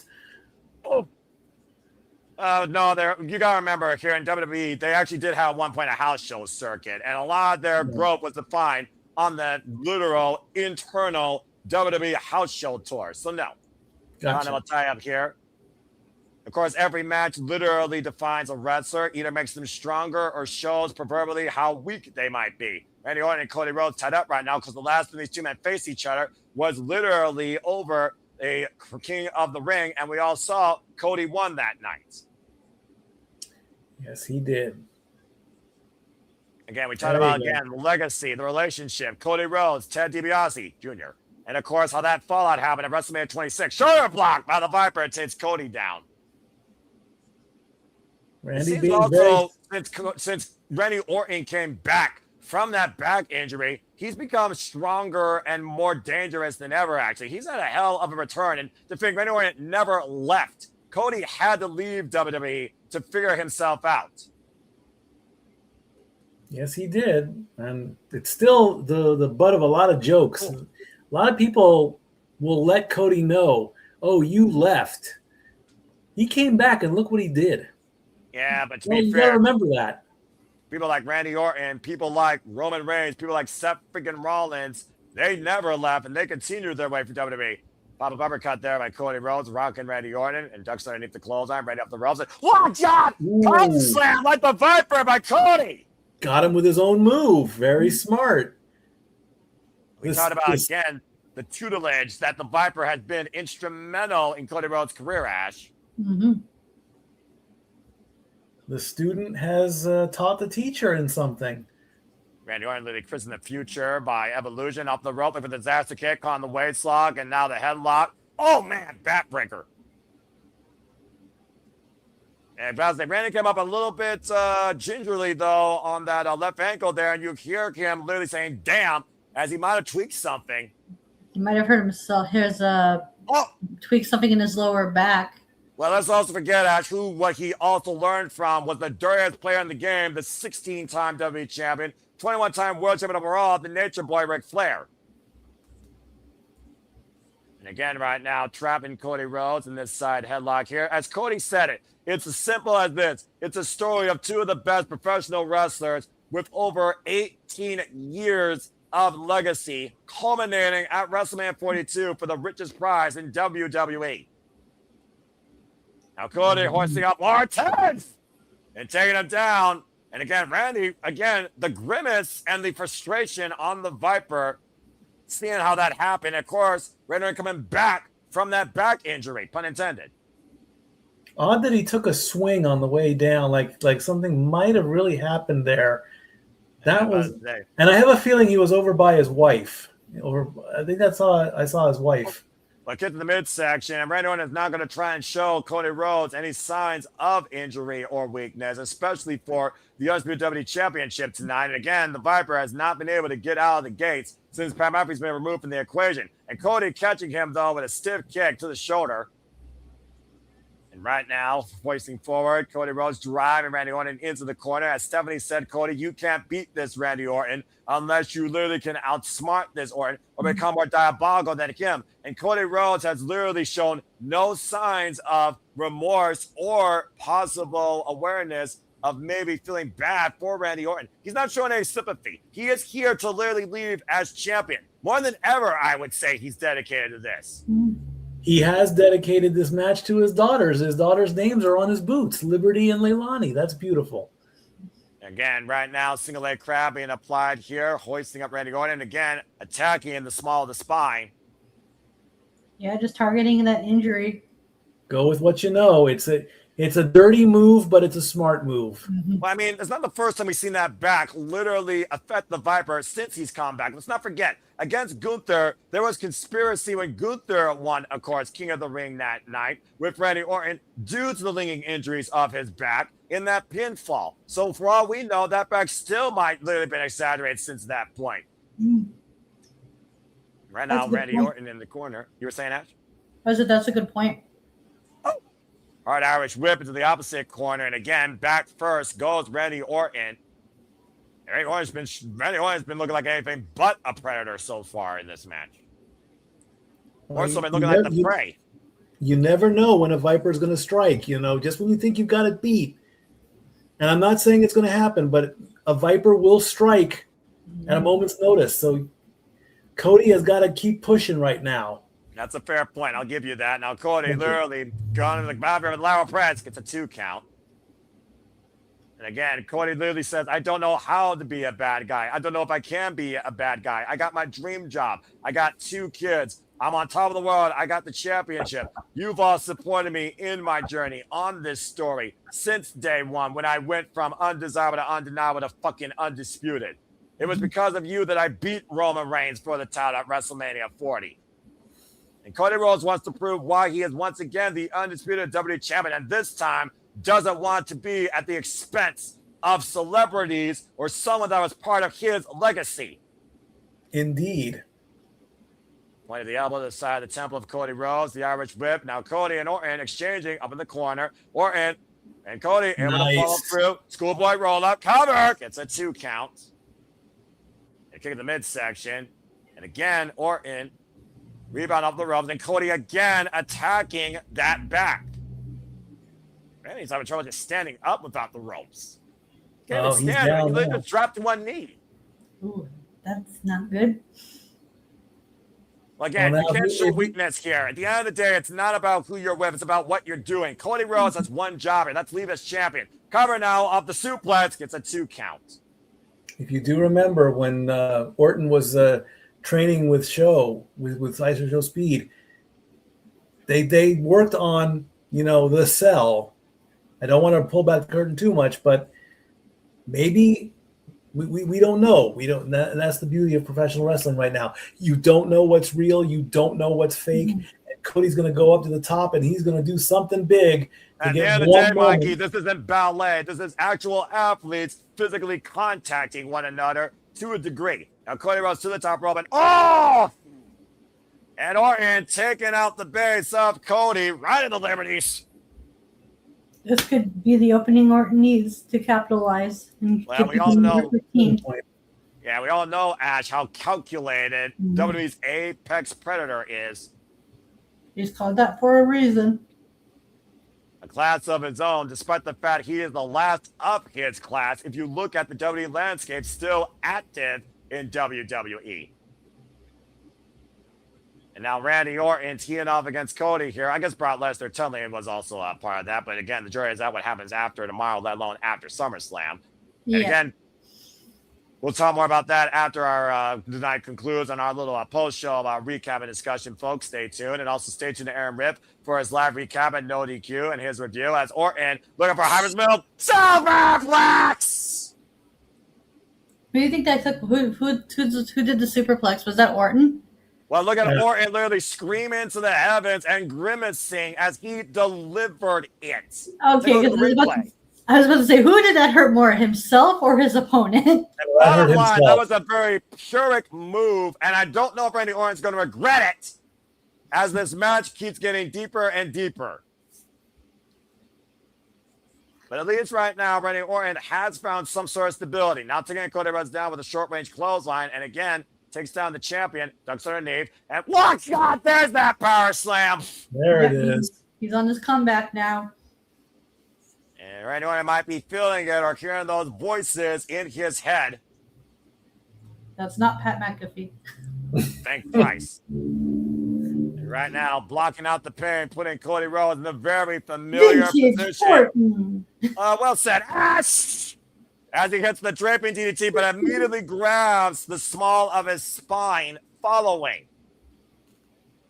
Every move that Randy Orton is channeling and changing only seems to be further exaggerating that back, as he might. Wait a minute. He hesitated there. That's different. What? Oh, He wants to let Cody know it's coming. He doesn't yeah. want to be surprised. He wants to be in front of him and saying, I am going to RKO you through the ring. Out of not nowhere, pushed off though, and again, the ropes able to counter. Cody though, the sidestep to Orton, as Orton goes to the outside amongst the English table wreckage. Ooh, and right now, Cody Rhodes looking to follow up and caught on the run in of the attempted tope suicida with a forearm. Again, look at the wreckage at ringside. Good grief almighty. That was before the bell rang. We've got Exactly. a shattered table at ringside. And I'm about to say, there's another table, though, as Orton backdropped Cody on the Spanish announce table. There's glass on the table, around the table. Are you saying? Well, it's wood shavings. It's not glass. Yeah, it's a wood partition. There's wood and metal, and there's plastic. I was gonna make a Shattered Dreams Productions joke, but I'm sure you'll get your moment, Ash, because Warren has his way. I'm sure he's willing to shatter everybody's dreams. That's a fan of the American Nightmare tonight. Take a little bit of hydration right now. And, of course, the Viper, once again in his element, dictating the pace of this match and literally scouting his prey. It's like slow, methodical crawl, bringing Cody Rhodes back up inside his arm. And Cody driving Orton face first into the ring post. Strikes. Interesting. Cody strike. That was a little viperish there, striking out of nowhere there. Well, I'm about to say again, like I said, the greatest student of Randy Orton was Cody Rhodes, despite the fact of how many mentors both Cody and Orton has had in their respective careers, including not limited to their own damn fathers. As Charles Robinson is trying to bring both men inside the ring, of course, Tiger Lynch's hands be a pinfall or submission inside the ring. Charles Robinson back inside. And Randy Orton's been busted wide open, hard way it looks like, after crashing into the ring post. And now Cody literally seeing blood, not sensing it, teeing off against that open wound against a vulnerable Viper. That is a bullseye. That is the target. target.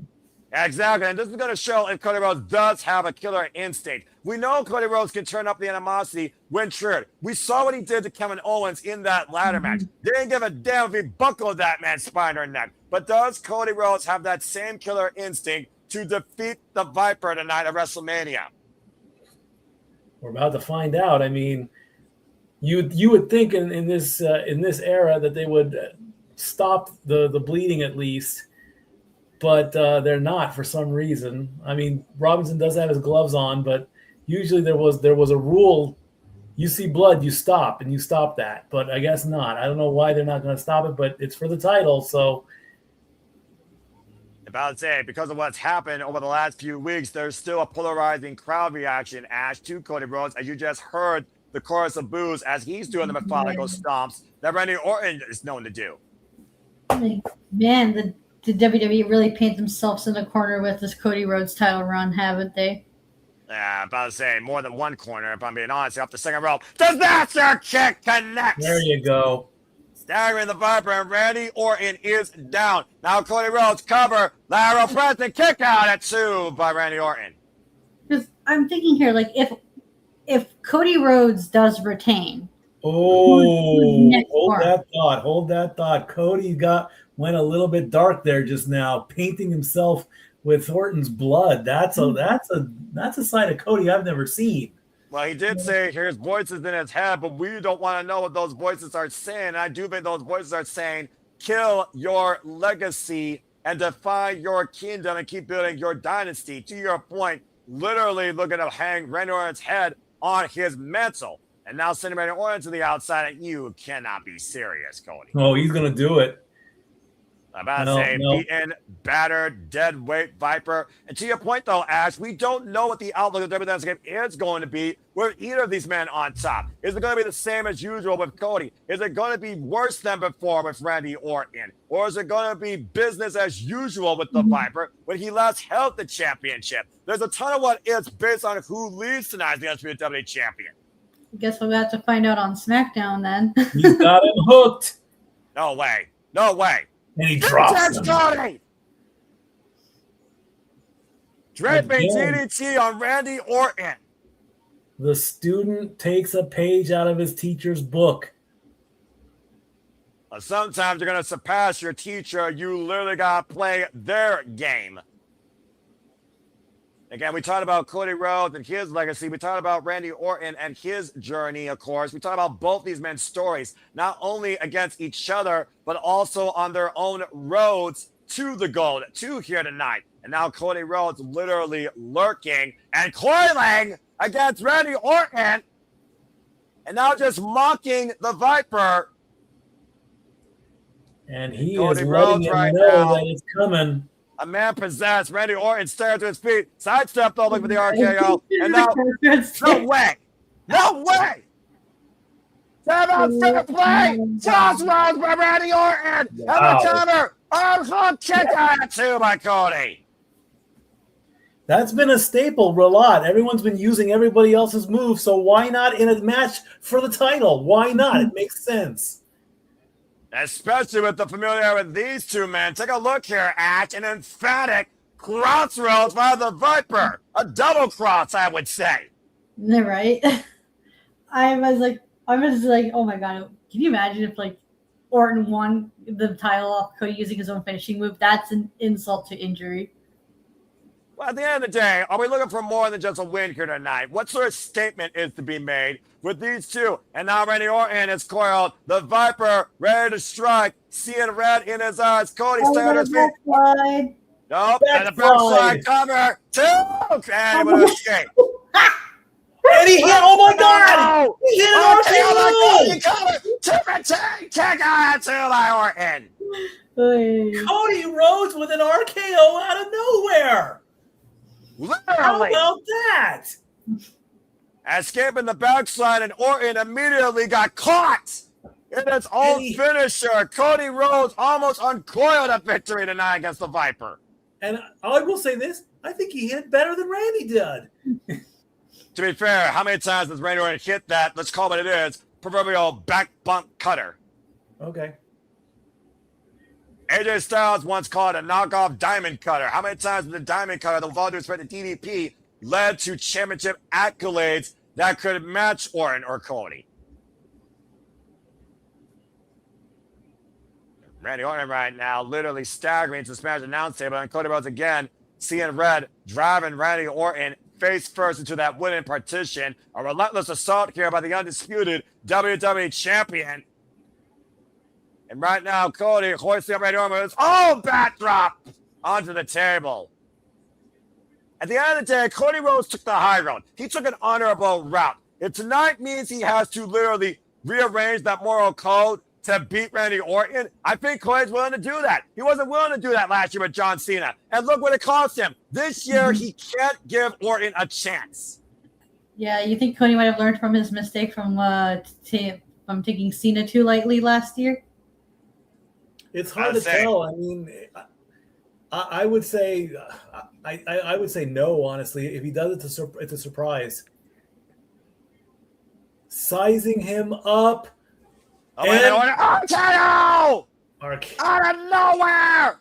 Coming for 15 title kick out 2.5 by Cody. Randy showed him how to do it the right way. Never count out the Viper. Sudden impact, Ash, to your point. An emphatic RKO. Again, though, as we saw, though, Randy Orton was also staggering in the aftermath. He only literally got his body on the right side of Cody. Cody got the left shoulder up. Eventually, though, someone has to win. I don't know what it's going to take or how many of your finisher it's going to take, but somebody has to win here. Mm-hmm. The main event of WrestleMania Saturday, WrestleMania Vegas, WrestleMania 42, the undisputed WWE Championship hangs in the balance. Randy Orton, Cody Rhodes. Cody Rhodes, who beat Drew McIntyre shortly after the Elimination Chamber. Randy Orton, who earned this opportunity at the Elimination Chamber. Flooding right hand by Cody Rhodes to Randy Orton. Now Orton, though, gets the midsection there. And Cody answering in kind as both these men are fighting on reserves in whatever they have left. And then some. Now Cody getting the better of the exchange, rocking the Viper. Cody Rhodes right now staggering Randy Orton. Came around. Orton, though, answering in kind with a receipt. Both men trying to find their bearings. Cody Rhodes shedding a little bit of blood. Orton might have cracked him over there. Whoa. And upon the eye. Oh, no. We got now them back. No! Charles Robinson just got dropped!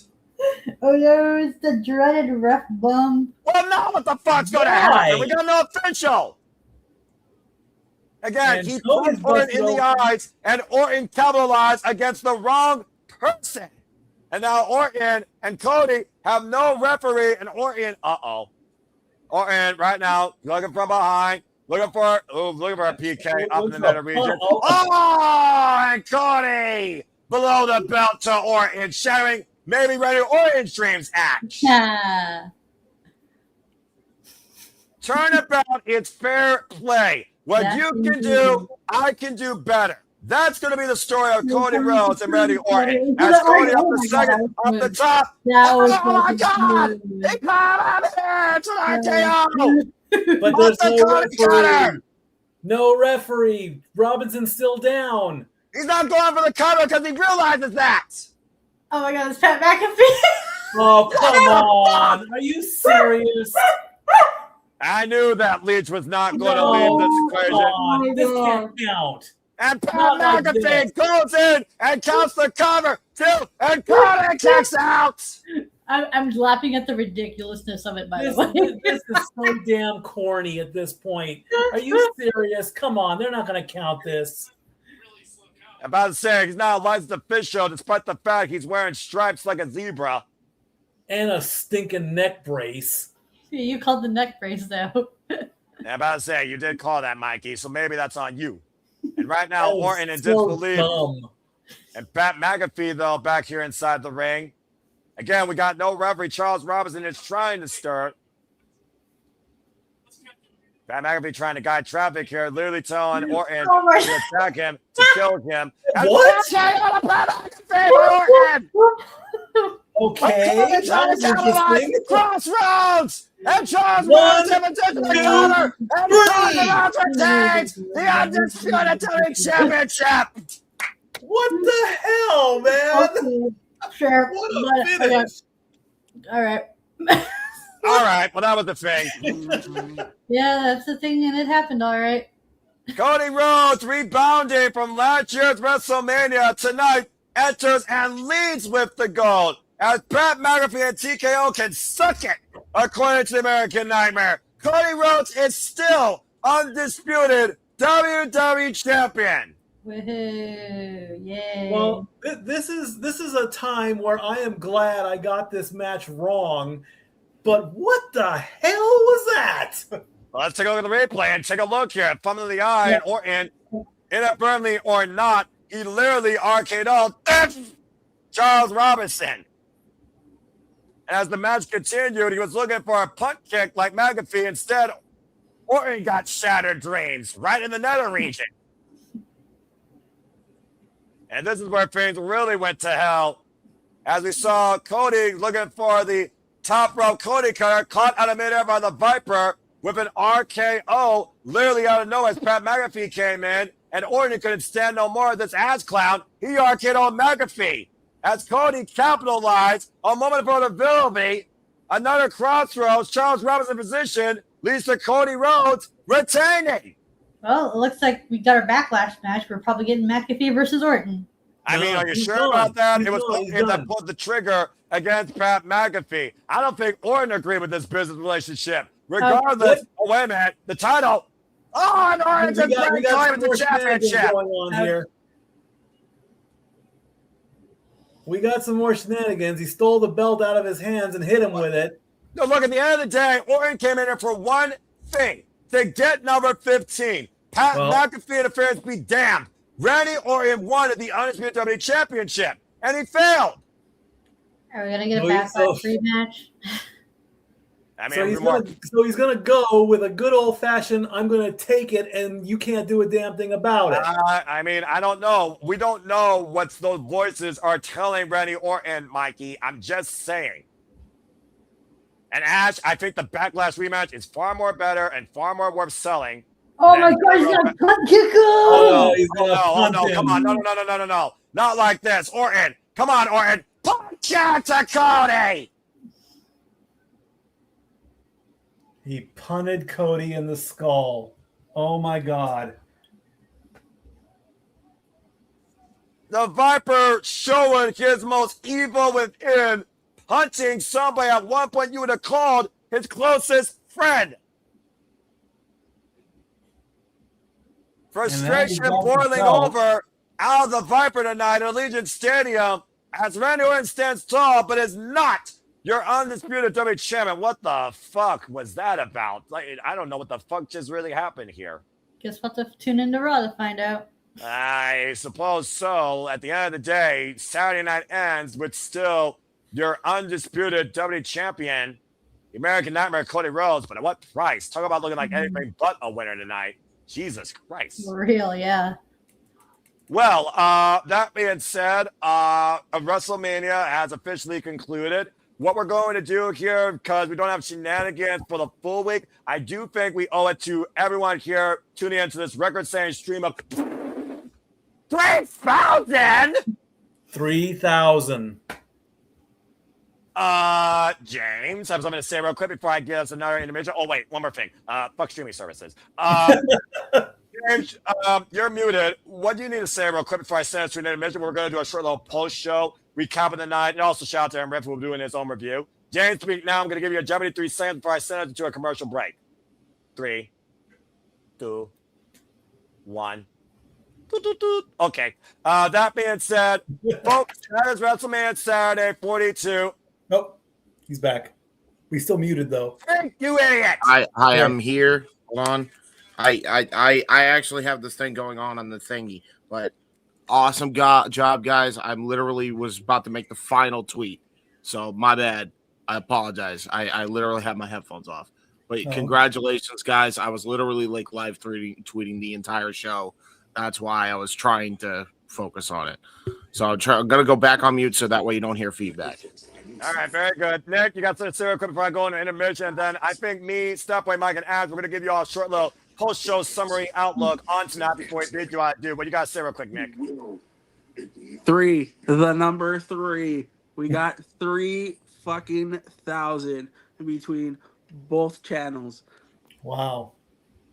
This like I mean, again, this is fucking great. It's about wrestling. And again, thank 3. you for that. Love you, boys and girls. Love you guys. We've been killing it. You guys have just been on a fucking roll all night. You're nice. God bless you. But Noah, let's be real. This it was just you guys have. Oh man, I have nothing. I have love for you guys. I love you guys. I fucking love you guys. Well, you're And awesome we too. can do it again tomorrow. No, that's all we you got guys. You all are WrestleMania doing it Sunday well. ahead. So stay tuned for that, folks. Yeah, Yeah, just, 3K guys. Keep it up. Again, like, subscribe, retweet. Do all the keep things. going. All the Keep things. going. All the All night long. All night long. All the things. Love you guys. All right. Thank you, Nick, so much. And thank you for that, James. And again, thank you to the 3,150 plus you that's tuned in. Again, we're at Sibaba Studios, Falls and SR Studios 2024 for continued coverage, engagement, reactions, for all the wrestling and all the commentary as WrestleMania Sunday concludes. But we're not going to bid you off fine, I do, considering this record-breaking number. Ash, Mike, you want to stick around and talk a little bit about what we saw tonight? Sure. I got a few more minutes before I got to go do something before I crash for the night. But yeah, I can stay for another 15 or 20 or so. Well, let's go ahead and run down the line then of what we've been through as WrestleMania concludes. So again, folks, welcome officially to the WrestleMania post show as WrestleMania 42 concludes. To your point, Ash, at one point, you saw all the championships change hands, but the main championship, the main event, Randy Orton failed to capture the title against Cody Rhodes. What are your thoughts regarding the outlook now in the WWE landscape? New women's champion, new women's Intercontinental champion, new women's tag team champions, and Braun Breaker is also back with a vengeance. I'm looking forward to see who Becky has as her next opponent, and maybe somewhere down the road we'll get Jessica Carr versus Becky Lynch because Jessica has been training. She has been training. And, Not for the title. It doesn't have to be for the title. They just I'm not could saying get it a doesn't have to one-on-one be for match. the title. So, No, of course not. No. That's just a nice little one-on-one match just to blow off the feud. That's all. No title needed. That's fair. And again, Mikey, as we saw, again, I don't know necessarily if we changed the landscape of WWE entirely, but there's certainly been a shift in the women's division on Monday Night Raw, particularly across the board. Indeed. I mean, all women's titles change hands, so the ladies, they get that accomplishment, another notch in the belt, another accomplishment knocked off, and all that. McAfee is now supposed to be gone unless they're going to play some kind of legal loophole rule that he can come back, like he can get a miraculous miracle comeback. Otherwise, you know what? You're done. Honor your statement. Go back to ESPN. Go back to work. Okay? That doesn't mean I hate you. I just don't. That doesn't mean, I despise Pat McAfee as a person. I will still respect him. I will tell him that if I ever meet him. But go back to what you're good at. I'm not saying he's bad in wrestling, but that was just an odd ending at the very least, as we see all the fans are filing out of Allegiant Stadium and heading to their cars, and they're probably going to the Las Vegas Boulevard at this point to go out and enjoy their night. Some of them are going to need a drink after tonight, I'm pretty sure. Oh, yeah. I mean, Las Vegas Boulevard is, if you think New York is the city that never sleeps, Las Vegas, they're going to continue the party into tomorrow night. Where do we go from here? Who knows? Again, that ending is just going to be called upon. I think the IWC is going to just call it out as they're going to call it the worst possible finish to whatever. Would you say it's the worst ending in WrestleMania history? There've been worse. They're going all the way back to WrestleMania 11. I mean, you had a football player defeat a wrestler at WrestleMania 11 as a main event. Not saying that was bad either, but their opinions are stronger than mine, I believe, because the IWC is just a conglomerate of talent and opinions. I'm just one opinion. The IWC is millions upon billions. So at the end of the day, we're all fickle too. So again, just to bring people up to speed, let's just go ahead and run it down real quick. Logan Paul, Austin Fury, and ISO Speed, they lost to LA Knight. Jey Uso and Jimmy Uso. And we also, of course, saw ISO Speed give us a viral moment as he jumped off the top of the ring post and crushed Logan Paul with a splash, as you ugly put it, Ash, through the English announce table. Jacob Fatu, he went full-on savage animal against Drew McIntyre and defeated him in that unsanctioned fight. We have brand new women's tag team champions Brie Bell, the returning Paige, defeated Alexa Bliss and Charlotte Flair, pinning Alexa Bliss, as well as Bayley and Vaquer and Nia Jackson Lash Ledge, their irresistible forces. Becky Lynch has finally broken the jinx and regained the Dirty Women's Intercontinental Championship against AJ Lee. And Gunther defeated Seth and Rollins, facing the returning Braun Breaker that speared him into oblivion, not once, but twice. And speaking of oblivion, Raw has a whole lot more trouble now, too, with Liv Morgan once again holding the Women's World Heavyweight Championship, as Vaquer just lost, and as the fans right now are still leaving in droves. We saw Randy Orton wasn't able to defeat Cody Rhodes, even RK Owen, the man that was trying to, in most people's fans, put the fix in. Now, whether or not, let's also keep this in mind. I want to just say this. Remember what Pat McAfee says, if Randy Orton loses, you will never see me in this business again. Randy Orton lost. Cody won. Yeah, bottom line. So, honor your words. You're done. We do not want to see you anymore. Okay. Honor it. Bottom line. Unless they decide to play that miracle clause or reinstatement or new contract or whatever they want to play to get him back. And And I think it was a stiff shot right between the forehead that cut Cody up. It might have been like Yeah, one of the it was that last interaction that did it. I or guess the elbow. and I'm partially glad now that let's just do the what if scenario. If Cody did lose and Randy did win, do we really want to see a bromance between Pat McAfee and Randy Orton? No. Yeah. I'm glad I didn't say the words. And I'm not going to say it. I'm sorry. I don't even want to. I want to try and erase the thought. But it would have been a Billy and Chuck moment to a higher degree than it already was. Okay, that's what you guys are smart. Figure it out from there. That's probably how far they would have gone at that point, and I will leave it at that. I will not say anything further on that. So, like I said, Pat McAfee, go back to ESPN, lick your wounds, and continue what you know, which is sports. You had a great run in WWE, but it's over. It's done. That's done fair. With it. So, Ash, with that being said, now we go away from the main event. Let's look towards the women, because again, the women's wrestling landscape on Monday Night Raw has changed across the map. New champions, all 3 bouts. AJ Lee lost, Irresistible Forces lost, and Stephanie Valkyria lost. Judgment Day back on top, and Liv Morgan finally got her WrestleMania moment. What are your thoughts from Liv Morgan seizing the moment at the expense of Vaquer with the help of the Judgment Day? She told us she was right. I mean, I love Judgment Day. I love their shenanigans. I can't wait to see how they implode. That's what I'm waiting for, and I've been waiting for a while. So who's next to leave the Judgment Day, and how is that going to affect Liv Morgan's title run? And who's going to be after Liv Morgan, and everyone else dealing with the Judgment Day as well? Because when you wrestle with the Judgment Day, you're wrestling everyone, not just your opponent. Right.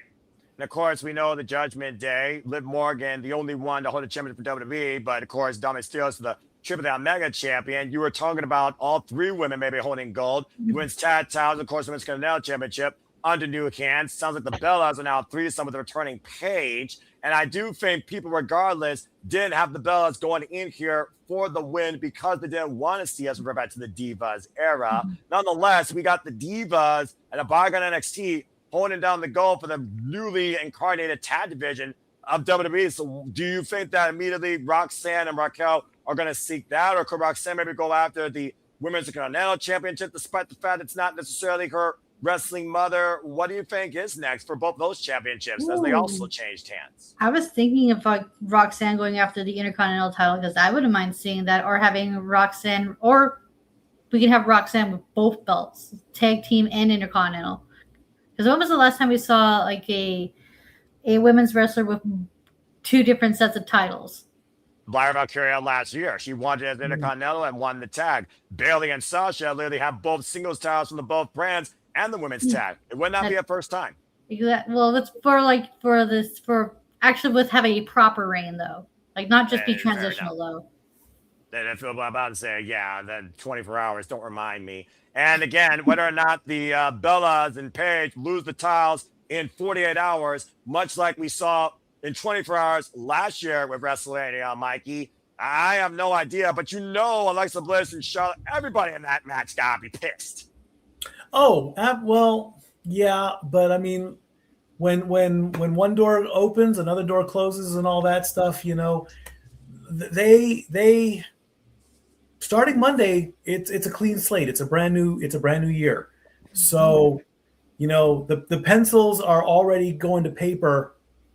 As Triple H once taught us, he is going to start writing WrestleMania 43 in Riyadh tonight. He's going to start writing pencil to paper tonight. I still believe the split will start on Monday. The Bellas and Paige, they're gonna do something. They're gonna probably wait it out until Nikki becomes medically cleared. We're hoping Nikki, arguably, Paige and freaking Brie probably would have won that. Remember, they removed Charlotte Flair from the equation. Remember, they used the Fatal 4 rules to their advantage, but there's no qualifications. Nikki pulled Charlotte out, hit her with the crutch in the midsection, brained her over the back with it, Bliss was distraught. Bliss got caught with the knees up, and Page turned the page with Rampage to win the championship. Indeed, great. It's great writing. It's great. And here I see Paige coming out to on the post show to address the crowd.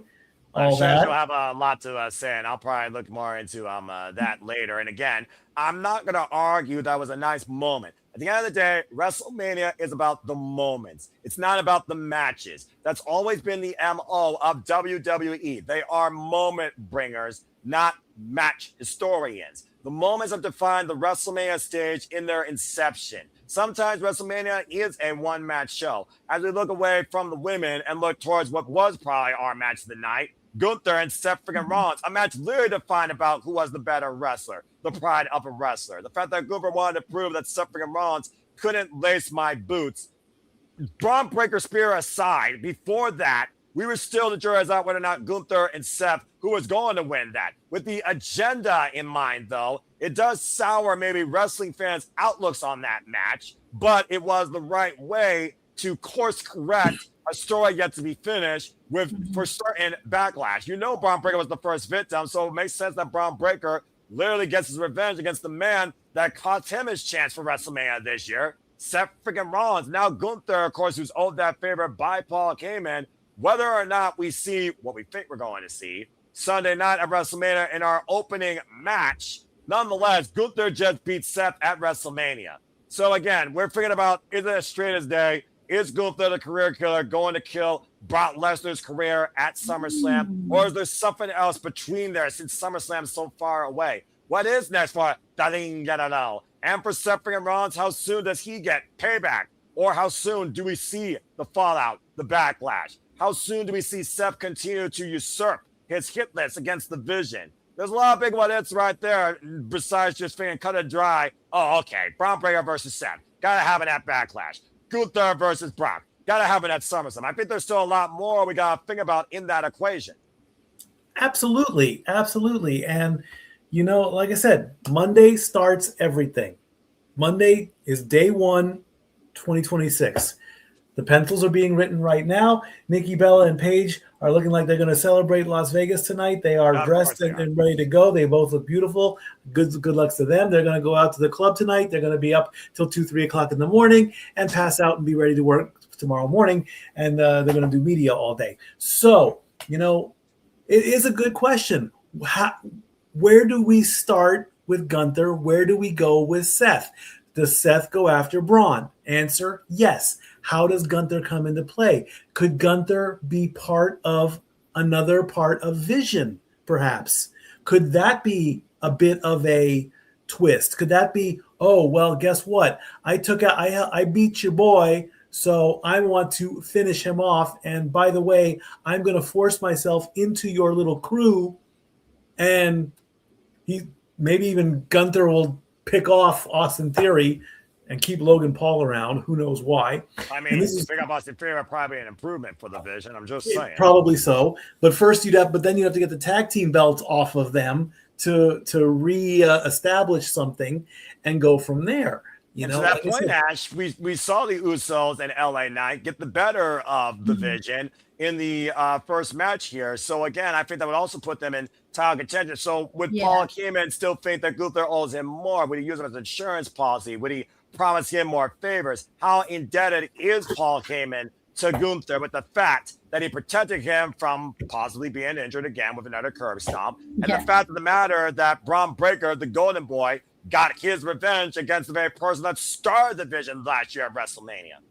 Yeah, we're going to see, like, I see Gunther getting tangled up with the Vision somehow, but I don't see him actually joining the Vision. He's just going to be like an enforcer for them, and as a way for him to get what he wants from Paul Heyman. Now, again, we'll see tomorrow if we see any sign of Gunther regarding what happens in our opening bout, the real main event, as Paul Heyman christens it, as we see what is ahead for the Vision. And speaking of what's ahead, we also saw Jacob Fatu maybe put away his past in the person he thinks that assaulted him. We still don't know the full answer to that, but he was able to defeat Drew McIntyre in that sanctioned match, probably injured themselves further. With Jacob Fatu once being in the conversation for the Undisputed WWE Championship ahead of number contenders match, Cody bloody, still holds the gold. Jacob Fatu beaten and battered and bruised, he was able to overcome his most notorious foe. Do you think that pushed Jacob Fatu back in the championship conversation, or do we stick right now with the Viper Randy Orton based on this personal vendetta that Cody's got to have against him? Because again, Cody won this time, but he was also laid out. I think possibly at Backlash, we're probably going to get Orton versus Cody.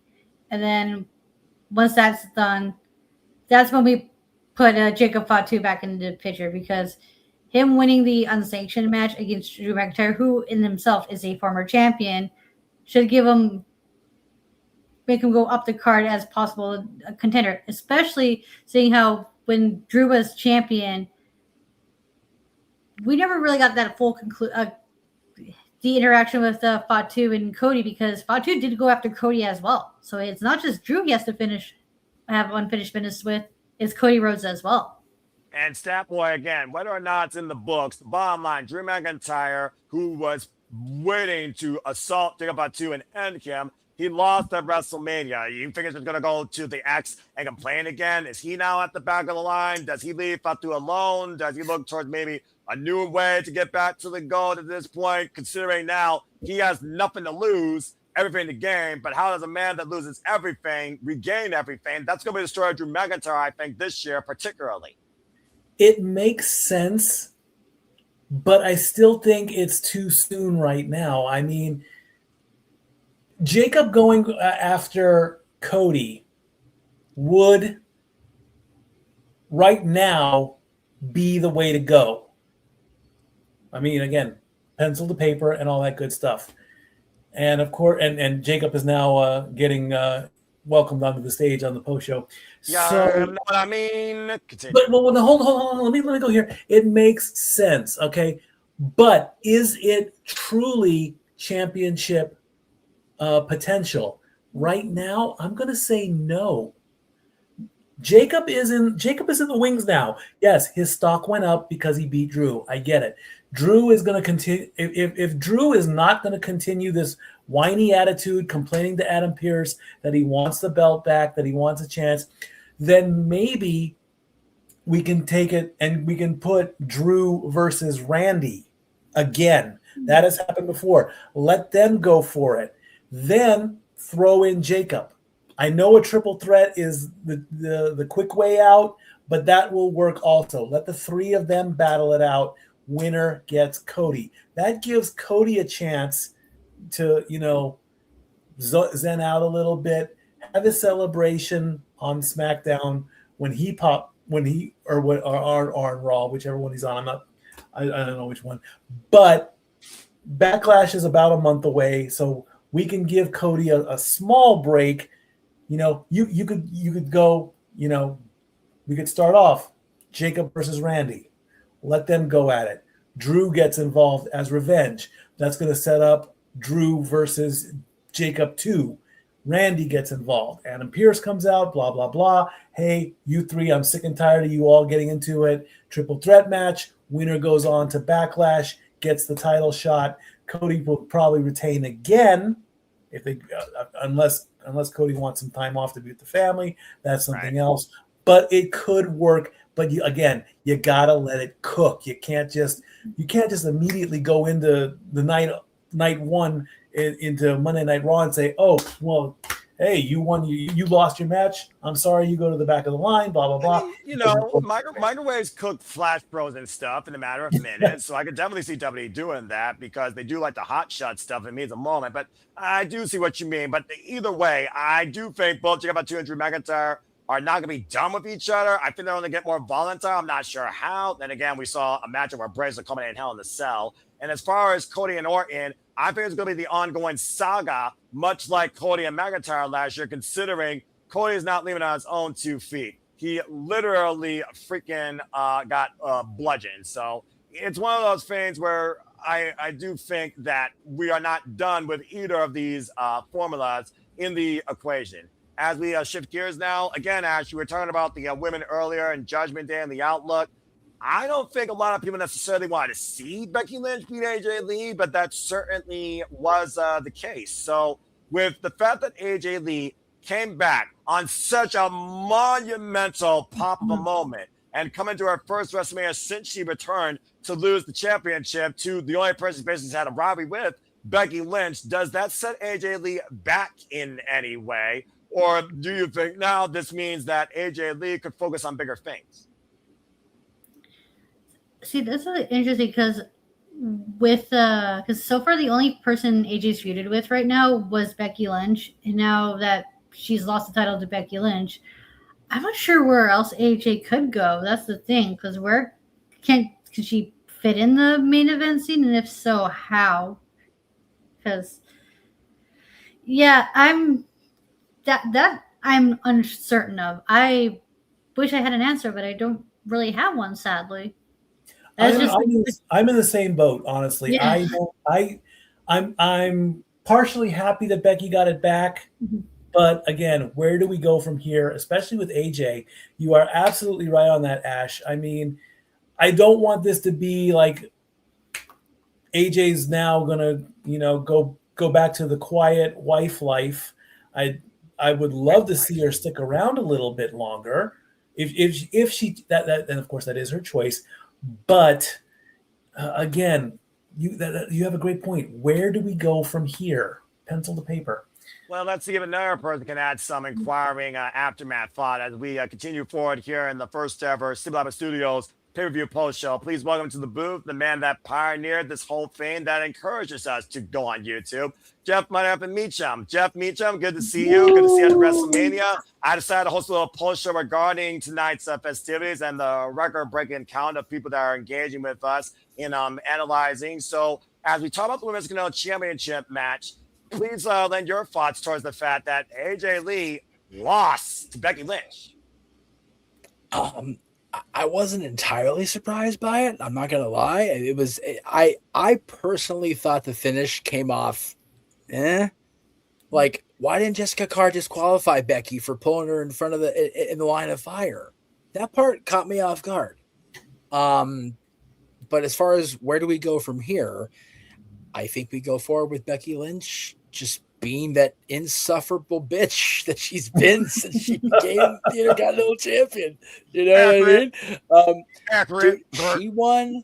She won, and she's got that momentum back, and her husband got jobbed out by Heyman in the Vision again. So that household is going to be a mixed bag of insufferability and just wanting revenge. But here's the other thing.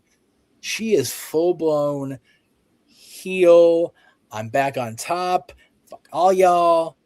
And Seth is now the babyface again, having to overcome the Vision. So where do we go from here is they're not going to be paired on screen, I don't think, for a while, because they've both got to resolve their own individual shit.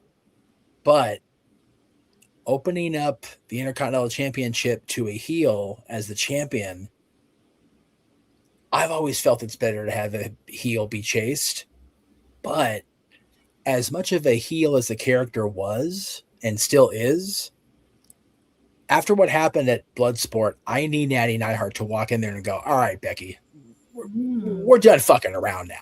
I mean, that's a fair point as well, because, of course, it was Natty that eliminated Becky from the Royal Rumble. I don't think Becky forgot that. It took this long for Becky to beat AJ Lee. This saga with Becky and AJ has been going on now, folks, for practically 8 months.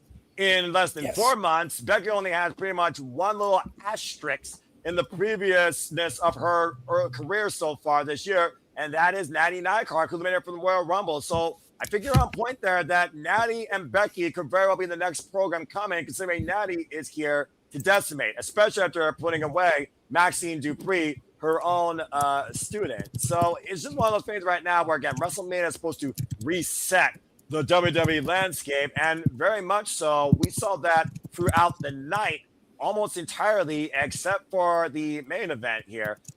Before I continue any further, Stat Boy, I remember that you gave me a verbal timer. I think we just hit the quota. Is there any closing remarks you want to add for Saturday night before you bid us adieu before we get back on here tomorrow with you?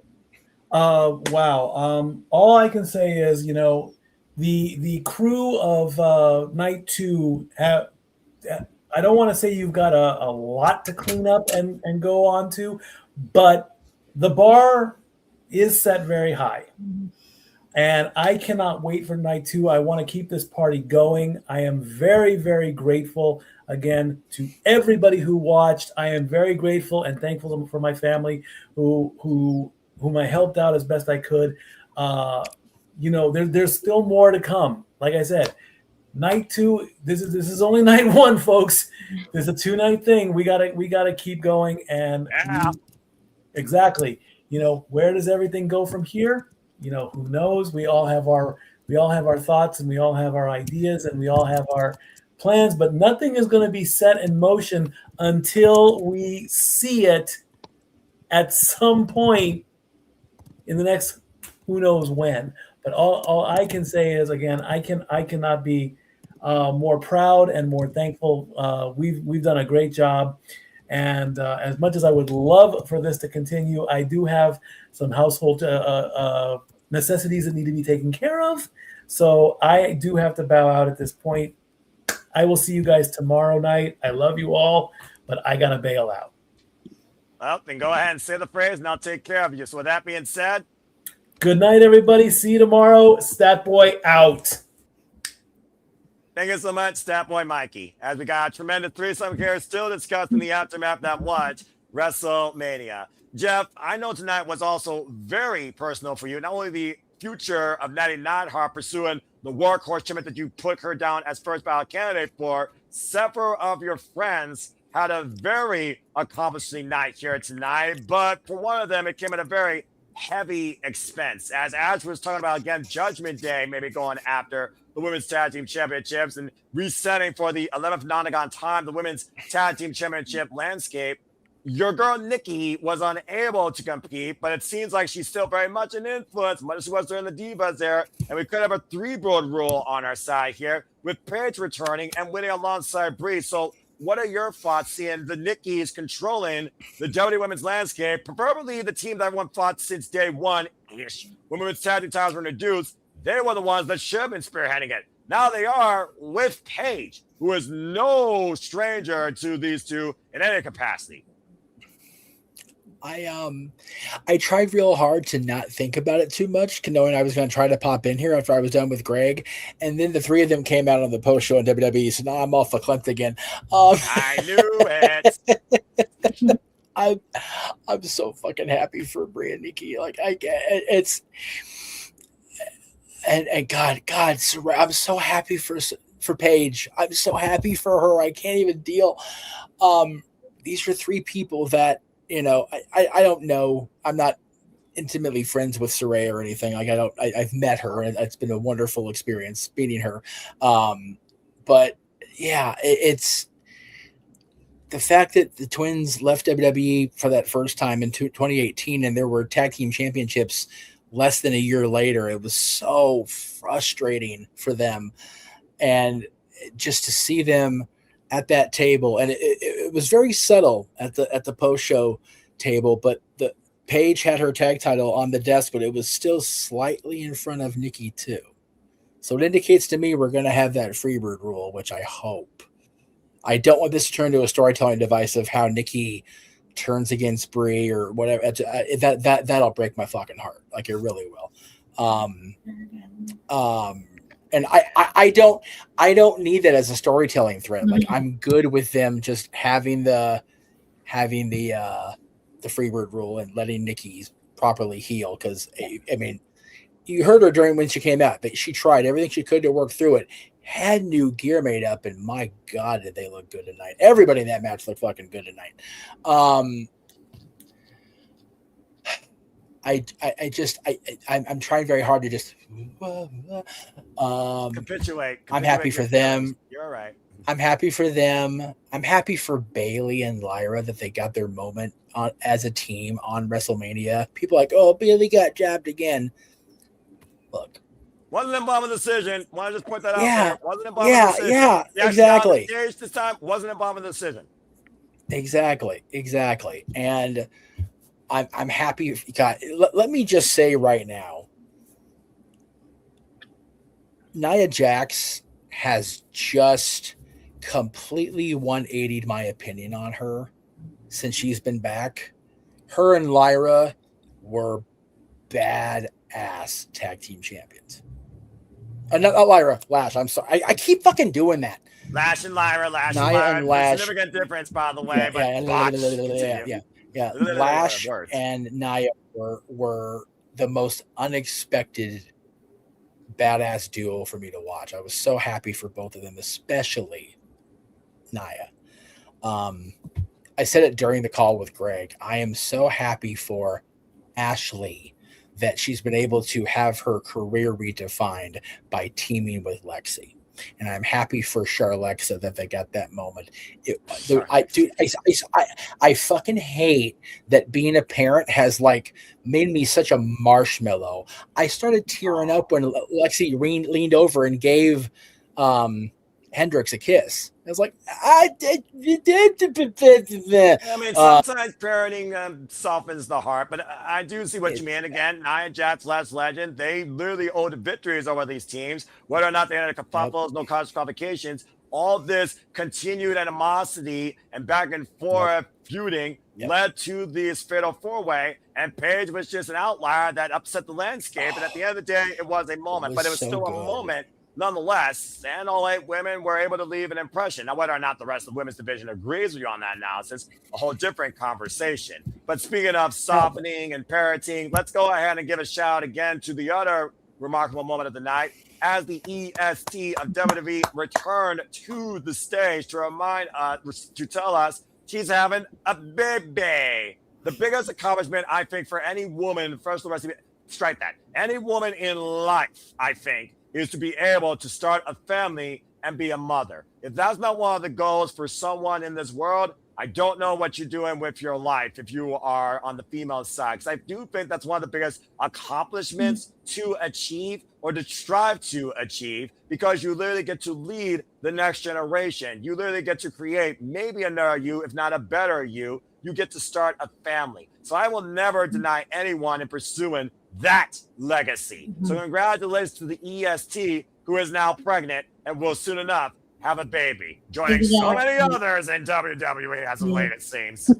Yeah, I was about to say, as someone myself, I don't plan on having a family, but it brings me so much joy when I see people, especially couples who have been trying so hard to have a kid and then finally be able to get that bundle of joy. It just warms my heart, because even though I don't want kids of my own, Same. I got no issues with kids.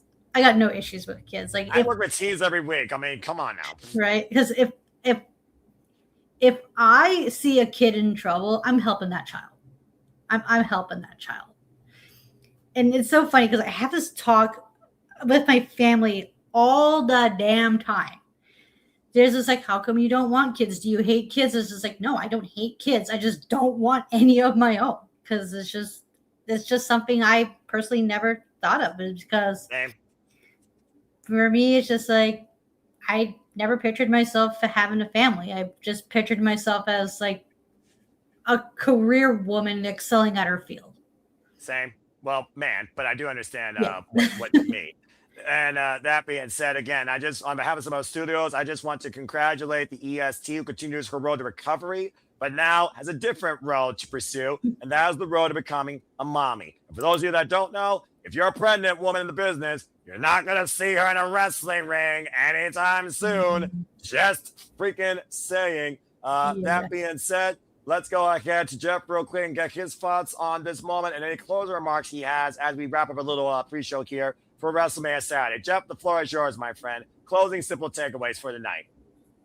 Yeah, I'm sorry if I have to bounce. We're having issues in the house. So just really quick, this is going to sound a little shady. I love that they figured out a way to undersell the importance of the lack of attendance, because they added one more person to the attendance. Whoever wrote that into the script, no, for real. Whoever wrote that in was on their shit today. Okay, just say. And I say this, you will appreciate this. My boy in the next room sent me a stat. going into tonight, WrestleMania had less paid attendance than this year's Wrestle Kingdom. WrestleMania Saturday was underdrawing Wrestle Kingdom. I went, whoa. Yeah, and keep in mind that Wrestle Kingdom was sold out. Oh no! Just 100%. on the basis alone of Hiroshi Tanahashi's retirement. Right. No card was announced whatsoever. Nope. Exactly. And then a surprise ticket sales when Okada was mentioned. I am looking forward to WrestleTix, WrestleOps, all those things, getting the numbers for tonight, just for tonight, and comparing them to January 4th. Because if they actually outdrew Wrestle Kingdom outdrew WrestleMania Saturday, holy fuck. Right? But how do we cover that? Oh, Bianca's having a baby. Ding. That's why Nick Khan's that's why Nick Khan's a great businessman, and that's why for everyone that wants to crap on Pop H's creative, that's fucking brilliant. Anyway. Yeah, I think that was just a little joke, but still, it's funny. Accurate. Continue, Jeff. It may have been a little out of pocket on my end, but I don't think I'm entirely wrong. You know what I mean? No, you're not. Anyway. We even said this on air that the attendance, quite a bit, especially like just in general for pro wrestling, is always embellished. Accurate. Well, valid. Yeah, I love that they had John do it because you're not gonna shit on John Cena's integrity. And generally speaking, no fucking way there was 50,000 people in there. No fucking way. I'm sorry, there wasn't. No way. I wanted to be nice, but yeah. But anyway, yeah. Attendance and baby aside. Behind the camera, you could tell. We didn't hit 50. Yeah, anyway. I think there's a reason why they downscaled the set. Just saying, maybe they should have upscaled it to cover up some of that. I don't know, but anyway. No, you're probably not wrong there. But as far as the rest of the night, since I am going to have to take off here. Yeah, your simple take on Saturday. Yeah, it was so, I'm seeing the comments in the chat. Oh, it was a shit for I enjoyed it. I was Are you not entertained, bro? Are you not entertained? I was entertained, but I was grateful. I was glad I was wrong about the Usos and LA Knight winning. I love that I show speed. If there was ever a more picture perfect, perpendicular to parallel frog splash onto a table, tell me. I'll wait. Nope. He couldn't have that any better if he did it 100 times. So good by speed there. Jacob Fatu and Drew McIntyre was. I saw the thread by Aaron that it was underwhelming compared to the AEW unsanctioned style matches. He's not wrong. Not wrong. But it was still fun. But it was still fun. Yeah, exactly. Again, my girls winning the tag titles, so cool. Becky and AJ was good. It was short. It was a little too short for me, and the finish was Gunther and Seth was good. I personally, for one, am glad that Gunther's WrestleMania losing streak is over.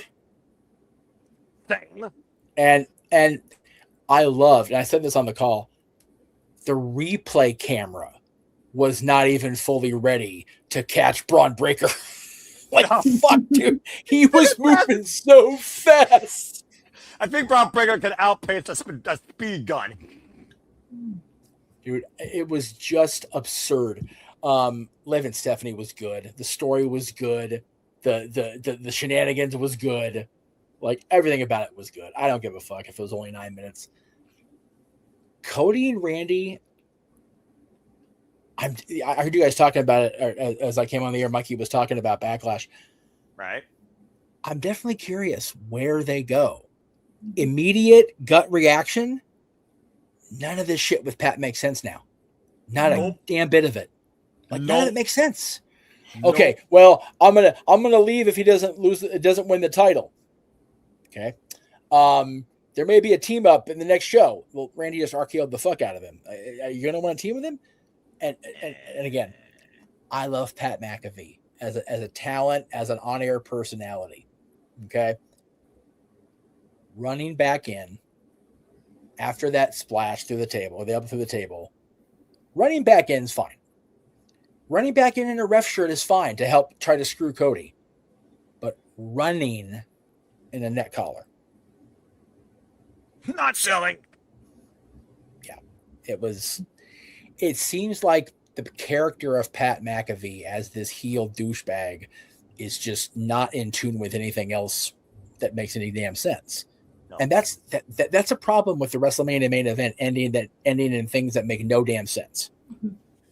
So I see who's in the chat, so I will finish out my statements. I am of the mind that I'm going to regret picking against the grain and picking Punk now. Because I have a feeling that Orton winning made so much sense to me that I picked Punk because of that. I have a feeling the corporate bullshittery is now going to be inflicted on the world title match instead. So we'll see what happens tomorrow, but hopefully I'll be able to come on to Shenanigans with a much stronger voice and a much better signal, because both suck right now. Fair enough. And again, it's also late. So thank you, Jeff, so much for joining us. And I look forward, of course, to spearheading the longest Shenanigans probably in history, as we've already had a record-breaking week and weekend, as WrestleMania, of course, continues tomorrow with WrestleMania 42 Sunday. But I know for now, you just got to get some rest. So we'll bid you find out do good, sir. And we'll see you tomorrow. I will say this. I will give him the intro that I feel I can deservedly give him. This poor bastard and I were up until 4 o'clock Pacific this morning because of those goddamn juggalos and fucking Vince Russo, and he's still here kicking. Ladies and gentlemen, your friend and mine, James Hebert. Also, really cool, dumb things on the internet. Thank you for Real that. quick, before you leave, not only did I call the action with you with the Juggalo show, Jeff, I then got my happy ass up after only 4 hours of sleep to call Effie's Big Gay Brunch. So, James and I haven't talked about this privately, but I'm gonna call an audible. I don't like ICP no more. I like Vince Russo even less. I agree. Okay, I agree. It was, dude. If it's 4 o'clock Pacific in the morning, no juggalos. 7. That's a bad juggalos. Brother, I was on the air at 1:30 the day prior, and then I didn't go to sleep till 7 today this morning. Hey, welcome to my world sometimes. With being No, because you're doing what you love, and we did some shit. No, dude, like I told Ryan, his jokes were getting so out of pocket. His Gene Lint was getting jealous. Like this, it's just fucking just yes. Like my God, dude, you got to watch that back for a pure comedy. If you have the balls to go back and watch that show, especially the main event, Ryan's joke cracking during the Vampiro Vito PCO triple threat match. I've never had to control my bladder with so much difficulty in my entire life. It was like if George Carlin was commentating on a wrestling show. Oh, wow. Yeah, and really. Dude, you guys think that James and I and Noah give no fucks when we're like hepped up on freaking delirium at the end of Shenanigans? No. With Ryan. He was so funny. Dude, I need Ryan in my life to offset the sheer calm and stability of this man, because Ryan is so the opposite goddamn direction. To a degree, yeah. To a degree. All right. All right. I'm out of here for real though. Bye, I brother. love you guys. Bye, I love you both. See you tomorrow. Yes. Bye, Jeff. Yes. God bless you. Right. Bye. James, what do you want to say real quick as we kind of get towards the end of our WrestleMania post show and land our closing thoughts? What's on your mind, bro? I have to talk about this because this is me and this is just my opinion. What? But I seem to not be the only one that, is of this opinion. I thought, other than 2 things, which was a match and a moment, that was Gunther and Rollins, and then I Show Speed's Frog Splash. No, I'm not kidding. I thought this card sucked. Actually, Fatu and McIntyre was okay. But okay. That's it. And I'll tell you why I think that. Both women's matches, all 3 women's matches went way too goddamn short. All the matches went way too goddamn short, quite frankly, for my liking. I think the advertisements got more in the entrances combined than the actual match time of the card. Yep. And that's fucking unacceptable. And, the main event had no business being as long as it was. And I'm a Cody fan. It had no business being as long as it was. I don't understand why we did this.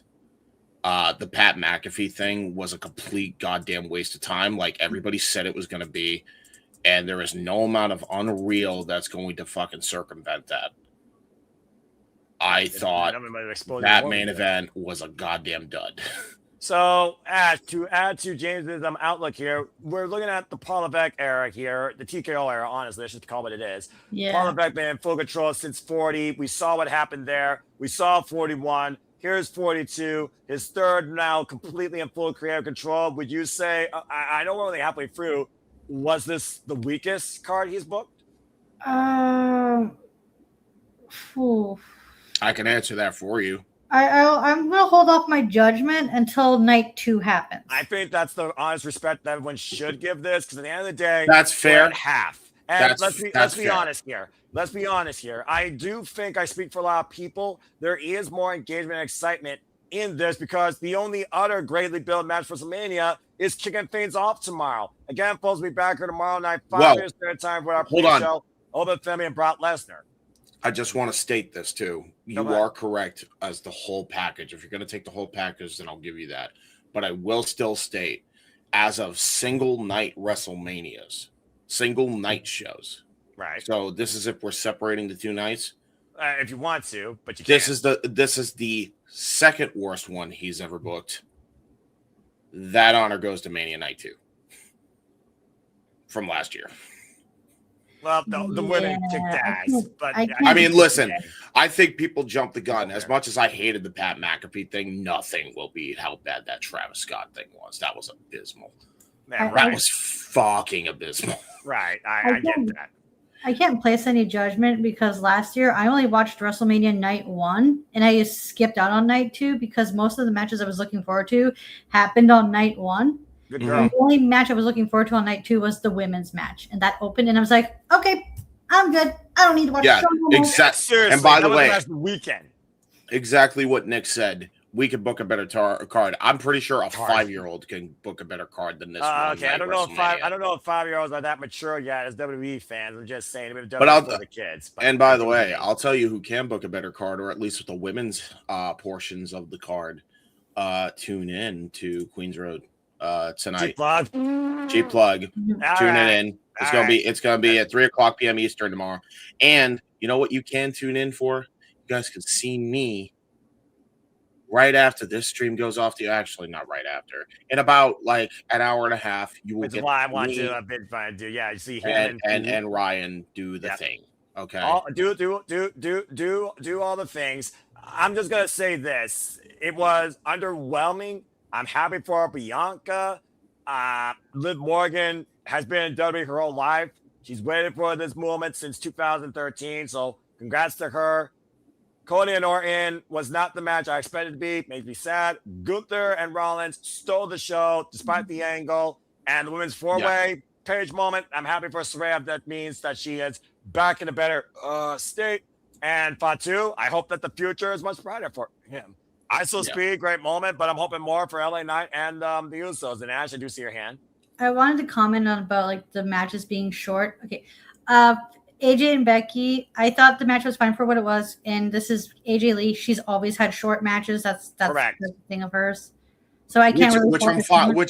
That I understand and I'm fine with. That's why she's the IC title. I wouldn't even be mad at that because men's Intercontinental title from Mania 17. A lot of people forget was short, but it was a very good short match. I mean, WrestleMania 25 impromptu. Rey Mysterio won in 26 seconds, and Nick can also tell you that. Yeah, well. I have no issue with that. It's just I don't like that the whole women's card of this event was so fucking shortchanged. I hated that. Yeah, I will that's say fair. this Go ahead, Ash. about the Vaquer Liv Morgan. I thought like for the 3 women's matches, Bro, that one. okay, no, that was the most egregious part of that. I'm sorry, I don't mean to cut you off fast. That pissed me off the most.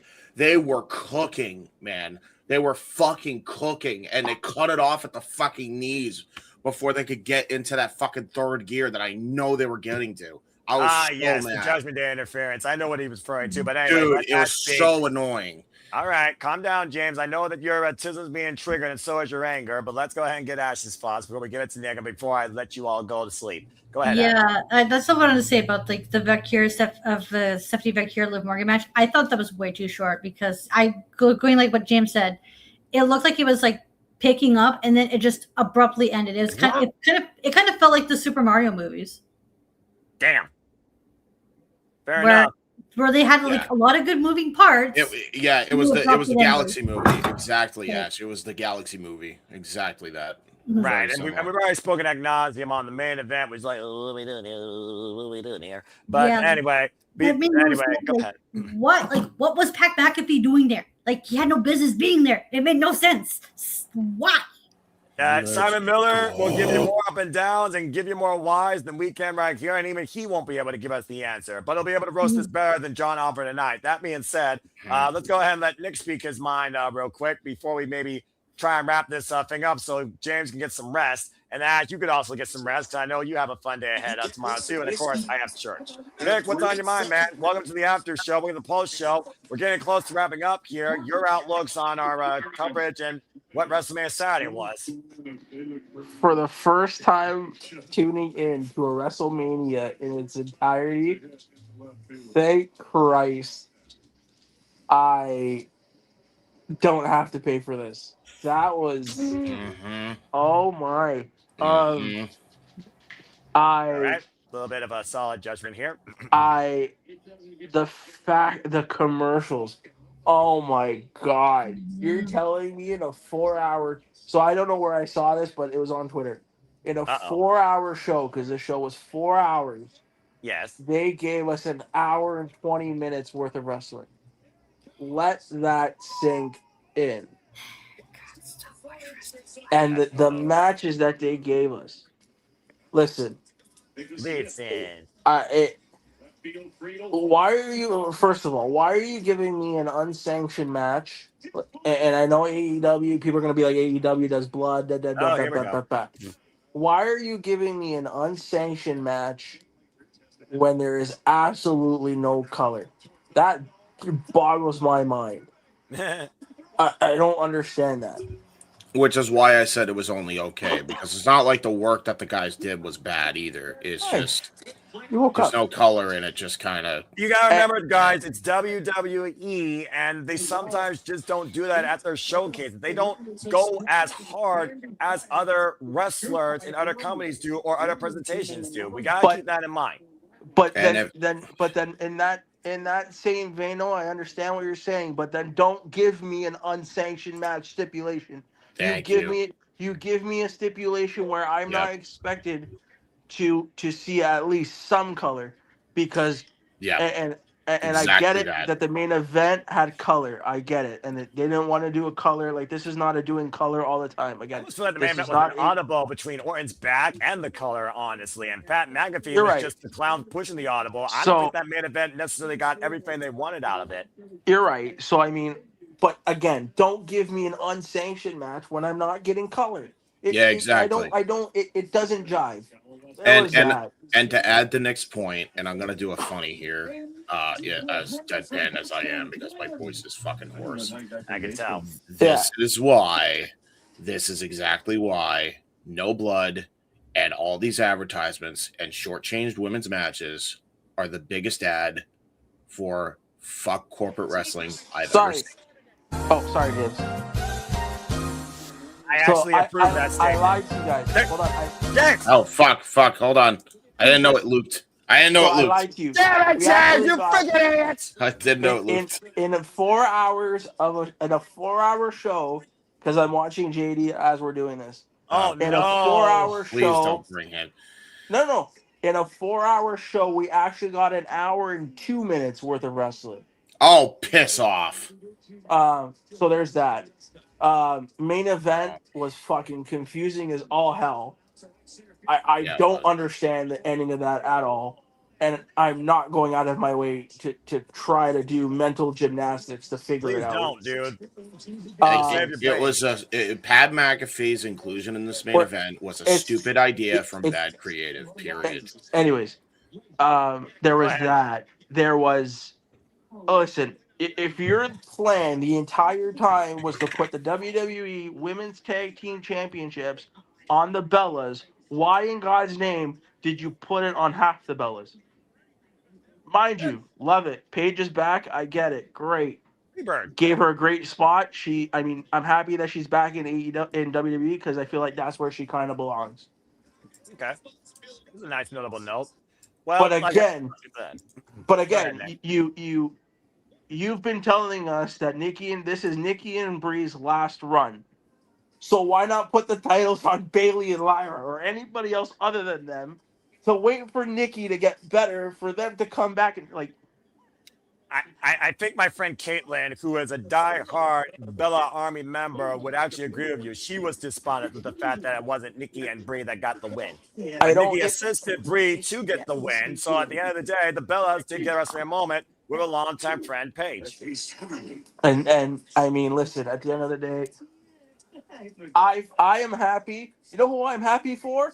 Out of everybody, I'm happy for JJ and Walter that they did not have to pay money to go sit and watch this show because I feel like they'd come on here and they would fucking be pissed. I would have been so mad. Remember when we were all You're right. Remember when the plan was for like you, me, most of us to go to WrestleMania? God, I would have been so pissed seeing this one. Buddy, you would never see me pay those exuberant prices to go sit at WrestleMania. I'm a frugal man, so I don't spend that type of money on things that don't, fit my budget.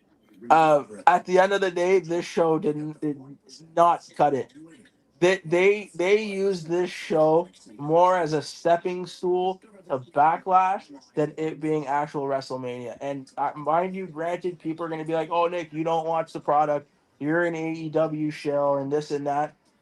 But if you can't be honest with yourself about this show, then I think you have something like you need to, I think, take a break from wrestling if you can't see. Well, no, I don't think that's no, because I don't think that's fair because people are going to always try to look at the positive and everything. Yeah, it's subjective. They're gonna try to find the positive and everything, Nick. That's something you got to remember, and I don't think that's even necessarily a bad trait. I don't. In fact, I think we should encourage that shit because goddamn, there's enough goddamn fucking negativity in this goddamn cesspool. Amen. So if there's one message that I can leave to the 3,000 plus of you fucking watching, thank you, crazy yahoos. It's be more kind and more understanding of people. Not everybody has to be the same. Not everybody has to think the same. Not everybody has to be the same. Not everybody has to be called names. Not everybody has to be, No. Dealing with that shit. It's also one of those things where you look at nobody needs to be talked down to. Put it absolutely right, not. If you enjoyed this show, good on you. If anything, I wish I was you because you enjoyed this show. Yeah, like if you enjoyed this show, good on you. And after this, I'm going to take off because you guys are doing a great job, and I don't want to steal your thunder anymore. Well, we're also going to wrap up here too because I know James got to call a show, and as you know, has some closing remarks. And I'm going to hype up tomorrow, then we'll bid on what I do. But go ahead. Listen, if you like this show, if you like this show, again, to the 3,000 of you that are in here, if you like this show, that's great. I'm happy for you that you like this show. But you can't. If I'm going to the restaurant, if I'm going to a 5-star restaurant and I've given my order and I'm asking for a medium well strip loin steak and that bitch comes to me fucking well done, you bet your ass I'm going to be giving you a 3-star review. That's all I'm trying to say. If you enjoyed it, great. Love it. I hope you did enjoy it. I'll say for me and me personally, whatever happens in night 2, you ain't getting me to tune into Monday Night Raw, right? And that's kind of the gist of it. I didn't. fair. This show didn't do it. And I love you guys. And again, you guys have been. Noah, you have been fucking on the ball, sir. You have been on the ball all night. You continue to do fucking amazing work. Ash, honey, can we go to Winnipeg, Manitoba one day? Nice. James, stop with the sexual innuendos about Zack Sabre Jr. Okay, it's not nice. Yeah, but you were part of that too, Nick. I don't know what you're dare. talking about. You might have to go back and listen. You joined in. Oh, by the way, you might have to go back and listen. I just want to state. I love y'all. I had to bring that up to 3K people. For all intents and purposes, it was a joke. For legal purposes, that is a joke. Okay, what? We don't actually mean that seriously. What are you talking about? With the jokes we told Ash. We don't actually mean that. I thought they were pretty funny, so it's okay. If you guys had a chance to go back and watch the Big Gay Brunch and our commentary on it, it was to die for. We were dying of laughter, and we were having so much Breaking fun. Ash again already. Good grief. Good fun, good vibes. Yes, That's what I the love you smile of guys. the show was. Noah, I will see you tomorrow because we are calling Spark Joshi Pro tomorrow together. Yep. Kai McKenna, Hazuki, Burt Vixen, other names, of course, across Las Vegas, as well as names that open the Joshi circuit will be involved. You're right, and I'm going to lean on you with all the Joshi wrestlers. Love you guys. Story of my life. I'll talk to you guys tomorrow. Okay. All right, Nick. Get some good rest. See you tomorrow night. And of course, folks, stay tuned as James and company will be calling the GCW Clusterfuck here in about 90 minutes or so. And again, to everyone their own, as a professional wrestling fan, I thought that at least a couple of matches delivered my quality as a fan, but everyone has their own outlook and level of experience they hope to engage with as a professional wrestling fan. For me, versus last weekend and other forums, hell, everything else we've covered, this was probably the weakest showcase. I'm hoping that tomorrow picks things up. But again, congratulations to whether or not you agree with the WWE choices. They still are the workers. Support the workers, not the brand. Congratulations to Liv Morgan, Cody Rhodes, Becky Lynch, Gunther, Jacob Fatu, and whether you agree or disagree with it, it is still Brie and Paige and Tetley Nikki, all winners tonight at WrestleMania, as well as the Usos LA Knight. And for those that do follow him, congrats to the ISOSP fan base. We'll be back here tomorrow night, 5 p.m. Eastern Standard Time with our pre-show for Sunday. Headline kickoff with Oba Femi versus Brock Lesnar. As you see, the first two matches will be live on ESPN. Following that, Intercontinental ladder match, 6-way, Penta Simeon versus Dragon Lee versus Javon Evans versus Rey Mysterio versus Rusev versus Jada McDonough. We have Jay versus Rhea for WWE Women's Championship. Sammy versus Tripp for the United States Championship. The Demon Finn Balor returns to take on Dom Mysterio. And in our main event, we will see if CM Punk finally achieves at his dream, being the main event of WrestleMania, defending the World Heavyweight Championship against the Tribal Chief Roman Reigns, who has said, if I don't win, I don't belong here anymore. So we'll see what follows through with Sunday night. But overall, that concludes WrestleMania Sunday. And also, again, congratulations to Bianca Belair, who will soon be the EST and a mommy to a baby, as she announced she was pregnant. That's a very touching moment. To everyone that's there in Las Vegas, drink responsibly, drive responsibly, treat responsibly, and above all else, be better and act responsibly. I know that's an oxymoron when you're in that city, known as Sin City, but nonetheless, all I can do is try and encourage. We're not going to show, we're not going to plug, we're not going to stay here all night long like Richie. Again, if you want to hear more all night long discussion and outlook and stories of all of our coverage, stay tuned for the Shenanigans 2 file that I will be hosting following WrestleMania Sunday, where we will look at the entire outlook of WrestleMania week from in and out of Las Vegas with JJ and Walter's stories. But again, that was WrestleMania Saturday. Tomorrow comes WrestleMania Sunday. So for James, for Ash, for Nick, for everyone here at the Simple Labo Studios, for all of you that engage with us, all 3,290 of you, follow us today at SR Studios 2024 to be continued part of the ride and the conversation of interviews and watch-alongs. We love you all as you make this possible. But until next time, we are on your YouTube feed or your X on your phone screen. Make a positive impact in life. I'm Simon Noah Foster. Have a good night, and I will see you all tomorrow for Spark Joshi Pro Wrestling. And following that, WrestleMania Vegas. Have a good night, folks, and thank you all for tuning in. Night, everyone. Night, everyone. Tune into the clusterfuck tonight. It's literally going to be what the name implies.